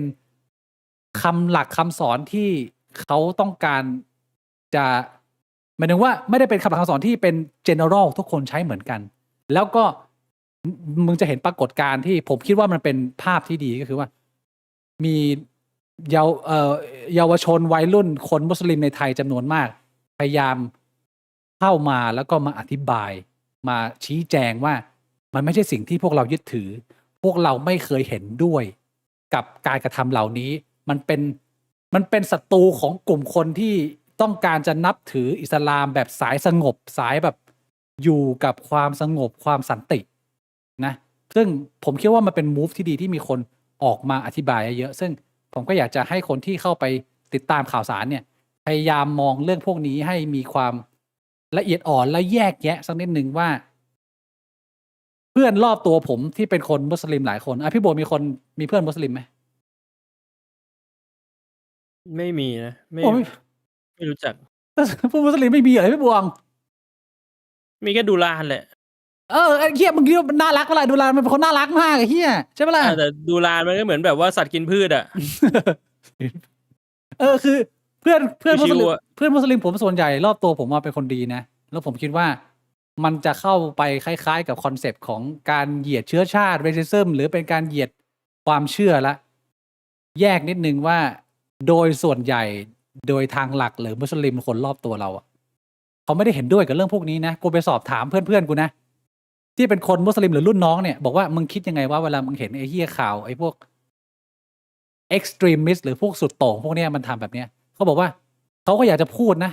แต่เขาพูดมากไม่ได้ เพราะว่าในโลกของอิสลามอ่ะมันมีความเป็นหนึ่งเดียวที่มึงจะต้องห้ามขัด ประสงค์ของอัลเลาะห์พูดว่ายังไงในอัลกุรอานยังไง ถ้ามึงพูดมันก็คล้ายๆ กับการวิจารณ์สถาบันพระมหากษัตริย์ในเมืองไทย แต่ว่าไม่ใช่ว่าเขาไม่อยากพูดนะ แต่มันมีผลที่ตามมาที่เยอะมากๆ ในกลุ่มสังคมคนมุสลิมบ้านเรา อันนี้เขาพูดกับกูตรงๆเลยว่า ที่อยากพูดนะ แต่ว่าบางครั้งเขาอยู่ในสถานะที่ถ้าพูดแล้วมันกระทบครอบครัวเขามากครอบครัวเขาสุดโต่งมาก แต่สิ่งที่ผมจะยืนยันคือ คนมุสลิมจำนวนมาก อยากจะสังขยายนาเรื่องนี้เหมือนกัน แต่ว่าโอ้โหสังคมมุสลิมมันใหญ่จริงพี่บวงมันแบบ น่าจะเป็นอันดับหนึ่งของโลกแล้วบ้างจำนวนประชากรของแม่งอ่ะถ้าเกิดนับเอาอ่ะ ก็พี่น้องที่ตามข่าวแล้วพวกนี้แยกแยะนิดนึงแล้วก็ดูความเป็นไปของการที่ยังมีกลุ่มคนจำนวนมากในหลากหลายทวีปพื้นที่เนี่ย ยังเอาเรื่องศาสนาเรื่องพระเจ้าเรื่องลี้ลับเรื่องศักดิ์สิทธิ์พวกเนี้ยมาใช้กดขี่และฆ่ากันแบบหนักสัสๆอันนี้เป็นสิ่งที่ผมอยากจะเอามาแชร์พี่ผมมีประเด็นอะไรอยากจะพูด ผมอยากรู้ว่าในศาสนาอิสลามนี่แน่นอนว่าแต่ละที่มันก็คงแตกต่างกันออกไปอะแต่ว่าแต่งงานกันแล้วหย่าได้ไหมถ้าเอาแบบ ในส่วนของแบบจุดที่มันเป็นเอ็กซ์ตรีมอะถ้าแบบมันไม่รักกันแล้วมันหย่ากันได้ป่าวะ ถามเลยดีกว่าผมไม่รู้ว่าพี่บวกผมไม่ใช่คนมุสลิมอะถาม ChatGPT ได้ไหม ChatGPT จะชัดไหมมีคนมุสลิมไหมนี่ไหมอธิบายดิ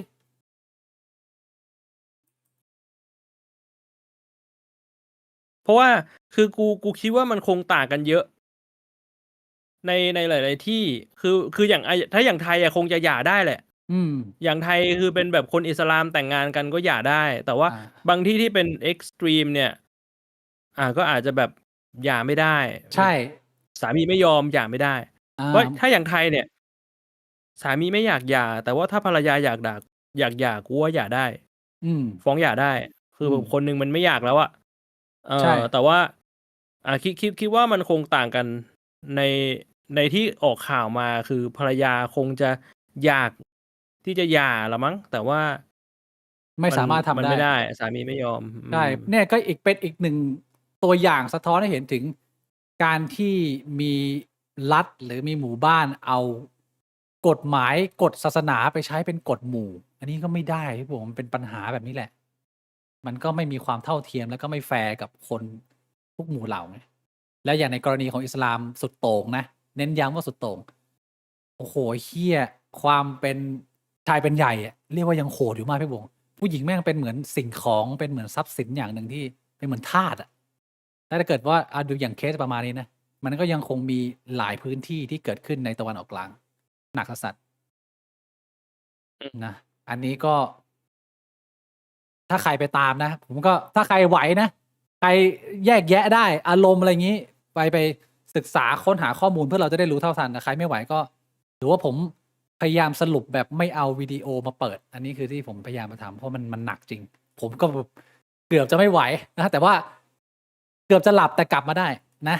ฉะนั้นเราเข้ามาในเรื่องสุดท้ายในเรื่องของประเด็นนี้แหละว่า ผมว่าหลายคนน่าจะมีโอกาสที่มีช่วงเวลาที่มีความรู้สึกแบบนี้ ซึ่งแต่ละคนน่าจะมีเหตุผลต่างกัน และมีความรู้สึกต่างกัน แล้วที่แน่ๆคือ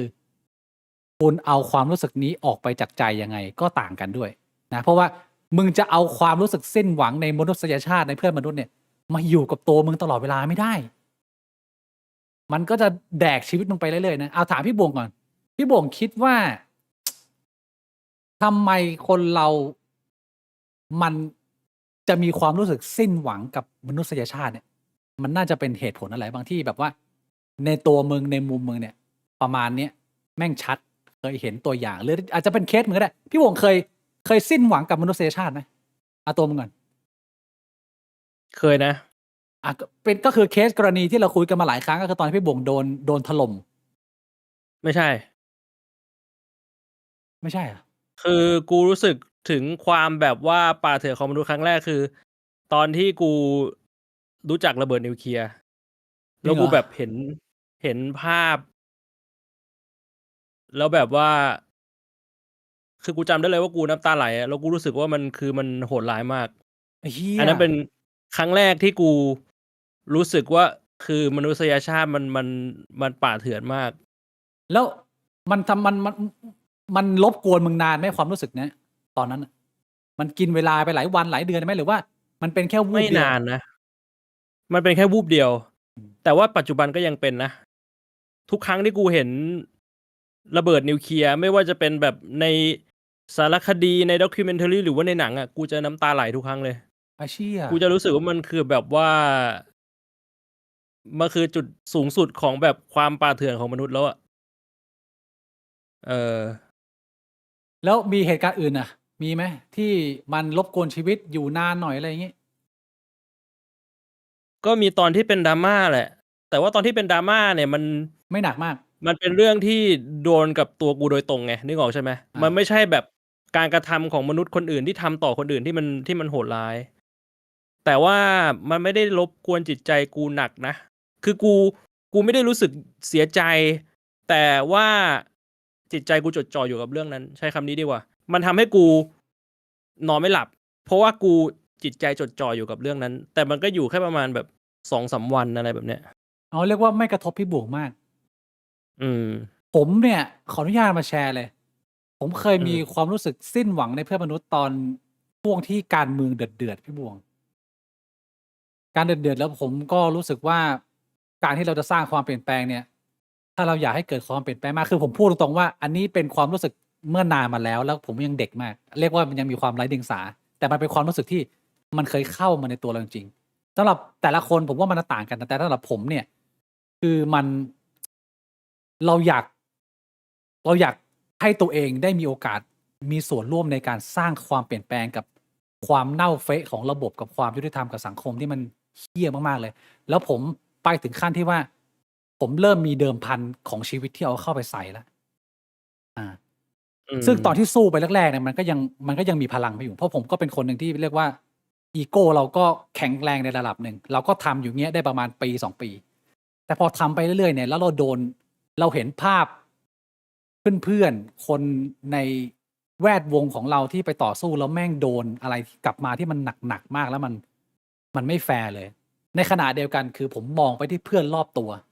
เพื่อนที่เรียนมาด้วยกันคือ ต่างคนถ่ายรูปลง Facebook อวดความร่ำรวยอวดความสบายคือ กูเหมือนกับว่ากูยืนอยู่2 โลกอะกูเห็นโลกที่คนที่ไม่ค่อยมีอะไรต่อสู้แล้วสูญเสียทุกอย่าง แล้วกูรู้จักเขา บางคนเสียชีวิตบางคนเข้าคุก แล้วกูมองไปอีกโลกหนึ่งคือเป็นโลกลูกคุณหนูที่แบบว่าไม่สนเหี้ยเลยชีวิตนี้ ตอนนั้นกูจำได้เลยว่า น้ำตาไหลแล้วเป็นความดิ่งที่มันอยู่กับกูเป็นเดือนพี่บวง กูตัดขาดออกจากตัวเองออกจากสังคมเพราะกูรู้สึกผิดหวังกับสังคมรอบตัวเรา กูไม่ได้ผิดหวังกับอย่างกรณีระเบิดนิวเคลียร์หรือเป็นความขัดแย้งระหว่างประเทศ แต่ของกูมันเป็นความผิดหวังจากคนรอบตัวที่เราเคยนั่งหัวเราะด้วยกัน เคยร่วมสนุกด้วยกันเคยพูดด้วยกัน แล้ววันหนึ่งที่เราเติบโตแยกย้ายกันไปเนี่ย ซึ่งอันนี้ผมต้องบอกว่ามันไม่ใช่ความผิดของพวกเขานะ แต่มันเป็นความที่ผม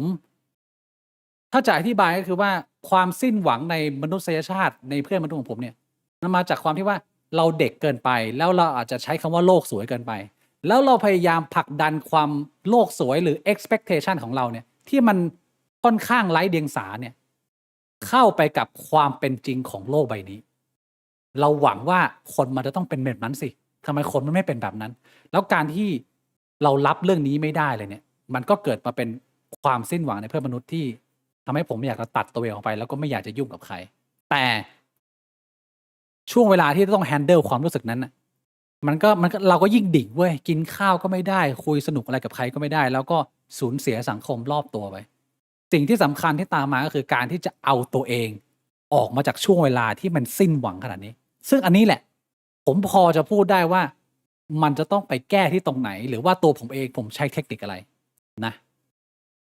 ขอบคุณคุณพิษรัตนานะฮะ100 บาท กูยังสิ้นหวังอยู่นะ รู้สึกว่าคนเราเอาเปรียบกันถมถุยกันเยอะขึ้นมาก โดยเฉพาะในออฟฟิศอาจจะเป็นเคสส่วนตัวไม่เหมารวมอันนี้เคสของพี่พิษ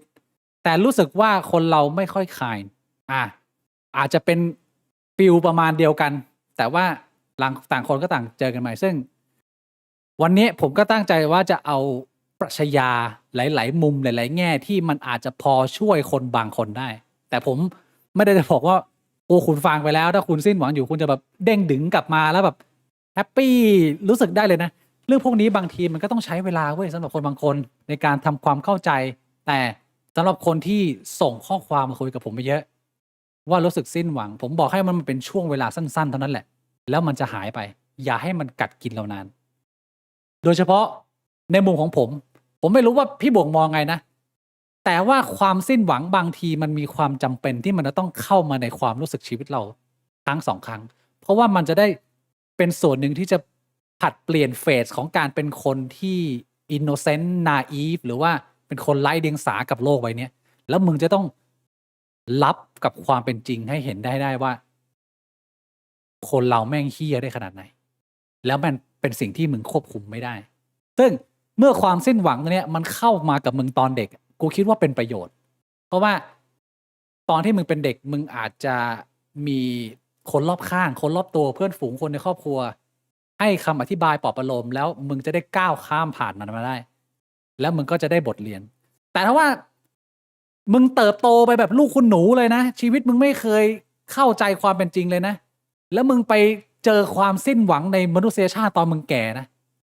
ว่ามันอาจจะมีความยากกว่าในการที่มึงจะเอากลับมา เพราะว่าตอนนั้นเนี่ย ความสิ้นหวังตอนที่มึงเติบโตแล้วมันอาจจะรุนแรงมากกว่าก็ได้ ผมไม่รู้ แต่ผมคิดว่าอย่างน้อยๆถ้าเรามองดีๆอ่ะมันเข้ามาเด็กๆไม่เป็นไรนะ มันยังพอเด็กๆมันอาจจะมีความแฮปปี้ alert หาเรื่องเล่นอะไรไปเรื่อยได้ พอมึงผ่านมันไป ความรู้สึกสิ้นหวังมันก็จะเป็นแค่ความทรงจำอันนี้เป็นข้อดี แต่ผมไม่รู้หรอกอย่างพี่เป๊กหลุดโลกกูก็ไม่รู้ว่าแบบไปเจอเหตุการณ์สิ้นหวังมาหรือเปล่าไอ้เหี้ยก็วิ่งไปเป็นสไปเดอร์แมนพี่บวงมันก็ตอบยากไงแต่ว่า เอาอธิบายไล่ไปกันเลยนะ อันนี้ผมไปเสาะหาข้อมูลมาจากหลายๆแหล่งนะ มีหนังสือปรัชญาคุยกับ ChatGPT นะ ก็มีเซตคำตอบมาประมาณนี้ ปรัชญาเพื่อหลุดพ้นจากความสิ้นหวังในเพื่อนมนุษย์ ประเด็นแรกก็คือว่า เขาบอกว่าสิ่งที่เราควรจะโฟกัสในชีวิต ไม่ว่าคุณจะอยู่ในสถานการณ์ที่ธรรมดาเฉยๆหรือกำลังมีความทุกข์ความยากนะเขาอยากให้คุณเข้าใจว่าสิ่งที่สำคัญกับชีวิตไม่ใช่ความสุข แต่เป็นความหมายของชีวิต meaning is more important than happiness เพราะว่ามนุษย์เราเป็นสิ่งมีชีวิตหนึ่งที่มึงสามารถทนกับอะไรก็ได้ ถ้าในความรู้สึกมึงมันมีความหมายที่มีคุณค่าอยู่ สิ่งที่ทำให้มึงทนกับทุกอย่างได้ไม่ใช่ความสุข แต่เป็นความหมาย และเป็นเหตุผลหนึ่งที่ว่าทำไมคนที่ประสบพบเจอเหตุการณ์ลำบากในชีวิตไม่ว่าจะเป็นสุขภาพมึงไปถึงจุดต่ำสุด หรือมึงล้มละลาย หรือมึงติดคุก หรือมึงเสียคนที่สำคัญเนี่ย มันยังมีเป้าหมายหรือความหมายอะไรของคนรอบตัว หรือแต่ละคนมันก็มีความหมายต่างกันนะสิ่งนั้นทำให้มึงยังอยู่ได้และมึงไม่หลุดไป ชีวิตคนถ้าไม่มีความสุขไม่มี happiness ไม่มี joy ไม่เป็นไร แต่ถ้ามึงขาด meaning เข้าไปนะ วันที่มึงล้มเนี่ยมึงอาจจะตัดสินใจไม่อยู่แล้วก็ได้เขาอยากจะสื่อสารให้เราเห็นได้ว่า ความหมายในชีวิตเป็นสิ่งที่สำคัญกว่าความสุขในทุกๆวัน อันนี้เป็นประเด็นที่หนึ่งเพราะฉะนั้นมันอาจจะพอสรุปได้กับคนหลายๆเคสหลายๆกรณีที่เขาอาจจะคิดสั้นหรือว่าเป็นเด็กๆแล้วรู้ไม่เท่าไม่ถึงการผมอยากให้คุณชั่งใจไว้เยอะบางทีเราอาจจะยังไม่เจอความหมายในชีวิตนะเราก็ฟูมไฟล์ไปแล้วว่าโลกนี้มันสิ้นโลกนี้มันดับแล้ว อยากจะให้อยู่ก้าวข้ามผ่านช่วงเวลานั้นให้ได้ หาความหมายของชีวิตให้เจอแล้ววันนั้นคุณจะเป็นคนที่โคตรแข็งแกร่งมาก อันนี้คือประเด็นที่หนึ่งส่วนสิ่งที่ ChatGPT แนะนำมานะผมไปถามพี่บวงแล้วว่า ChatGPT ในฐานะที่มึงรู้จักปรัชญาทุกประโยคทุกภาษา มึงคัดมาให้กูเลยว่า ปรัชญาไหนใช้ได้กับความสิ้นหวังในเพื่อนมนุษย์ มันจะมารักษาตรงนี้ได้ มันคัดมาให้กู5 เรื่อง ขอบคุณคุณแก้วกลานะฮะกาวกลา100 บาท อ่านว่าอะไรพี่บวงอ่านได้ไหม แก้วกล้า แก้วกล้า สิ้นหวัง แก้ว ครับ กล้า เขาบอกว่าสิ้นหวังครับ เมื่อก่อนเป็นคนไปลามาไหว้ก่อนจากก็บอกลา เดี๋ยวนี้อยากจะไปก็ไป ไม่มีคำลาสักคำเหลือทิ้งไว้แค่แชทเราจะหลุดจากความสิ้นหวังนี้ได้ไหมครับ ได้ครับ จงมีความหวังครับ เรามาฟังปรัชญา5 มุมที่จะมาช่วยได้มากได้น้อยคิดตามนะพี่น้องนะ อันแรกเขาแนะนำมาว่าให้เข้าใจหลักของคำว่า humanism พี่บวงแปลว่าอะไร ความเป็นมนุษย์เหรอ เชื่อในมนุษย์เหรอ humanism ใช่ ก็จะแปลอย่างนั้นก็ได้คือว่าจงมีศรัทธาอยู่ในเพื่อนมนุษย์ต่อไป เหตุผลเขาก็คือว่า คุณต้องเข้าใจธรรมชาติของมนุษย์ได้ว่า มนุษย์เรามันป่าเถื่อนมาตั้งแต่ยุคไหนแล้ว แล้วมันก็จะป่าเถื่อนต่อไป แต่นั่นไม่ใช่ประเด็น ประเด็นคือว่ามันยังมีคนจำนวนมากที่เป็นคนที่ยังสู้เพื่อคนอื่น คนที่มันยังทำเพื่อคนอื่น คนที่มันอยู่แบบ low life คนที่มันไม่ได้ทำอะไรเพื่อตัวเอง คนพวกนี้ไม่ค่อยได้รับแสงแต่ยังมีอยู่ในทุกสังคมรอบตัวเราเขาบอกว่า please keep your eye on those people who are still fighting for others ถ้าเรารู้สึกว่าเราสิ้นหวังในมวลมนุษยชาติมันเป็นไปได้สูงที่ว่าคนรอบตัวมึงมันเผยความเป็นสัตว์ความเหี้ยออกมาแต่ว่า อย่าไปมองแค่นั้น อย่าปล่อยให้วิชั่นของเรามันแคบอยู่กับคนแค่นี้ มองไปที่โลกกว้างๆออกไปเดินทางแล้วหาให้ได้ว่ามันยังมีคนจำนวนมาก ที่มันยังสู้เพื่อคนอื่นอยู่ ก็บอกว่า จับตาไว้ เอาตาคุณจับไปที่คนที่ยังสู้ไว้ อย่าไปสนใจไอ้เหี้ยพวกบ้า พวกยังเป็นคนตื้นเขินยังชอบขี้อวดอยู่กับรูปลักษณ์อยู่กับอะไรพวกเนี้ยเลิกดูคนพวกนี้ แล้วคุณจะได้ความหวังในมนุษยชาติกลับเข้ามา อันนี้คือข้อที่หนึ่งครับผม humanism ได้ไหมอันนี้สมเหตุสมผลไหมหรือว่าไม่เวิร์ก มันก็สมเหตุสมผลนะ ก็เป็นการบอกว่าเฮ้ยมันก็ยังมีกลุ่มคนที่พยายามต่อสู้เพื่อคนอื่น อืม เราอย่าไปมองในด้านที่แย่ เรามองในด้านที่ดี ให้เราโฟกัสในด้านที่ดีด้วย เพราะว่ามนุษย์เหมือนจะแบบว่าใส่ใจกับเรื่องแย่ๆมากกว่าเรื่องดีๆในบางครั้ง อ่ะโดยเฉพาะบางครั้งมันไม่ได้เป็นความผิดมึง แต่มันเป็นความโชคร้ายที่มึงไปเกิดในสภาวะแวดล้อมที่มึงอาจจะโดนคนรอบตัวมันไม่ได้เป็นคนดี หรือบางกรณีก็เป็นความผิดมึง ที่มึงเป็นคนตื้นเขินแล้วมึงก็ยังดึงแต่คนตื้นเขินมารอบๆตัวมึง แล้วสุดท้ายมึงก็มาฟูมไฟล์ว่าคนรอบตัวไม่ดี แต่บางทีมันก็เป็นความตื้นเขินของมึงที่มึงไม่ยอมละทิ้ง บอกให้มึงเลิกทำแบบนี้มึงก็ไม่เลิก แต่แล้วมันก็ attract แต่คนแบบนี้มา สุดท้ายมึงไปโทษใคร ก็ยากนะ ก็ค่อยๆดูไปว่า ถ้าเรามีความรู้สึกสิ้นหวังในเพื่อนมนุษย์ มันเป็นปัจจัยอะไร แต่ว่า humanism ความเชื่อมั่นในมนุษยชาติ พอจะเป็นภาพที่สำหรับผมพี่บวง ช่วยได้เยอะพี่บวง เอาส่วนตัวนะประสบการณ์ส่วนตัว ขอบคุณพี่พิษนะพี่พิษอีก100นะ ส่วนตัวเจอข้อคิดหนึ่ง ความเห็นแก่ตัวมนุษย์ก็คือเกม theory ทุกอย่างในชีวิตถ้าเรามัวแต่ no take เราจะโดนคนอื่นกด take sheet เป็นประจำก็make sense ไหมพี่บวงเกม theory มันก็จริงนะ บางทีคนมันก็มองว่ากูก็ต้องเอาชนะ กูก็ต้องเอาของคนอื่นเข้ามาที่ตัวกู ขอบคุณคุณเกษมพีนะฮะคน19 บาท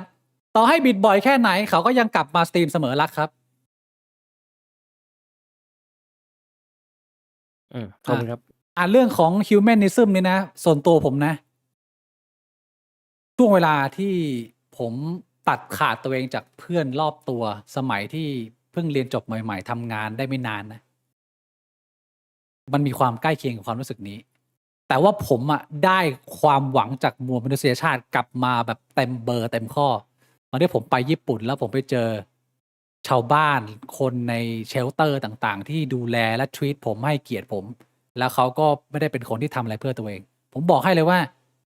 ใครที่มีโอกาสได้ไปทำงานอาสานะ เป็นทุกคนจะเข้าใจฟีลเดียวกันเลยถ้าเกิดว่ามึงไม่ได้ไปเจอทีมงานห่วยๆนะมึงไปเจอสังคมไม่ดีนะโลกของคนอาสาแม่งฮิวใจเยอะมาก มันเป็นช่วงเวลาหลายเดือนที่ผมไปทำอยู่ที่นั่นแล้วก็ไม่ได้เงินไม่ได้อะไรเลยมีแต่เสีย แต่ว่ามันเติมเต็มความหวังในมนุษยชาติกลับมาเต็มมาก แล้วมันทำให้ผมกลับมาพร้อมที่จะกลับมาสู้ในแบบที่เราไม่ได้เป็นแบบคนอินโนเซนต์เป็นคนไร้เดียงสาอีกแล้ว เราเข้าใจแล้ว อันนี้คือส่วนตัวปรัชญาข้อที่ 2 ครับพี่บวง existentialist hope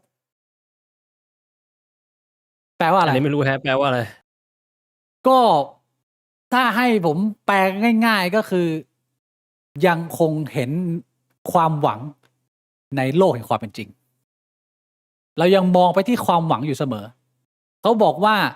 life is absurd but human can always find a purpose even in the most broken time in a broken world แปลว่าคุณต้องเข้าใจได้แล้วว่าชีวิตคนเรามันไม่แฟร์และมันโหดร้ายแบบนี้แหละแต่ความพิเศษของมนุษย์ก็คือว่ามนุษย์จะยังสามารถหาเป้าหมายและความหมายของชีวิตได้ ไม่ว่าโลกนี้มันจะพังขนาดไหน ไม่ว่ามันจะอยู่ในช่วงเวลาที่พังขนาดไหน มันจะมีคนที่แบบแม่งยัง positive ได้อยู่พี่บัวแล้วแนวคิดแบบนี้ความเข้าใจกับมนุษย์แบบนี้นี่แหละ ที่มันมีฮีโร่ในช่วงเวลาของสงครามโลกครั้งที่2อะไรเงี้ยมันยังมีคนที่แบบไอ้ยี่แฮกซอริชอย่างเงี้ยอะไรอย่างเงี้ยนึกภาพไหมมันยังมีคนที่มันยังหาเหตุผลที่ดีได้เสมอ แล้วถ้าเราอยากจะหลุดพ้นตรงนี้ได้ เราต้องมีโฮปเพราะว่าบางคนเนี่ยพอมันมีความสิ้นหวังใช่ไหมมันก็คือมันโนโฮปแล้วมันก็ไม่เลือกที่จะ มีความหวังหรือจะกลับมาเป็นคนที่มีประโยชน์ต่อตัวเองต่อคนรอบข้างต่อสังคมแล้วมันละทิ้งไปเลย แต่ถ้าเกิดว่า ในใจมึงลึกๆอะมึงยังมีโฮปอะมันกลับมาง่าย มันคล้ายๆกับตอนที่ผมสูญเสียความสิ้นหวังตอนก่อนไปญี่ปุ่นใช่ไหมผมรู้สึกว่าสังคมรอบตัวผมแม่งเหี้ยมากเลย แต่ผมไม่ได้สิ้นหวังนะคือโฮปมันยังมีอยู่ แล้วโฮปเราก็คือว่าผมกะว่าถ้าผมไปเจอสังคมใหม่ที่ญี่ปุ่นเนี่ย ถ้ามันเป็นเหมือนที่ผมคิดนะ ผมรู้สึกว่าความหวังผมจะกลับมา แล้วพอผมไปเจอปุ๊บแล้วมันเป็นเหมือนที่ผมหวังเนี่ยโอ้โหพี่บวกมันแบบเรากลับเข้ามาแบบเต็มมาน้ำเต็มไข่อะนึกภาพไหมมันฟูมากๆแล้วมันรู้สึกดีมากโอเค เรารู้แล้วว่าเราจะต้องเลือกคบคนแบบไหน คนแบบไหนที่เราจะต้องตัดเอาชีวิต เราเห็นแล้วว่า เราไม่จำเป็นต้องง้อไอ้เหี้ยเพื่อนที่คบกันมาเป็น10ปีก็ได้ เราตัดมาทิ้งได้เลย อะไรแบบนี้ อันนี้คือ existentialist hope คือยังมีความหวังในทุกช่วงเวลาของชีวิตมนุษย์ แล้วก็อีกอันหนึ่งที่น่าสนใจคือคำอธิบายของวิกเตอร์แฟรงโคลวิกเตอร์แฟรงโคลเป็นจิตแพทย์และนักประสาทวิทยาชาวออสเตรียก็เป็นที่รู้จักกันในฐานะผู้ก่อตั้งโลโกเทอราปีไปหากดดูได้นะโลโกเทอราปีซึ่งเป็นแนวทางการบำบัดที่เน้นการค้นหาความหมายในชีวิตแฟรงโคลวิกเตอร์แฟรงโคลซึ่งเขาคิดทฤษฎีแบบนี้ได้ เพราะว่าอะไร เพราะว่าเขาก็เป็นยิวคนหนึ่งที่เคยถูกจับไปในค่ายกักกันในนาซีในช่วงสงครามโลกครั้งที่สองและตัวเองพยายามจะหาความหมายในช่วงเวลาที่แม่ง broken ที่สุด แล้วโค้ดที่สำคัญของวิกเตอร์แฟรงโคลคือ when we are no longer able to change a situation we are challenged หรือ we are forced to change ourselves แปลเป็นไทยก็คือว่ามันทุกคนผมว่าคนส่วนใหญ่ ถ้าไม่ได้ชีวิตแบบกินหรูอยู่สบายแบบจัดๆเลยนะ 99% มนุษย์ต้องเจอ เมื่อมันมาถึงจุดหนึ่งของชีวิตจุดที่มึงรู้สึกว่า สิ่งรอบตัวมึงมันโกลาหลแล้วมึงอยากจะเปลี่ยนมันแต่มึงเปลี่ยนมันไม่ได้ มันจะมาถึงจุดที่มึงถูกบีบบังคับให้มึงแล้วต้องเปลี่ยนตัวมึงเองต่างหากแล้วผมก็ผ่านช่วงเวลานั้นมาว่า ถ้ามึงไม่เปลี่ยนวิธีคิดของมึงในการที่จะเข้าใจโลกใบนี้นะมึงจะแตกสลายแล้วนะเพราะว่าที่ผ่านมามึงได้ใช้พลังงานของมึงพยายามจะเปลี่ยนโลกคืออินโนเซนต์ไงเรายังไร้เดียงสากับโลกใบนี้ แล้วมึงยิ่งพยายามผลักดันเท่าไหร่บางทีมันยิ่งเดรนชีวิตมึงไปเรื่อยๆแล้วเขาก็เนี่ยวิกเตอร์ก็ยืนยันว่า ทุกคนจะมาถึงจุดที่มึงถูกบีบให้แล้วต้องเปลี่ยนตัวเองเพราะมึงเปลี่ยนสิ่งรอบข้างไม่ได้อันนี้ได้ไหมพี่บวง existentialist hope ก็พอเข้าใจได้นะ make sense ไหมหรือว่าไม่เห็นด้วย มันก็ make sense อยู่ พอใช้ได้นะ บางทีมันที่เขาบอกมันก็จริงก็คือ มันเปลี่ยนใครไม่ได้มันต้องเปลี่ยนตัวเองอ่ะไม่ได้จะอยู่ต่อไปได้ ปรัชญาที่3 the importance of optimism ก็อาจจะมีความใกล้เคียงกับการที่ยังต้องมีความหวังข้อที่2แต่ว่าอันนี้เนี่ยเขากำลังบอกถึงประโยชน์ของการเป็นคนมองโลกในแง่ดี ซึ่งเหมือนกับหลายๆทุกวันนี้หลายๆคนอาจจะกลายเป็นคนมองโลกในแง่ร้ายกันไปแล้วนะแต่เขาบอกว่าความสำคัญของการมองโลกในแง่ดีช่วยให้คนจำนวนมากรอดผ่านชีวิตกันมาเยอะมากแล้วหนึ่งในคำอธิบายที่เขายกตัวอย่างมาก็คือคำพูดของอิมมานูเอลคานอิมมานูเอลคานบอกว่า humanity can improve morally and socially it just takes time bro หมายความว่า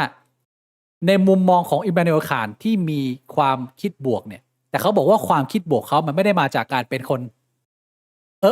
หรือว่าคิดแบบว่าอยากจะมองโลกสวยอย่างเดียวแต่มันมาจากการเก็บประสบการณ์ในการสังเกตเพื่อนมนุษย์มาอย่างยาวนานว่าในมุมของเขาแล้วเขามั่นใจว่าแม้มนุษยชาติมันจะเลวร้ายและเหี้ยแล้วบางคนอาจจะตื้นเขินและโง่และอย่างนี้มากนะแต่มันมีมนุษย์จำนวนมากและเป็นพอชั่นใหญ่ที่จะสามารถพัฒนาจิตใจตัวเองได้แม้ว่าคุณจะเป็นคนที่ดูเหมือนจะไม่สามารถเยียวยาได้แล้วขนาดไหนเพียงแต่ว่าการพัฒนาจิตใจของมนุษย์มันต้องใช้เวลานานคุณอย่าไปมองเป็นช่วงระยะ2วัน5วัน10วันหรือบางทีแค่5ปี10ปีมันอาจจะไม่พอการพัฒนาจิตใจของมนุษยชาติเนี่ย บางทีมันต้องใช้เป็นเซนจูรี่เลยพี่บุ๋มมันเป็น100 ปีหรือเป็น1,000 ปีเลย เราที่เรานั่งคุยกันอยู่ทุกวันนี้ เราอาจจะอยู่แค่ใน process สั้นๆ เล็กๆ เท่านั้นเองที่เราอ่ะกำลังจะพัฒนาจิตใจของเราไปพร้อมๆกันนะ แต่ว่าเรายังอยู่ในช่วงขั้นต้นไงพี่บุ๋มเหมือนกับวิวัฒนาการมันยังไปไม่เยอะมากเขาบอกว่าเอเมนูคานมีความรู้สึกแบบนี้แล้วมันช่วยให้เขามีความเข้าใจกับมนุษยชาติได้อย่างดีขึ้นมันเบาความรู้สึกแล้วก็มันเป็นสิ่งหนึ่งที่เขาอยากจะผลักดันให้ทุกคนมีคือ การมองโลกในแง่บวก ไม่ได้แบบบวกแบบโลกสวยไร้เหตุผล แต่บวกแบบเข้าใจ humanity จริงๆ ว่ามนุษย์เราพัฒนาได้เว้ยแค่มันต้องใช้เวลานะอีกประโยคนึงคืออิมมานูเอล คานบอกว่า if you dare to think for ourselves and use reason humanity can grow into maturity and dignity ประมาณว่า แต่ถ้าคุณต้องการจะพัฒนาตัวเองเนี่ย สิ่งที่คุณต้องการคือความกล้าหาญที่จะพูดคุยตั้งคำถามและดึงตัวเองออกมาจากกะลาโง่ๆถ้าผมแปลง่ายๆนะ คุณต้องมีความกล้าหาญในการช่วยตัวเอง ให้ออกมาจากความคิดที่มันยังตื้นเขินอยู่ นิสัยที่ยังตื้นเขิน ความเป็นนาร์ซิสซิสเมื่อคุณรู้แล้ว คุณจะพัฒนาตัวเองได้ไง มันไม่มีอะไรยากไปกว่าการมีความกล้าหาญในการแก้ไขตัวเอง แล้วถ้าเกิดทุกคนเริ่มจากตัวเอง และพัฒนาจากตัวเอง เราในฐานะมวลมนุษยชาติ สามารถเจริญเติบโตและมีวุฒิภาวะไปพร้อมๆกันได้ แค่ว่ามันต้องใช้เวลาอันนี้ก็ประเด็นที่3 2 อันสุดท้ายสั้นๆ ข้อที่ 4 Stoic Realism นะฮะ Stoic นี่ก็เป็นปรัชญาแขนงโบราณของกรีกแล้วซึ่งมีมานานแล้ว Stoic Realism ต้องการจะเน้นย้ำให้เห็นถึงความอยู่กับความเป็นจริง การที่มึงมีแนวคิดการดำเนินชีวิตแล้วมองอะไรให้มันพยายามอยู่กับความเป็นจริงเนี่ย มันดูเหมือนจะขัดนะกับการที่มึงจะหลุดพ้นมาจากความสิ้นหวังกับมนุษยชาติ แต่ว่าในมุมของ Stoic Realism เนี่ยเขาพยายามจะผลักดันให้เห็นว่า please control your action not the world อยู่กับความเป็นจริงคล้ายๆกับที่คุยมาก่อนหน้านี้ก็คือ ใกล้ๆกับข้อ2ป่ะใช่ก็คือควบคุมในสิ่งที่มึงควบคุมได้อะไรที่มึงควบคุมไม่ได้มึงอย่าไปควบคุมแล้วทุกอย่างมันจะค่อยๆคลี่คลายไปเองอันนี้เขาบอกว่าโปรดควบคุมพฤติกรรมและความคิดของคุณไม่ใช่ที่โลกใบนี้นะอันนี้ก็คล้ายๆซึ่งผมเคยได้ยินประโยคแบบนี้มานานพี่บวงแต่ว่าผมไม่เข้าใจผมไม่เก็ตมันหรือผมไม่สามารถเอามันมาใช้ได้ในวันที่ผมมีความรู้สึกดิ่งหรือสิ้นหวังกับเพื่อนมนุษย์แต่ว่าซีรีส์หนึ่งที่ผมอยากจะแนะนำให้คนไปดูเลยเพราะว่ามันทำให้ผมเห็นความหมายของอันนี้เยอะมากคือซีรีส์ครอบครัวน่ารักของ Benedict Cumberbatch ที่ไม่ค่อยดังชื่อว่า Eric ERIC เป็นซีรีส์หนังครอบครัวที่อยู่ใน Netflix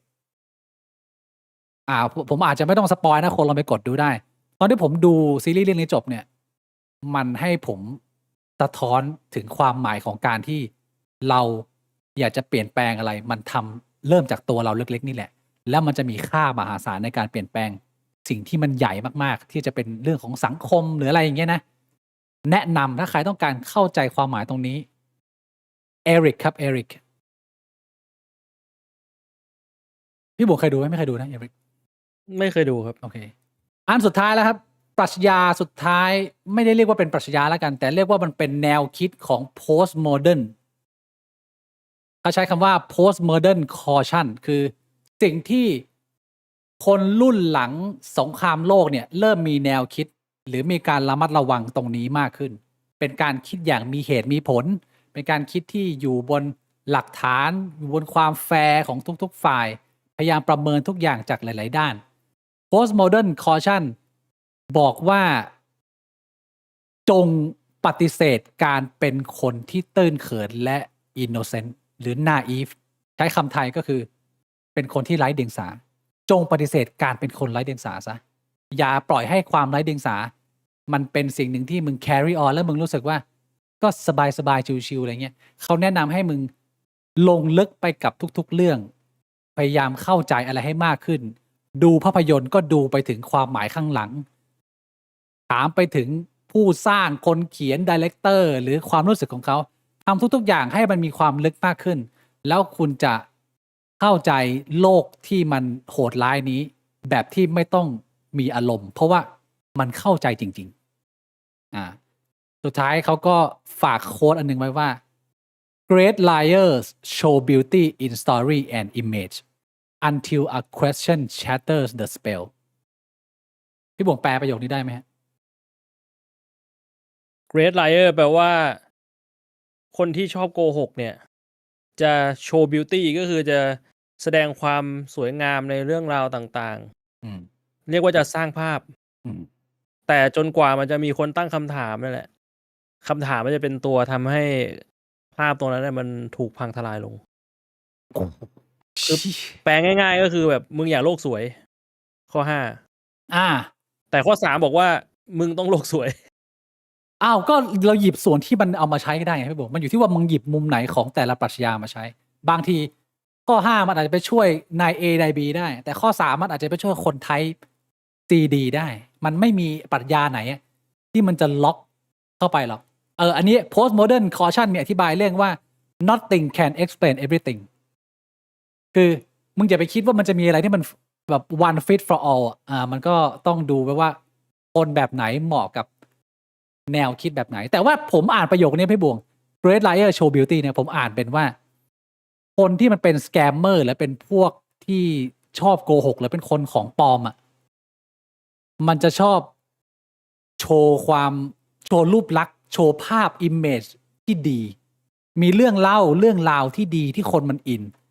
แต่เมื่อไหร่ที่มันโดนคำถามดีๆเข้าไปนะ มนหรือภาพที่มันสร้างมาจะแตกหมดเลย ก็คือมึงสามารถจับผิดคนที่เป็น Great Liar เป็นคนที่มันเป็น Scammer เป็นคนของปลอมได้ โดยการที่มึงสามารถตั้งคำถามดีๆได้ คนที่เป็น Scammer ไม่ชอบคำถาม อันนี้คือการตีความประโยชน์นี้ของผม อย่างเช่นหมอบีบอกว่า อย่าหลงเชื่อสิ่งธรรมชาติสิ่งเหนือธรรมชาติ แต่หมอบีก็บอกว่าเฮ้ยอันนี้หมอบีติดต่อกับวิญญาณได้ เป็น การตั้งคำถามมันก็จะไป อืม ทำลายมนตราของหมอบีอะไรแบบนี้เหรอเป็นตัวอย่าง ตัวอย่างดีมากพี่บวกโอสรุปจบ ชัดเจนว่าคนที่ออกสื่ออันหนึงพูดว่าอย่างงมงาย แต่ว่าประวัติคือเคยปราบผีที่ยุโรปมาแล้ว มันก็งงๆอ่ะพี่บวกเฮียมันดู บอกว่าอย่างมงายแต่ว่าอ้างคนที่เคยเกิดมาแล้วก็เดิน7 ก้าวแล้วก็ทุกก้าวมีดอกบัวบานขึ้นมา ใช่ต้องตั้งคำถาม แล้วคุณจะสามารถจับไอ้พวก18 มงกุฎได้ ไม่ว่าจะเป็นมามุกไหนก็ตาม โดยเฉพาะพวกที่มามุกแบบสิ่งที่คนไทยเราชอบตกหลุม คือคนไทยเราตื้นเขินนี่เงี้ยหน้าตาดีชื่อเสียงดีเสียงดี อะไรเงี้ยเล่าเรื่องเก่งหน่อยเอาเฮียเชื่อหมดศรัทธาหมดพังหมด คนไทยเราต้องหัดตั้งคำถาม แล้วก็หัดกลับมาศรัทธาในตัวเอง ยึดมั่นในการลองผิดลองถูก แล้วก็ให้อภัยตัวเองมากๆ เรื่องพวกนี้ก็จะลดลงไปได้ นี่แหละฮะ คือแนวทางในการหลุดออกมาจากความสิ้นหวังในเพื่อนมนุษย์ เอาไปใช้ ผมมีอีกแนวทางหนึ่งพี่บิ๊ก แนวทางไหนฮะ ถ้าสมมุติว่าคุณรู้สึกว่ามนุษยชาติเนี่ยมันสิ้นหวังแล้ว คือคุณรู้สึกว่ามันมีแต่เรื่องแย่ๆเนี่ย เริ่มต้นได้ที่ตัวคุณเลย ยังไง ตั้งคำถามว่าการเป็นคนดีเป็นยังไง อืม ตอบคำถามนั้นให้ได้ เพราะว่าถ้าคุณยังไม่สามารถตอบได้เลยว่าการจะเป็นคนดีเนี่ยเป็นยังไง คุณจะเป็นคนดีได้ยังไง แล้วเมื่อคุณตอบคำถามได้แล้ว คุณก็แค่ทำตามคำตอบของคุณ ก็ในเมื่อคุณคิดว่าโลกนี้มันไม่มีคนดี มันก็ต้องเริ่มจากตัวคุณ คุณก็ต้องเริ่มเป็นคนดีก่อน control yourself not the world อืม ชัดเจนที่ผมเห็นด้วย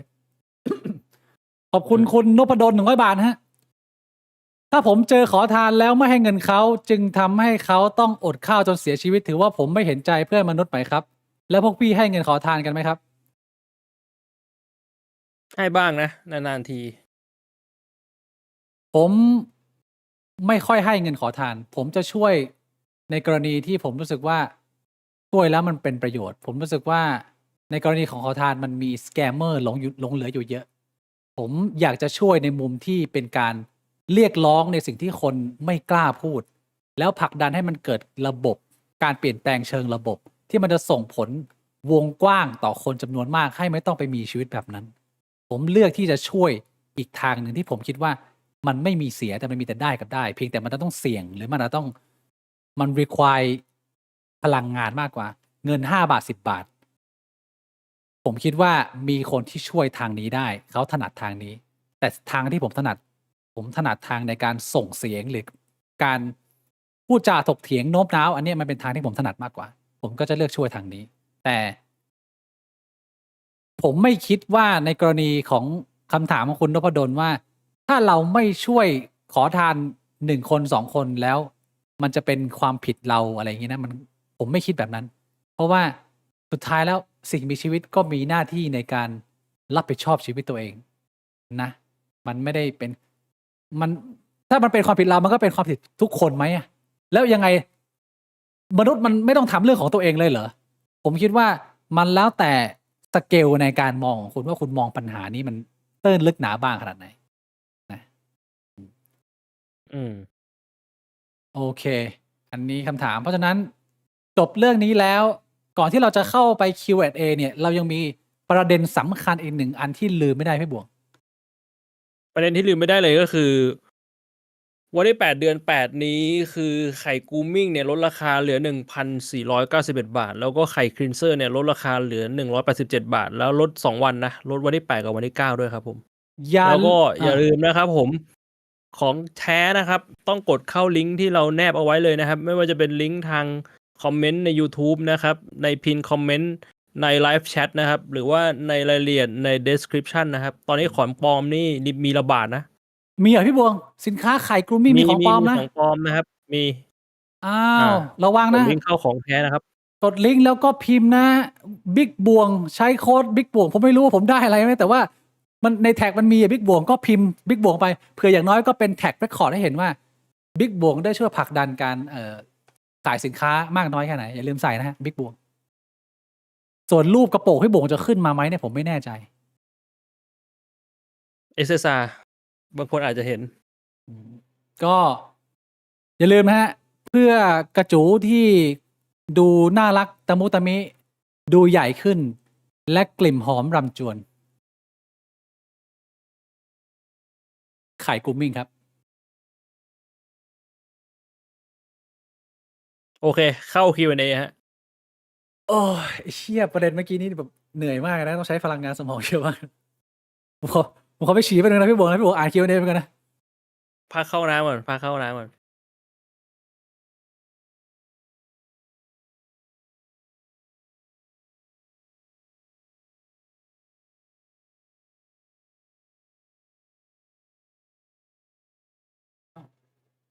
เชี่ยพี่บวงไม่ยอมอยู่อ่านผมอ่านอยู่อ่านก็ได้วะ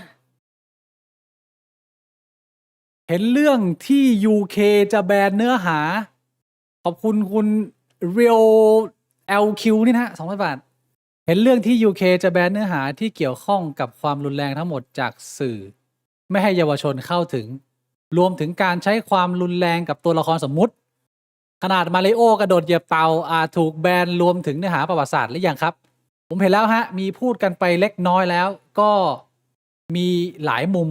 เหมือนกันนะ แต่ว่าผมก็ยังไม่ชัวร์ว่ามันจะออกมารุนแรงขนาดนั้นไหม ถึงขั้นที่แบบว่า ไอ้เชี่ยเรามาคิดกันแบบจริง ๆ อะ มาริโอเด็กก็ห้ามเล่นเหรอ มันก็คงไม่ขนาดนั้นเปล่าวะ มันเป็นการแบบว่าอาจจะตีความสุดโต่งไปไหมกับนโยบายที่จะเอามาป้องกันเด็กเนี่ย ผมคิดว่ามันใช้จริงไม่ได้นะเว้ย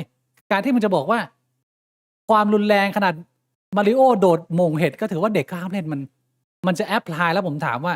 ในความเป็นจริงมันสังคมมันจะไม่ต่อต้านเหรอว่ามันแปลกมาก ผมเห็นข่าวนี้แล้ว แล้วผมก็รู้สึกว่า โอเคในมูฟในการคอนโทรลปิดปากบางคนอาจใช้คำว่าปิดปากประชาชนเนี่ยคือรัฐต้องการจะควบคุมประชาชน มันก็พอจะคิดได้ แต่ก็อย่าลืมว่ามันก็มีความเป็น conspiracy ในระดับหนึ่ง เราต้องไปดู แฟกต์จริง ๆ ว่าสุดท้ายแล้วกฎหมายตัวนี้ออกมาเนี่ย มันจะควบคุมมากน้อยแค่ไหน ก็อย่างที่เราเคยคุยกับพี่บวงไปคราวที่แล้วว่า การแลกความเป็นส่วนตัวกับความปลอดภัยมันเป็น trade off ที่เราต้องเลือก ผมคิดว่ามันควรจะเข้ามามีนิดหนึ่งได้ แต่ถ้ามีเยอะมากมันก็อาจจะเป็นการละเมิดสิทธิส่วนบุคคล และอาจจะเป็นการเอาประโยชน์ จากรัฐก็เป็นได้ไอ้หลายคนที่เขียนมาว่าแบบ เนี่ยมาทำไอ้เรื่องต้องการจะบีบคนในช่วงเวลานี้กับกฎหมายออนไลน์แอคเนี่ยเขาต้องการจะปิดข่าวเรื่องเอฟสตีนไหมอะไรเงี้ยผมคิดว่ามันความเชื่อมโยงมันน้อยมากนะ ก็ต้องดูไปในหลาย ๆ มุม เรื่องนี้มันยังถกเถียงกันอยู่ แต่เอาเป็นว่า เอาชัด ๆ คือไม่มีใครอยากจะมอบทุกสิ่งทุกอย่างให้รัฐ เพื่อให้รัฐไปจัดการ แล้วก็ควบคุมอำนาจเราเบ็ดเสร็จอะไรอย่างเงี้ยผมว่าไม่มีใครต้องการอยู่แล้ว เพียงแต่ว่าความปลอดภัยมันก็ต้องมีอย่างที่เราเคยคุยกันเรื่องประเด็นของสังคมใน Discord เด็กผู้หญิงจำนวนมาก หรือเด็กผู้ชายโดนล่อลวงให้เข้าไปโชว์รูปโป๊เปลือยอนาจารแลกกับเงิน 200-300 บาท แล้วสุดท้ายผู้ใหญ่กลุ่มนั้นก็เอามาแบล็กเมลต่อกลายเป็นว่าเด็กพวกนี้โดนหางว่าวยาวเลยไอ้เรื่องแบบเนี้ยถ้ามันไม่มีเรื่องของการ แบบว่าควบคุมแอคเคาท์จำกัดอายุการเข้าใช้บางทีมันก็ไม่รู้จะไปคุมมันยังไง ผมว่ามันต้องเลือกเทรดออฟแต่ว่าที่เราคุยกันได้คือ ระดับตรงไหนมันเหมาะสมพี่บงมีเติมเรื่องนี้ไหมพี่บงจะมีอัปเดตเรื่องของออนไลน์แอคออนไลน์เซฟตี้แอคที่จะเข้ามาควบคุมชีวิต แล้วมีคนกังวลเยอะไหม คือสุดท้ายนะ กูว่าคำถามมันคือทำไมเด็กถึงต้องมาใช้อินเทอร์เน็ตทำไมเด็กถึงต้องเข้าสู่โลกออนไลน์ ก็เปิดโลกไงเรียนรู้เผื่อเด็กสมัยนี้เขาทำมาหากินแล้วไม่ได้เหรอ มันไม่ต้องเรียนรู้แบบออนไลน์ก็ได้อะมันเดี๋ยวนี้คือมึงก็โหลดมาดิมึงโหลดมาลงในคอมอะไรที่มันอยู่ในออนไลน์มึงก็โหลดมา แล้วในอยู่ใน มุม คอมเป็นออฟไลน์ ในมุมที่เขาบอกว่าไอ้เหี้ยรัฐมันจะให้เราเอาไอดีไปยืนยันทุกแพลตฟอร์มเงี้ยแล้วมันจะเอาไอดีเราไปทำอะไรก็ได้อย่างนี้เราก็ทำผิดอะไรไม่ได้เลยดิเขาโดนเขาจ้องตลอดเวลา อย่างนี้ เอาวันนี้มึงอยากจะทำผิดอะไรอ่ะถ้างั้นนะ มันอาจจะมีเรื่องอื่นด้วยพี่บวกในมุมของที่ว่า ถ้ามึงเป็นมึงต้องการตั้งคำถามกับรัฐ มึงต้องการสู้กับรัฐ แบบนี้ แล้วมึงต้องการเปิดโปงข้อมูลลับอะไรบางอย่าง มันจะทำให้ มึงไม่สามารถคานอำนาจกับรัฐได้ไหมอันนี้ก็เป็นประเด็นที่น่าคิด แล้วมันจะคอนโทรลได้เบ็ดเสร็จใช่ไหม แต่ผม ประ คิด เด็นนี้ก็คล้ายๆกับประเด็นกฎหมายควบคุมปืนป่ะถ้างั้นน่ะ อืม มองว่าแบบเฮ้ยมึงต้องมีปืนไว้ต่อสู้กับพลังรัฐนะอะไรแบบนี้ โอ้โหเรื่องนี้คุยยากนะ เรื่องนี้คุยยากมัน แต่ผมคิดว่าในโลกอินเทอร์เน็ตนะคุณไม่สามารถควบคุมคนได้เบ็ดเสร็จหรอกในยุคทุกวันนี้ ผมคิดว่ามันยังมีความรั่วไหลและช่องโหว่ยังพูดดูอย่าง VPN อย่างเงี้ยยังใช้ ใช่ กันแพร่หลายเลยมันก็ยังเป็นเรื่องที่มันดูเหมือนมันยังควบคุมโดยรวมไม่ได้ ผมว่า ควบคุมยากมัน ควบคุมยาก แทบจะเป็นไปไม่ได้เลย อืม เทเลแกรมงี้ อืม ใครจะไปควบคุมได้ ขอบคุณคุณคอดดี้1998นะฮะเซก20 บาท คูณ3 60 บาท ขอบคุณมากครับ คราวนี้ผมไม่เข้าใจผิดแล้ว ดีครับ ขอบคุณครับ มาสายวันนี้ แต่พอดีขนน้องชายเริ่มยาวทำไงดีครับ โอ้โหยต้องรอเลยนะ อีก2 วันเนี่ย คือรีบสั่งไข่กูมิ่งเลยนะครับผม อ่า อืม เพื่อน้องกระเจียวที่ไม่มีขนนะฮะ ครับผม Q&A อิสลามต้องมีการเปลี่ยนแปลงไหมครับ เพราะข้อห้ามและการแต่งกายไม่สอดคล้องกับยุคสมัยปัจจุบันแล้ว ในมุมมองของพี่บวง มันเรื่องของศาสนาเขาผมก็ไม่ได้อยากจะเข้าไปยุ่ง ผม งั้น ไม่ได้อยู่ในศาสนาเขานะ งั้นผมขอ จะ ยุ่ง ให้ผมไปบอกว่าต้องเปลี่ยนมันก็ยังไงผมอยากยุ่งสำหรับผมเนี่ย ผมว่าอิสลามเนี่ย สมควรจะต้องมีการเปลี่ยนแปลงข้อมูลอะไรเยอะอยู่พอสมควรเพื่อปรับปรุง ไม่ใช่แค่เรื่องของข้อห้ามการแต่งกาย แต่จะเป็นเรื่องของความคิดความเชื่ออะไรอีกหลาย ๆ อย่างที่ส่งต่อกันมา แล้วก็ไม่ได้มีการตีความที่แพร่หลาย แล้วมันอาจจะทำให้ถูกนำหยิบไปใช้ในทางที่ผิดได้ ผมว่าไม่ใช่อิสลามเรียกว่าทุกศาสนาในมุมผม โดนหมด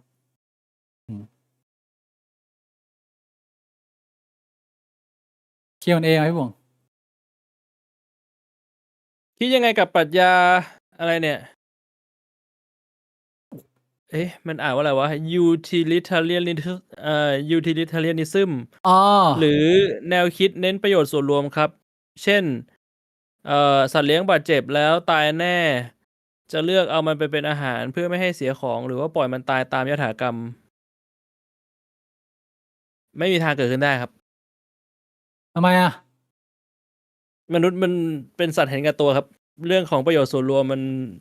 เป็นเรื่องที่ขัดกับธรรมชาติของมนุษย์อยู่แล้ว อะไรที่มันขัดกับธรรมชาติของมนุษย์แล้วมันทำให้เกิดขึ้นจริงยากมาก มันก็จะเกิดขึ้นได้แค่แป๊บเดียวแล้วพอมันฝืนธรรมชาติมนุษย์ก็จะกลับไปเป็นแบบเดิม มันทำให้ผมนึกถึงไอคอนเซปต์หนังสือที่ชื่อว่า justice พี่บวง การมานั่งหาว่าอะไรคือความยุติธรรม แล้วมันก็มีหลากหลายปรัชญาอย่างประโยชน์นิยมเนี่ยก็ถือว่าเป็นส่วนหนึ่งที่เขาหยิบยกมาพูด มุมผมคิดว่าทุกอันมันก็มีข้อดีข้อเสียขึ้นอยู่กับต่างสถานการณ์ว่าสถานการณ์ไหนคุณควรจะหยิบเรื่องอะไรมาใช้พิจารณาบางสถานการณ์เนี่ยการแก้ปัญหาความสงบสุขความขัดแย้งได้ดีที่สุดเนี่ยมันก็น่าจะเป็นประโยชน์นิยม แต่ว่ามันใช้กับทุกสถานการณ์ไม่ได้ ในมุมผมนะเท่าที่ผมอ่านหนังสือมาขอบคุณ ผ คุ ม ณ มองตรงกันข้ามด้วยซ้ำนะ อ่ะ คือผมมองว่ามนุษย์เป็นสัตว์เห็นแก่ตัว เพราะฉะนั้นน่ะคุณไม่ควรจะเปลี่ยนมนุษย์ ถ้าคุณพยายามเปลี่ยนมนุษย์โดยการสร้างให้สังคมมนุษย์มาเป็นสังคมที่มันเน้นส่วนรวมอ่ะไม่ว่าจะเป็นด้วยระบบการเลือกตั้งระบบการปกครองหรืออะไรก็ตามอ่ะมันไม่ได้ผลหรอก แต่ว่าถ้าสมมุติว่ามันมีอะไรสักอย่างมาครอบมนุษย์อีกทีหนึ่งอ่ะมาควบคุมมนุษย์อีกทีอันนั้นมันถึงจะทำได้ ก็คือมนุษย์ไม่ได้โดนโน้มน้าวให้เปลี่ยน แต่ว่าโดนบังคับว่ามึงต้องเปลี่ยน ใช่ก็เหมือนกับ อะไรแบบเนี้ย ธรรมชาติของการที่เราอยากมีเซ็กไปมั่ว หรืออยากฆ่าคนอื่นเงี้ยเราไม่สามารถเปลี่ยนตรงนี้ได้ แต่ว่ามันต้องโดนครอบด้วยกฎหมายไงเพียงแต่ว่ากฎหมายจะอิงอะไรอิงความแฟร์อิงที่มาหรืออิงประโยชน์อะไรอย่างนี้มันก็เป็นเรื่องไปเรื่องนี้ดีเทลเยอะมากแนะนำไปอ่านหนังสือเรื่อง justice นะฮะขอบคุณคุณนันนะพี่บวง500 เยนนะคิด ขอบคุณ ว่า ครับ ทำไมนักบวชพุทธไทยถึงถูกทำให้เป็นผู้สูงส่งตั้งแต่วันแรกที่โกนหัว โดยรุ่นพี่ในวัดทั้งที่ยังไม่ได้ทำอะไรเลย แถมยังต้องไปเดินขออาหารชาวบ้านกันครับ ก็คือเขาปฏิญาณตนแล้วไง ว่าเขาจะรักษาศีลที่มากกว่าคนอื่น มันเป็นกุศโลบายมาตั้งแต่รุ่นพ่อรุ่นแม่เราแล้วว่า ในเมื่อพระสงฆ์รักษาศีลได้มากกว่าคนทั่วไป ก็เรียกว่ามีความศักดิ์สิทธิ์มากกว่า เป็นคนที่น่านับถือเป็นคนที่ต้องกราบไหว้ อันนี้เป็นกุศโลบายของศาสนาพุทธ ใช่ผมคิด เพราะ ว่า ฉะนั้น มั ตั้งแต่ที่เขาโกนหัวแล้วเขาปฏิญาณว่าเขาจะรักษาก็คือเขาสูงกว่าคุณละ ใช่เป็นกุศโลบายผมคิดว่าอย่างที่เคยคุยกันไปหลายครั้ง มันเวิร์กในอดีต เพราะว่าในอดีตคนมันมีความรู้เท่าทันมีการศึกษาอะไรเงี้ยมันน้อยสังคมมันขับเคลื่อนไปด้วยความศรัทธา แล้วมันก็ต้องใช้แบบนี้ในการนำผู้คน ถ้ามึงไม่มีความศักดิ์สิทธิ์ถ้ามึงไม่สร้างให้พระศักดิ์สิทธิ์คนมันก็จะไม่ฟังเขาก็เลยต้องเอาความศักดิ์สิทธิ์มาจับ แต่ทุกวันนี้มันเป็นยุคที่มันมีคนพอชั่นจำนวนมากมันสามารถศรัทธาหรือเชื่อมั่น หรือเชิดชูอะไรบางอย่าง ด้วยเหตุและผลได้ มึงไม่ต้องเอาภาพความเป็นเทพอันนี้มาแล้ว มันเคยเวิร์กในอดีต แต่มันกำลังเป็นปัญหาในอนาคต ในประเด็นของความสูงส่งของพระ ซึ่งผมว่าไม่ดี ขอบคุณคุณไอบิเกลนะฮะ179 บาทพี่คิดว่ามนุษย์พยายามหาความหมายกับชีวิตไปทำไมครับ ตั้งแต่ยุคโฮโมในมุมพี่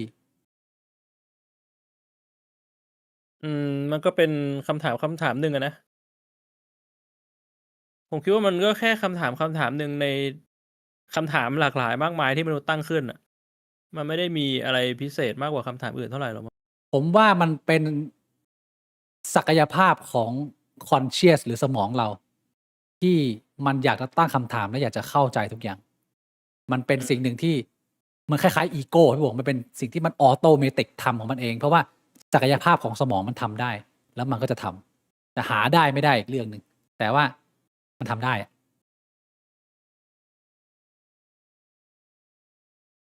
Q&A จากพี่พิษรัตนานะฮะเมมเบอร์10 เดือนของเราพี่พิษ คิดยังไงที่นักธรณีพูดถึงแผ่นดินหลังไอซ์วอล อันไหนนี่ อันไหนวะพี่พิษโลกแบน Ice มา Wall เนี่ย คือตรงไหน นี่โลกแบนเหรอ หมายถึงทฤษฎีโลกแบนเหรอ มึงคุยถึงอันไหนเนี่ยกูไม่รู้อ่ะพี่พิษมึงเอาแบบเพรมิสมาด้วยเดแอนตาร์กติกายังไงวะมันมีกำแพงไอซ์วอลไม่เข้าใจอ่ะขอบคุณคุณอะไรเนี่ยมองไม่เห็นอีกแล้วชีวิตกู คุณเบียร์นะฮะ69 บาทที่มีวีรกรรมตอนเมาครั้งไหนไหมครับ ที่สมควรหยิบมาเล่า โอ้ผมเคยเล่าไปแล้วไอ้ที่อ้วกเป็นปลาดาวนะ ผมก็เคย ค เล่า รั้งเดียวในชีวิตเลยที่ภาพตัด ผมก็เคย ผมไม่เคยภาพตัดนะ ผมควบคุมตัวเองได้เสมอไม่ว่าจะเมาหนักขนาดไหน แต่ว่า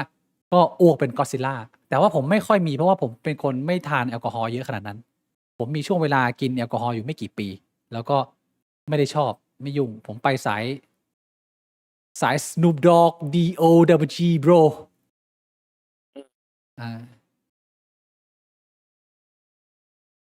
คำถามมาพี่บวง จากในคลิปของจีนที่พี่บิ๊กพูดไปนั้นแค่เล็กน้อยครับ ของไทยมีเยอะพอๆกัน ผมเป็นเหยื่อคนหนึ่งแต่โชคดีมาก ที่ผมกลายเป็นพวกจิตวิปริตถึงอยู่รอดกับสังคมสมัยใหม่ได้ ผมโดนกระทืบเลือดท่วมพื้น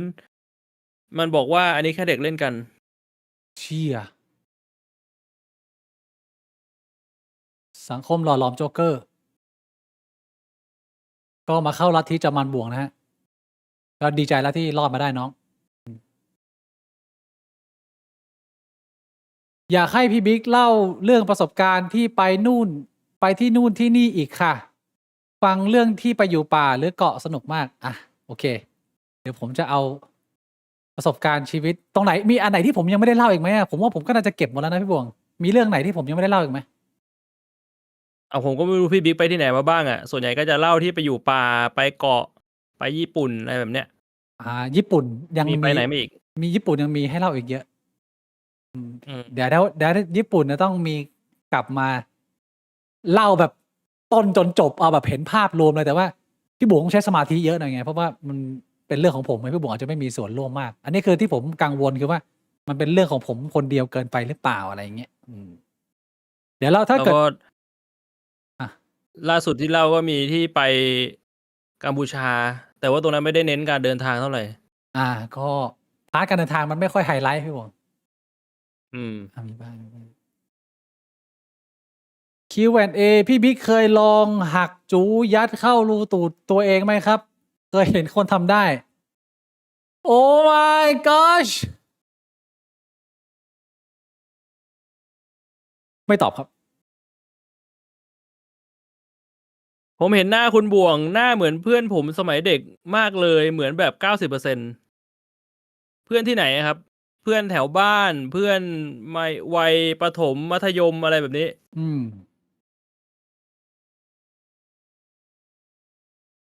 แต่ว่าไม่ใช่ใช่ไหมแค่หน้าเหมือนเฉยคำถามต่อไปครับ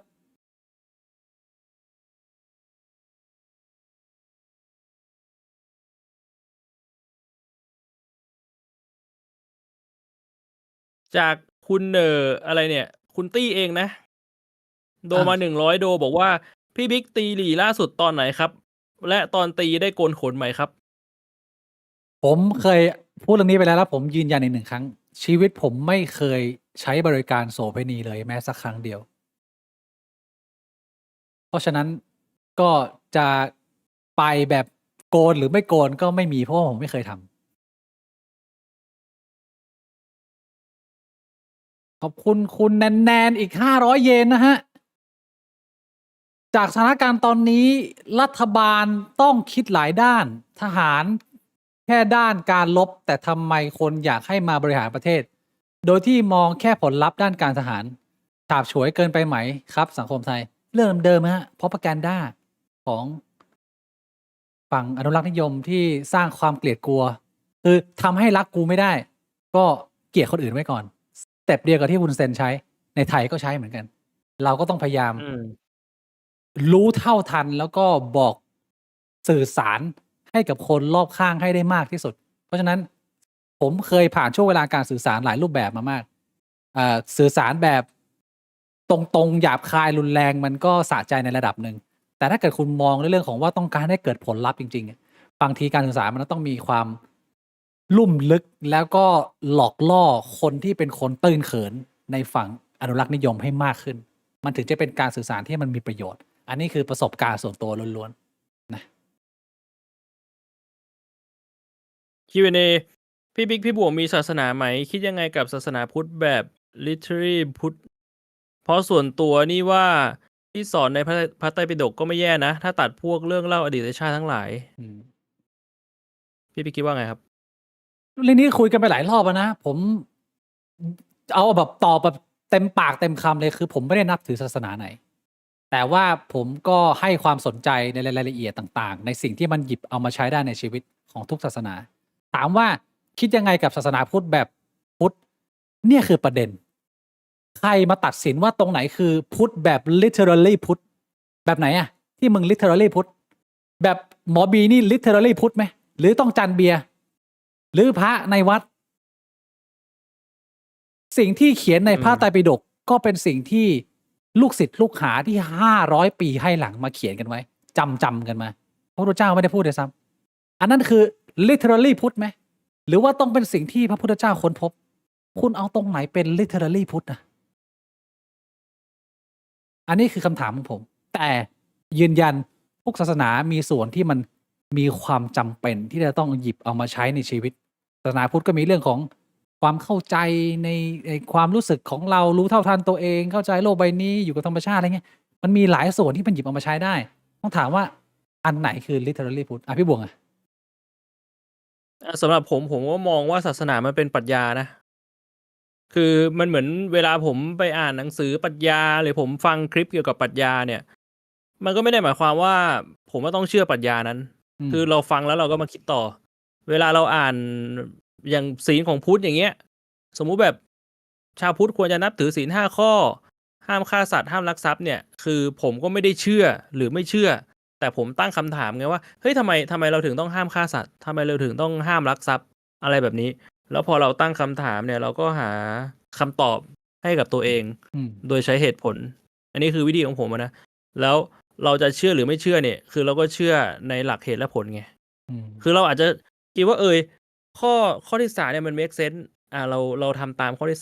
3ข้อที่4เนี่ยมันไม่ make sense นะเราไม่จำเป็นต้องทำตามอะไรแบบเนี้ยแต่สุดท้ายผมไม่ได้เลือกที่จะทำตามเพราะมันเป็นศาสนาพุทธแต่ผมเลือกที่จะทำตามเพราะว่าเราวิเคราะห์ด้วยเหตุและผลของเราในหัวของเราเองแล้วเราคิดว่ามันสมเหตุสมผล นี่มันก็ไม่ได้ถือเป็นการนับถือไหม ใช่ไง อย่างสมมุติว่าถ้าสมมุติไปอ่านอัลกุรอาน แล้วมันจะมีสักเวอร์สหนึ่งที่ผมอ่านแล้วผมว่าอันนี้มัน make sense ผมเห็นด้วย มันก็ไม่ได้หมายความว่าผมอยากจะนับถือศาสนาพุทธศาสนาอิสลามหรือผมเลื่อมใสนะ แต่คือผมเห็นด้วยแค่กับหลักคำสอนตรงนั้น ว่าลองมาคิดกันตามหลักเหตุและผลแล้วตรงนี้มันดูเข้าใจได้มันดู make sense นะมันดูเป็นเหตุและผลมันมีน้ำหนัก อะไรแบบเนี้ยนะในมุมของผมเป็นคนสไตล์นั้นมากกว่า ชัดเจนเห็นด้วยแล้วก็แนะนำให้คนหลายคนที่ยังพึ่งพาแรงศรัทธาในการนำชีวิต อีกครั้งหนึ่งผมย้ำมันไม่ใช่เรื่องที่ผิด และผมเข้าใจด้วย แต่อย่าหยิบมาใช้ไปตลอดรอดฝั่งคุณต้องยืนด้วยตัวเองสักวันหนึ่งไม่ใช่จะอยู่กับอาจารย์ ใช่ คนนี้ไปตลอดเลิกทันทีแบบเนี้ย เอาตรงๆนะผมมองว่าศาสนามันเหมือนยาที่มันแรงมากๆอ่ะที่คุณควรจะใช้แบบนานๆที ถ้าคุณใช้บ่อยอ่ะร่างกายคุณมันพังหมด คุณนึกภาพว่าคุณถ้าสมมุติว่าคุณป่วยหนัก คุณต้องใช้ยาแรง คีโมไง แบบคีโมแบบเป็นมะเร็งเงี้ยต้องใช้คีโม ใช่ เฮ้ยผมเข้าใจได้นะ แต่ถ้าสมมุติว่าร่างกายคุณมันดีอยู่แล้วอ่ะไอ้ที่มันไม่มีใครที่ไหนไปแดกยาแรงๆให้มันแบบร่างกายมันพัง กับจิตใจก็เหมือนกัน ผมมองว่าจิตใจกับศาสนาเนี่ยมันมีความสัมพันธ์กันแบบนั้นเลยคือ ผมเข้าใจในอันนี้ผมเคยพูดไปหลายรอบแล้วกับคนที่แม่งจิตใจแม่งแตกสลายแม่งไปเจอเรื่องราวมา แล้วแม่งแบบแม่งรับความจริงไม่ได้อะผมเข้าใจว่าศาสนาเนี่ยแม่งเข้ามาช่วยเหลือจิตใจที่มันไม่ไหวแล้วกับชีวิตได้ ใช่ อันนี้ยืนยัน แต่ว่าหลังจากที่คุณพยุงตัวเองได้แล้วเนี่ย ไม่ใช่หมายความว่า คุณจะยังแบบว่าไปกินยาตัวนั้น คุณจะยังไปเชื่อตรงนั้นอยู่ อ่า แต่มันก็เป็นเรื่องที่น่าเศร้าที่กุศโลบายของศาสนามันยึดเหนี่ยวมันใจล็อก คน มึง เอา ไว้ ไว้ไง แล้วก็หยิบ เอ เอามา อ ใช้ให้มึง เอามา เอ คอย อ คอนโทรลมึง อะไรแบบนี้ มันเหมือนพอมึงเชื่อปุ๊บ มันก็แบบมาบเข้าให้เลย สัตว์เอ้ย อย่างเงี้ย อา มันก็ไม่หลุดเลย อีกตัวอย่างหนึ่งที่เปรียบเทียบได้ดีคือ ถ้าเราเปรียบเทียบศาสนาเป็นเหมือนพ่อแม่เนี่ย พ่อแม่ที่ดีต้องสร้างให้ลูกแข็งแรง คือมึงโอบรับลูกในวันที่ลูกยังเปราะบาง ยัง innocent กับโลกใบนี้ แต่ว่าหน้าที่ของพ่อแม่คือมึงต้องทำให้ลูกแข็งแรง แล้วไม่ต้องพึ่งพาพ่อแม่ ต่างกับอีกพ่อแม่อันหนึ่งที่ โอ้โฮ แบบแทบจะเลียไข่มึงเลย แต่ว่าไม่ยอมให้มึงเติบโตและเข้มแข็งและยืนได้ด้วยตัวเอง เหมือนกับศาสนาหรือองค์กรลัทธิอะไรที่เลี้ยงไข่หลอกแดกเงินไปเรื่อย ศาสนาที่ดีควรจะปล่อยให้มึงไม่ต้องพึ่งเขา ไม่ต้องคิดถึงเขา แล้วมึงเป็นคนที่เข้มแข็งและเป็นประโยชน์กับส่วนรวม อา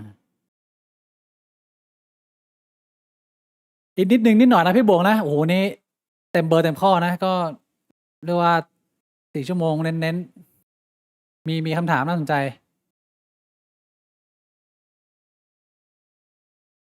แล้วแบบไหนถึงจะเรียกว่านับถือศาสนานั้น ๆ ครับ? ก็คงจะเป็นคนที่ประกาศตนว่าตัวเองเนี่ยเป็นชาวพุทธ แล้วก็พยายามทำตามคำสอนของศาสนานั้น ๆ อืม อันนี้ก็คือเรียกว่าคนที่นับถือศาสนาพุทธ ใช้คำว่าพยายามนะ เพราะมันไม่ใช่ว่าคนพุทธจะสามารถทำตามคำสอนของศาสนาได้โดยอัตโนมัติ 100% เพ ใช ราะคุณ ่ ก็เห็นว่าขนาดเป็นพระ ก็ยัง Meeting Place กันเอง เอาจริงนะพี่บวก ไอ้ประเด็นนี้นะทำให้ผมนึกถึงอันนี้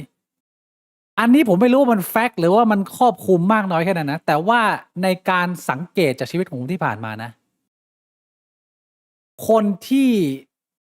เวลามึงเห็นเจอคนต่าง ๆ เนี่ย คนไหนที่มันใช้ชีวิตแบบว่ามึงยังไม่ทันคุยกับมันน่ะ แต่ความเป็นศาสนาแม่งกระแทกหน้าแล้วนะ คนแบบนี้ต้องระวัง คนที่เป็นคนที่เอาศาสนามาปรับใช้แล้วได้ดีจริง ๆ นะ ส่วนใหญ่แล้วมึงจะดูไม่ออก มึงต้องไปถาม มึงต้องไปสอบถามมาเยอะ คนที่เขาเอามาใช้ในส่วนของปรัชญา แล้วเอามาปฏิบัติได้จริง ๆ ถ้าเกิดว่ามึงเห็นใครแบบ โอ้โฮ เหี้ย มึงเปิดเฟซบุ๊กไปนะ แม่งมีแต่แม่งมีแต่พระ มีแต่เหี้ยเต็มไปหมด มีแต่แบบองค์เหี้ย อะไรอย่างเงี้ย กูบอกให้แบบนี้ระวังไว้ก่อนเลย ไอ้พวกเหี้ยเนี่ย เป็นพวกหยิบเอา เรียกว่าอะไรอะ มึงพยายามจะเรียกตัวเองว่าเป็นคนศาสนา เพราะมึงต้องการเอามาปกปิดความตื้นเขินของมึง แต่คนที่เขาเป็นคนดีจริง ๆ แล้วปฏิบัติจริง ๆ อะ โดยส่วนใหญ่โดยภาพรวมมึงจะดูไม่ค่อยออก แล้วพอมึงได้รู้จักเขา เขาเป็นคนดี เขาเป็นคนที่ไอ้เหี้ยสร้างแรงบันดาลใจให้มึงได้ แล้วมึงไปถาม เฮ้ย ทำไมคุณถึงมีแนวคิดอย่างงี้? อ๋อ เพราะผมน้อมนำคำสอนของพระพุทธเจ้ามาใช้ แล้วมันก็ไม่ได้เป็นสิ่งที่ผมก็ต้องแบบเอามาอวด มาโชว์ ไอ้เหี้ย อย่างงี้ของจริง อะไรที่มึงเห็นกระแทกหน้านะ อีกมุมหนึ่งก็คือว่า สำหรับผมนะ มันเป็นอีกเหตุผลหนึ่งที่ผมไม่อยากจะประกาศตัวว่าเป็นคนศาสนานู้นศาสนานี้ด้วยพี่บวก เพราะว่าผมอะเป็นคนซีเรียสและให้ความจริงจังกับสิ่งที่จะเลือกเข้ามาในชีวิต แล้วการที่มึงจะประกาศตนว่ามึงเป็นคนสำนักนู้นสำนักนี้เนี่ย ผมรู้สึกว่ามันมีความรับผิดชอบและค่าใช้จ่ายที่มึงแบกอยู่เยอะมากว่า ไอ้เหี้ย ถ้ากูจะเรียกว่ากูเป็นคนพุทธนะ คือกูเป็นคนระดับหนึ่งแล้วอะ คือกูซีเรียสกับสิ่งที่เขาให้กันมา กูจะทำตามเป๊ะ ๆ แต่ว่ากูเข้าใจตัวกูเองว่า กูมีความเป็นธรรมชาติ แล้วกูไม่ได้อยากยึดติดกับกฎอะไรพวกนี้มากมาย การที่กูจะบอกไปนั่งพร่ำบอกเขาเอารูปพระพุทธเจ้า พระพุทธรูปมาขึ้นในเฟซบุ๊กเนี่ย กูรู้สึกว่ามันไม่มีความจริงใจกับตัวลัทธิหรือตัวศาสนาเอง เพราะว่าถ้ากูทำผิดพลาด มันก็เสื่อมไปถึงเขา แล้วกูเอาเรื่องพวกนี้มาอ้าง มันก็เป็นอีกเหตุผลหนึ่งที่ว่า ผมไม่อยากจะเรียกว่าตัวเองเป็นคนอิสลาม อะไรอย่างเงี้ย เพราะว่าผมอยากรับผิดชอบกับการทำตัวเอง ผมไม่อยากให้ใครต้องมารับผิดชอบว่า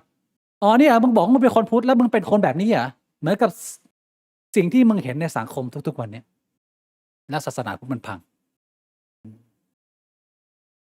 คุณ ณภัทรเหรอครับ? โดมา 100 โด Q&A ครับ พี่ 2 คนเคยศึกษาศาสนาอิสลามแบบจริงจังไหมครับ? เพื่อนผมชอบบอกว่าในอัลกุรอานมีคำตอบในหลาย ๆ คำถาม พวกแบบสร้างโลกนู่นนี่นั่น เคย ผมเคยเปิดอัลกุรอานกลางสตรีม อ้าว ใช่ พี่บวย ไอ้สัตว์ ผมสงสัยกับช่องแชตว่า ทำไมอัลกุรอานมันยังไง? ก็เลยเปิดอัลกุรอานกลางสตรีม เป็นไง? ประโยคแรกบอกว่า พระอัลเลาะห์คือผู้มีเมตตาสูงสุด เชี่ย ประโยค2มาบอกว่ามึงไม่ทำตามมึงโดนพระล้อเล่นแน่ ผมปิดเลย พี่บอกมาปิดเลยว่า ไอสัตว์ก็ถ้า2ประโยคแรกมึงขัดแย้งกันตั้งแต่แรกแล้วมึงจะอ่านต่อทำเชี่ยอะไรอ่ะ เอาเผื่อมันมีส่วนที่มันแบบว่าประมาณว่าหน้าปกมันไม่สวยแต่ข้างหลังอาจจะมีตัวเด็ดๆอยู่พี่บวง ก็ถ้าอย่างนั้นนะแสดงว่ามันไม่ได้เด็ดจริงอะเด็ถ้ามันเด็ดจริงมันต้องเด็ดจริงทั้งเล่มเหรอไอ้เหี้ย ใช่ผมบอกเลย แต่ นะ ถ้ามึงเด็ดจริงทั้งเล่มอะกูบอกเลยว่าของจริงแต่มึงเปิดมา2ประโยคแรกมึงขัดกันเองแล้วจะให้กูไปต่อไงวะโอ้โห อ่า ของผม มันก็ เนี่ย นะ อ่ะ อืม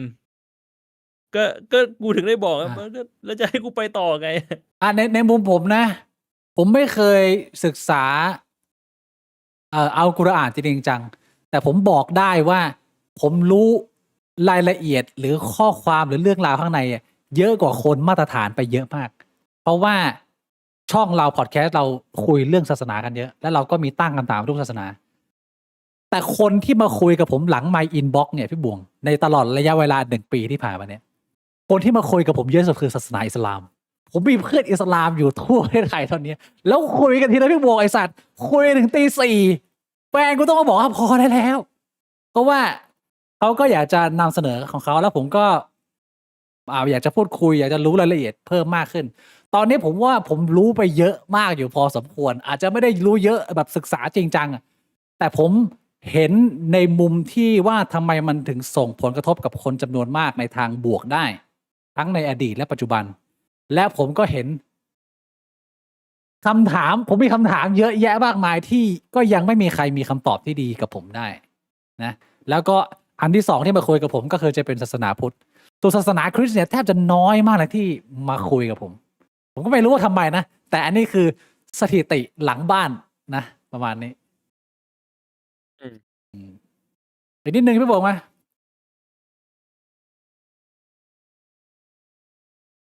Q&A พี่กินข้าวหรือยังครับ กินไปแค่ช่วงเช้าครับ ช่วงเย็นไม่ได้กิน เดี๋ยวผมต้องออกไปกินข้าวต่อแล้วตอนนี้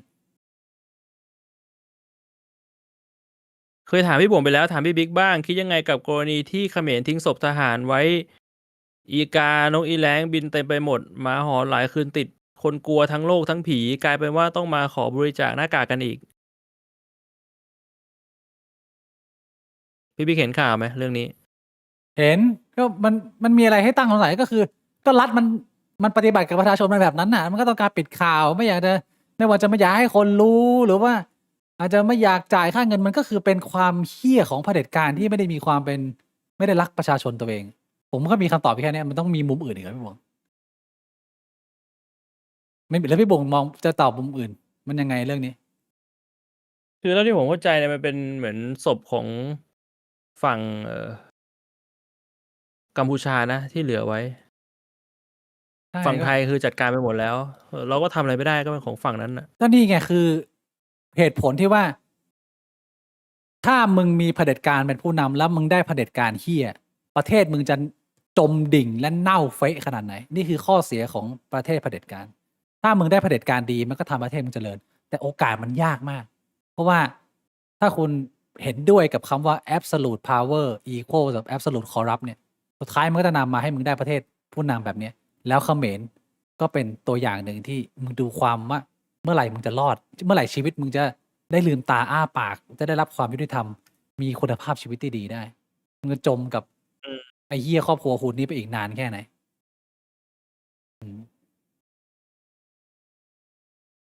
ขอบคุณคุณนุนแนน11 JT นะฮะ179 บาท พี่คิดว่าหมอดูแบบหมอบีหมอปลายกับนักโหราศาสตร์ที่ดูดวงดาวแล้วคาดเหตุการณ์แบบมีหลักการเนี่ย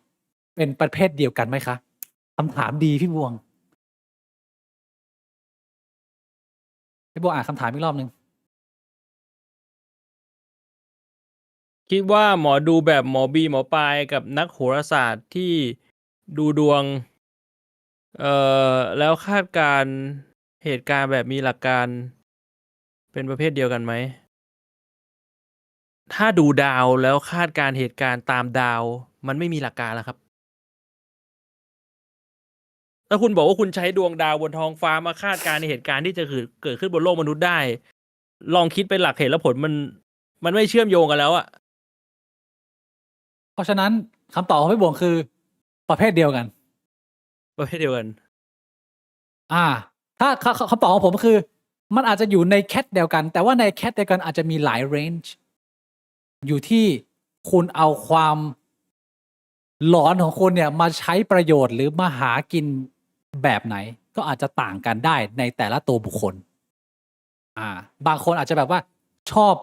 ศิลปะของโหราศาสตร์ไพ่ทาโร่แต่ว่าเวลาเอามาใช้เนี่ย พยายามเอามาหากินหาประโยชน์เข้าส่วนตัวเองให้น้อยที่สุด ใช้เป็นกิมมิคในการอธิบายพูดเล่นกันสนุกสนานเอางี้ผม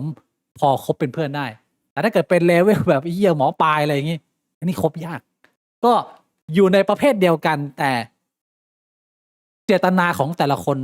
มันก็ยังมีความต่างเล็กๆน้อยๆอันนี้คือของผมได้ไหม อืม คืออันนี้ปัจจัยหลักเลยของโหราศาสตร์มันคืออะไร หลักสถิติ แต่ว่าในสถิติถ้าคุณไปเรียนแบบ stat 101 เลยอ่ะ มันจะมี fallacy อยู่อย่างหนึ่งที่คุณต้องระวังก็คือ การที่คุณเอาชุดข้อมูล2 ชุด มาหา correlation หรือมาหาความเกี่ยวเนื่องกัน แล้วคุณหาความเกี่ยวเนื่องกันได้ว่ามันเกี่ยวเนื่องกันมากๆเนี่ย คุณจะสรุปว่ามันมีความสัมพันธ์กันเลยไม่ได้ อันนี้เป็นหลักการแบบเบสิกเลย บางทีมันคือความบังเอิญ คุณจะบอกว่าแบบเฮ้ยหลักโหราศาสตร์เนี่ยมันเก็บค่าสถิติเว้ยว่าก็ดวงดาวตรงนี้มันทำให้เกิดเหตุการณ์แบบนี้เยอะ หรือคุณจะบอกว่าแบบเอาก็เก็บค่าสถิติคนเกิดช่วงนี้มันเป็นคนใหญ่คนโตเยอะ คนเกิดช่วงนี้มันทำชั่วเยอะ บางทีมันอาจจะเป็นค่าสถิติที่มันมีความเกี่ยวเนื่องกันในตัวเลขแต่มันไม่ได้เกี่ยวเนื่องกันในความเป็นจริงเลย คือคุณต้องใช้เรื่องของเหตุและผลมาอ่านตัวเลขอีกทีหนึ่งเวลาคุณเรียนสแตทหรือคุณเรียนแบบค่าความน่าจะเป็นไม่ใช่ว่าคุณแค่เห็น2 อันมี correlation กันแล้วคุณก็เชื่อมกันเลย อันนี้คือเบสิกของสถิติเลยนะ เพราะฉะนั้นเนี่ยต่อให้จะแบบว่าใช้แบบศาสตร์ของสถิติมาพูดเนี่ย มันก็ไม่ได้ ผมว่าความแม่นยำมันก็อาจจะไม่ต่างกับสิ่งที่หมอปลายบอกว่ามีคนกระซิบเข้ามาแล้วก็ให้เขาพูดแค่ 70% อะไรมาเนี่ยมันมีความสำหรับผมมันใช้อิงอะไรไม่ได้เลยเว้ยถ้าจะนำชีวิตอะตัดทิ้งไปเลยดีกว่า แล้วไปหาสิ่งอื่นที่มีเหตุผลมีผลกับชีวิต ผมบอกให้ในยุคสมัยนี้ มีสิ่งที่มีประโยชน์กว่าเรื่องพวกนี้อีกเยอะมากไม่ต้องไปนั่งชั่งเอาออกไป please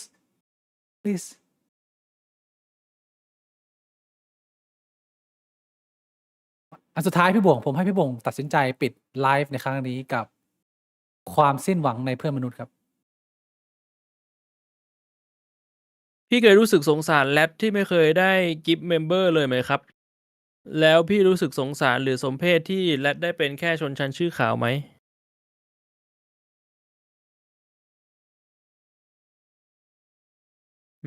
อันนี้พี่บวงต้องตอบนะ เพราะว่าเป็นหนูในความพี่บวงนะ ไม่เกี่ยวกับผม ไม่นะ ผมไม่รู้สึกเลยทั้งสิ้น ขอบคุณคุณเบบี้คิวนะฮะ20 บาทซุปเปอร์สติ๊กเกอร์ประมาณ ขอบคุ นี้ ณครับ น่าจะประมาณนี้พี่บวงเหนื่อยยังหรือพี่บวงจะมีอัปเดตอะไรเพิ่ม ประ เติ มาม ณนี้ ประมาณนี้นะมีอีกอันหนึ่งเล็กๆน้อย ไม่มีอัปเดตอะไรนะ ๆเราพี่บวงเพิ่งเมื่อกี้นะ มีชวนผมเล่นอะไรนะ เกมอะไรนะชื่ออะไร ฟิลภาค Battlefield 6 นะ เดี๋ยวอีกไม่กี่วัน อ่า เนี่ยพี่บวงจะไลฟ์น่าจะหลายคนเลยแหละพี่บวงน่าจะเล่นกับเป็นทีมเลยใช่ไหม 6 ล่ะ ใช่ ตอนนี้เขาชวนกันอยู่ในกลุ่ม อ่า คือ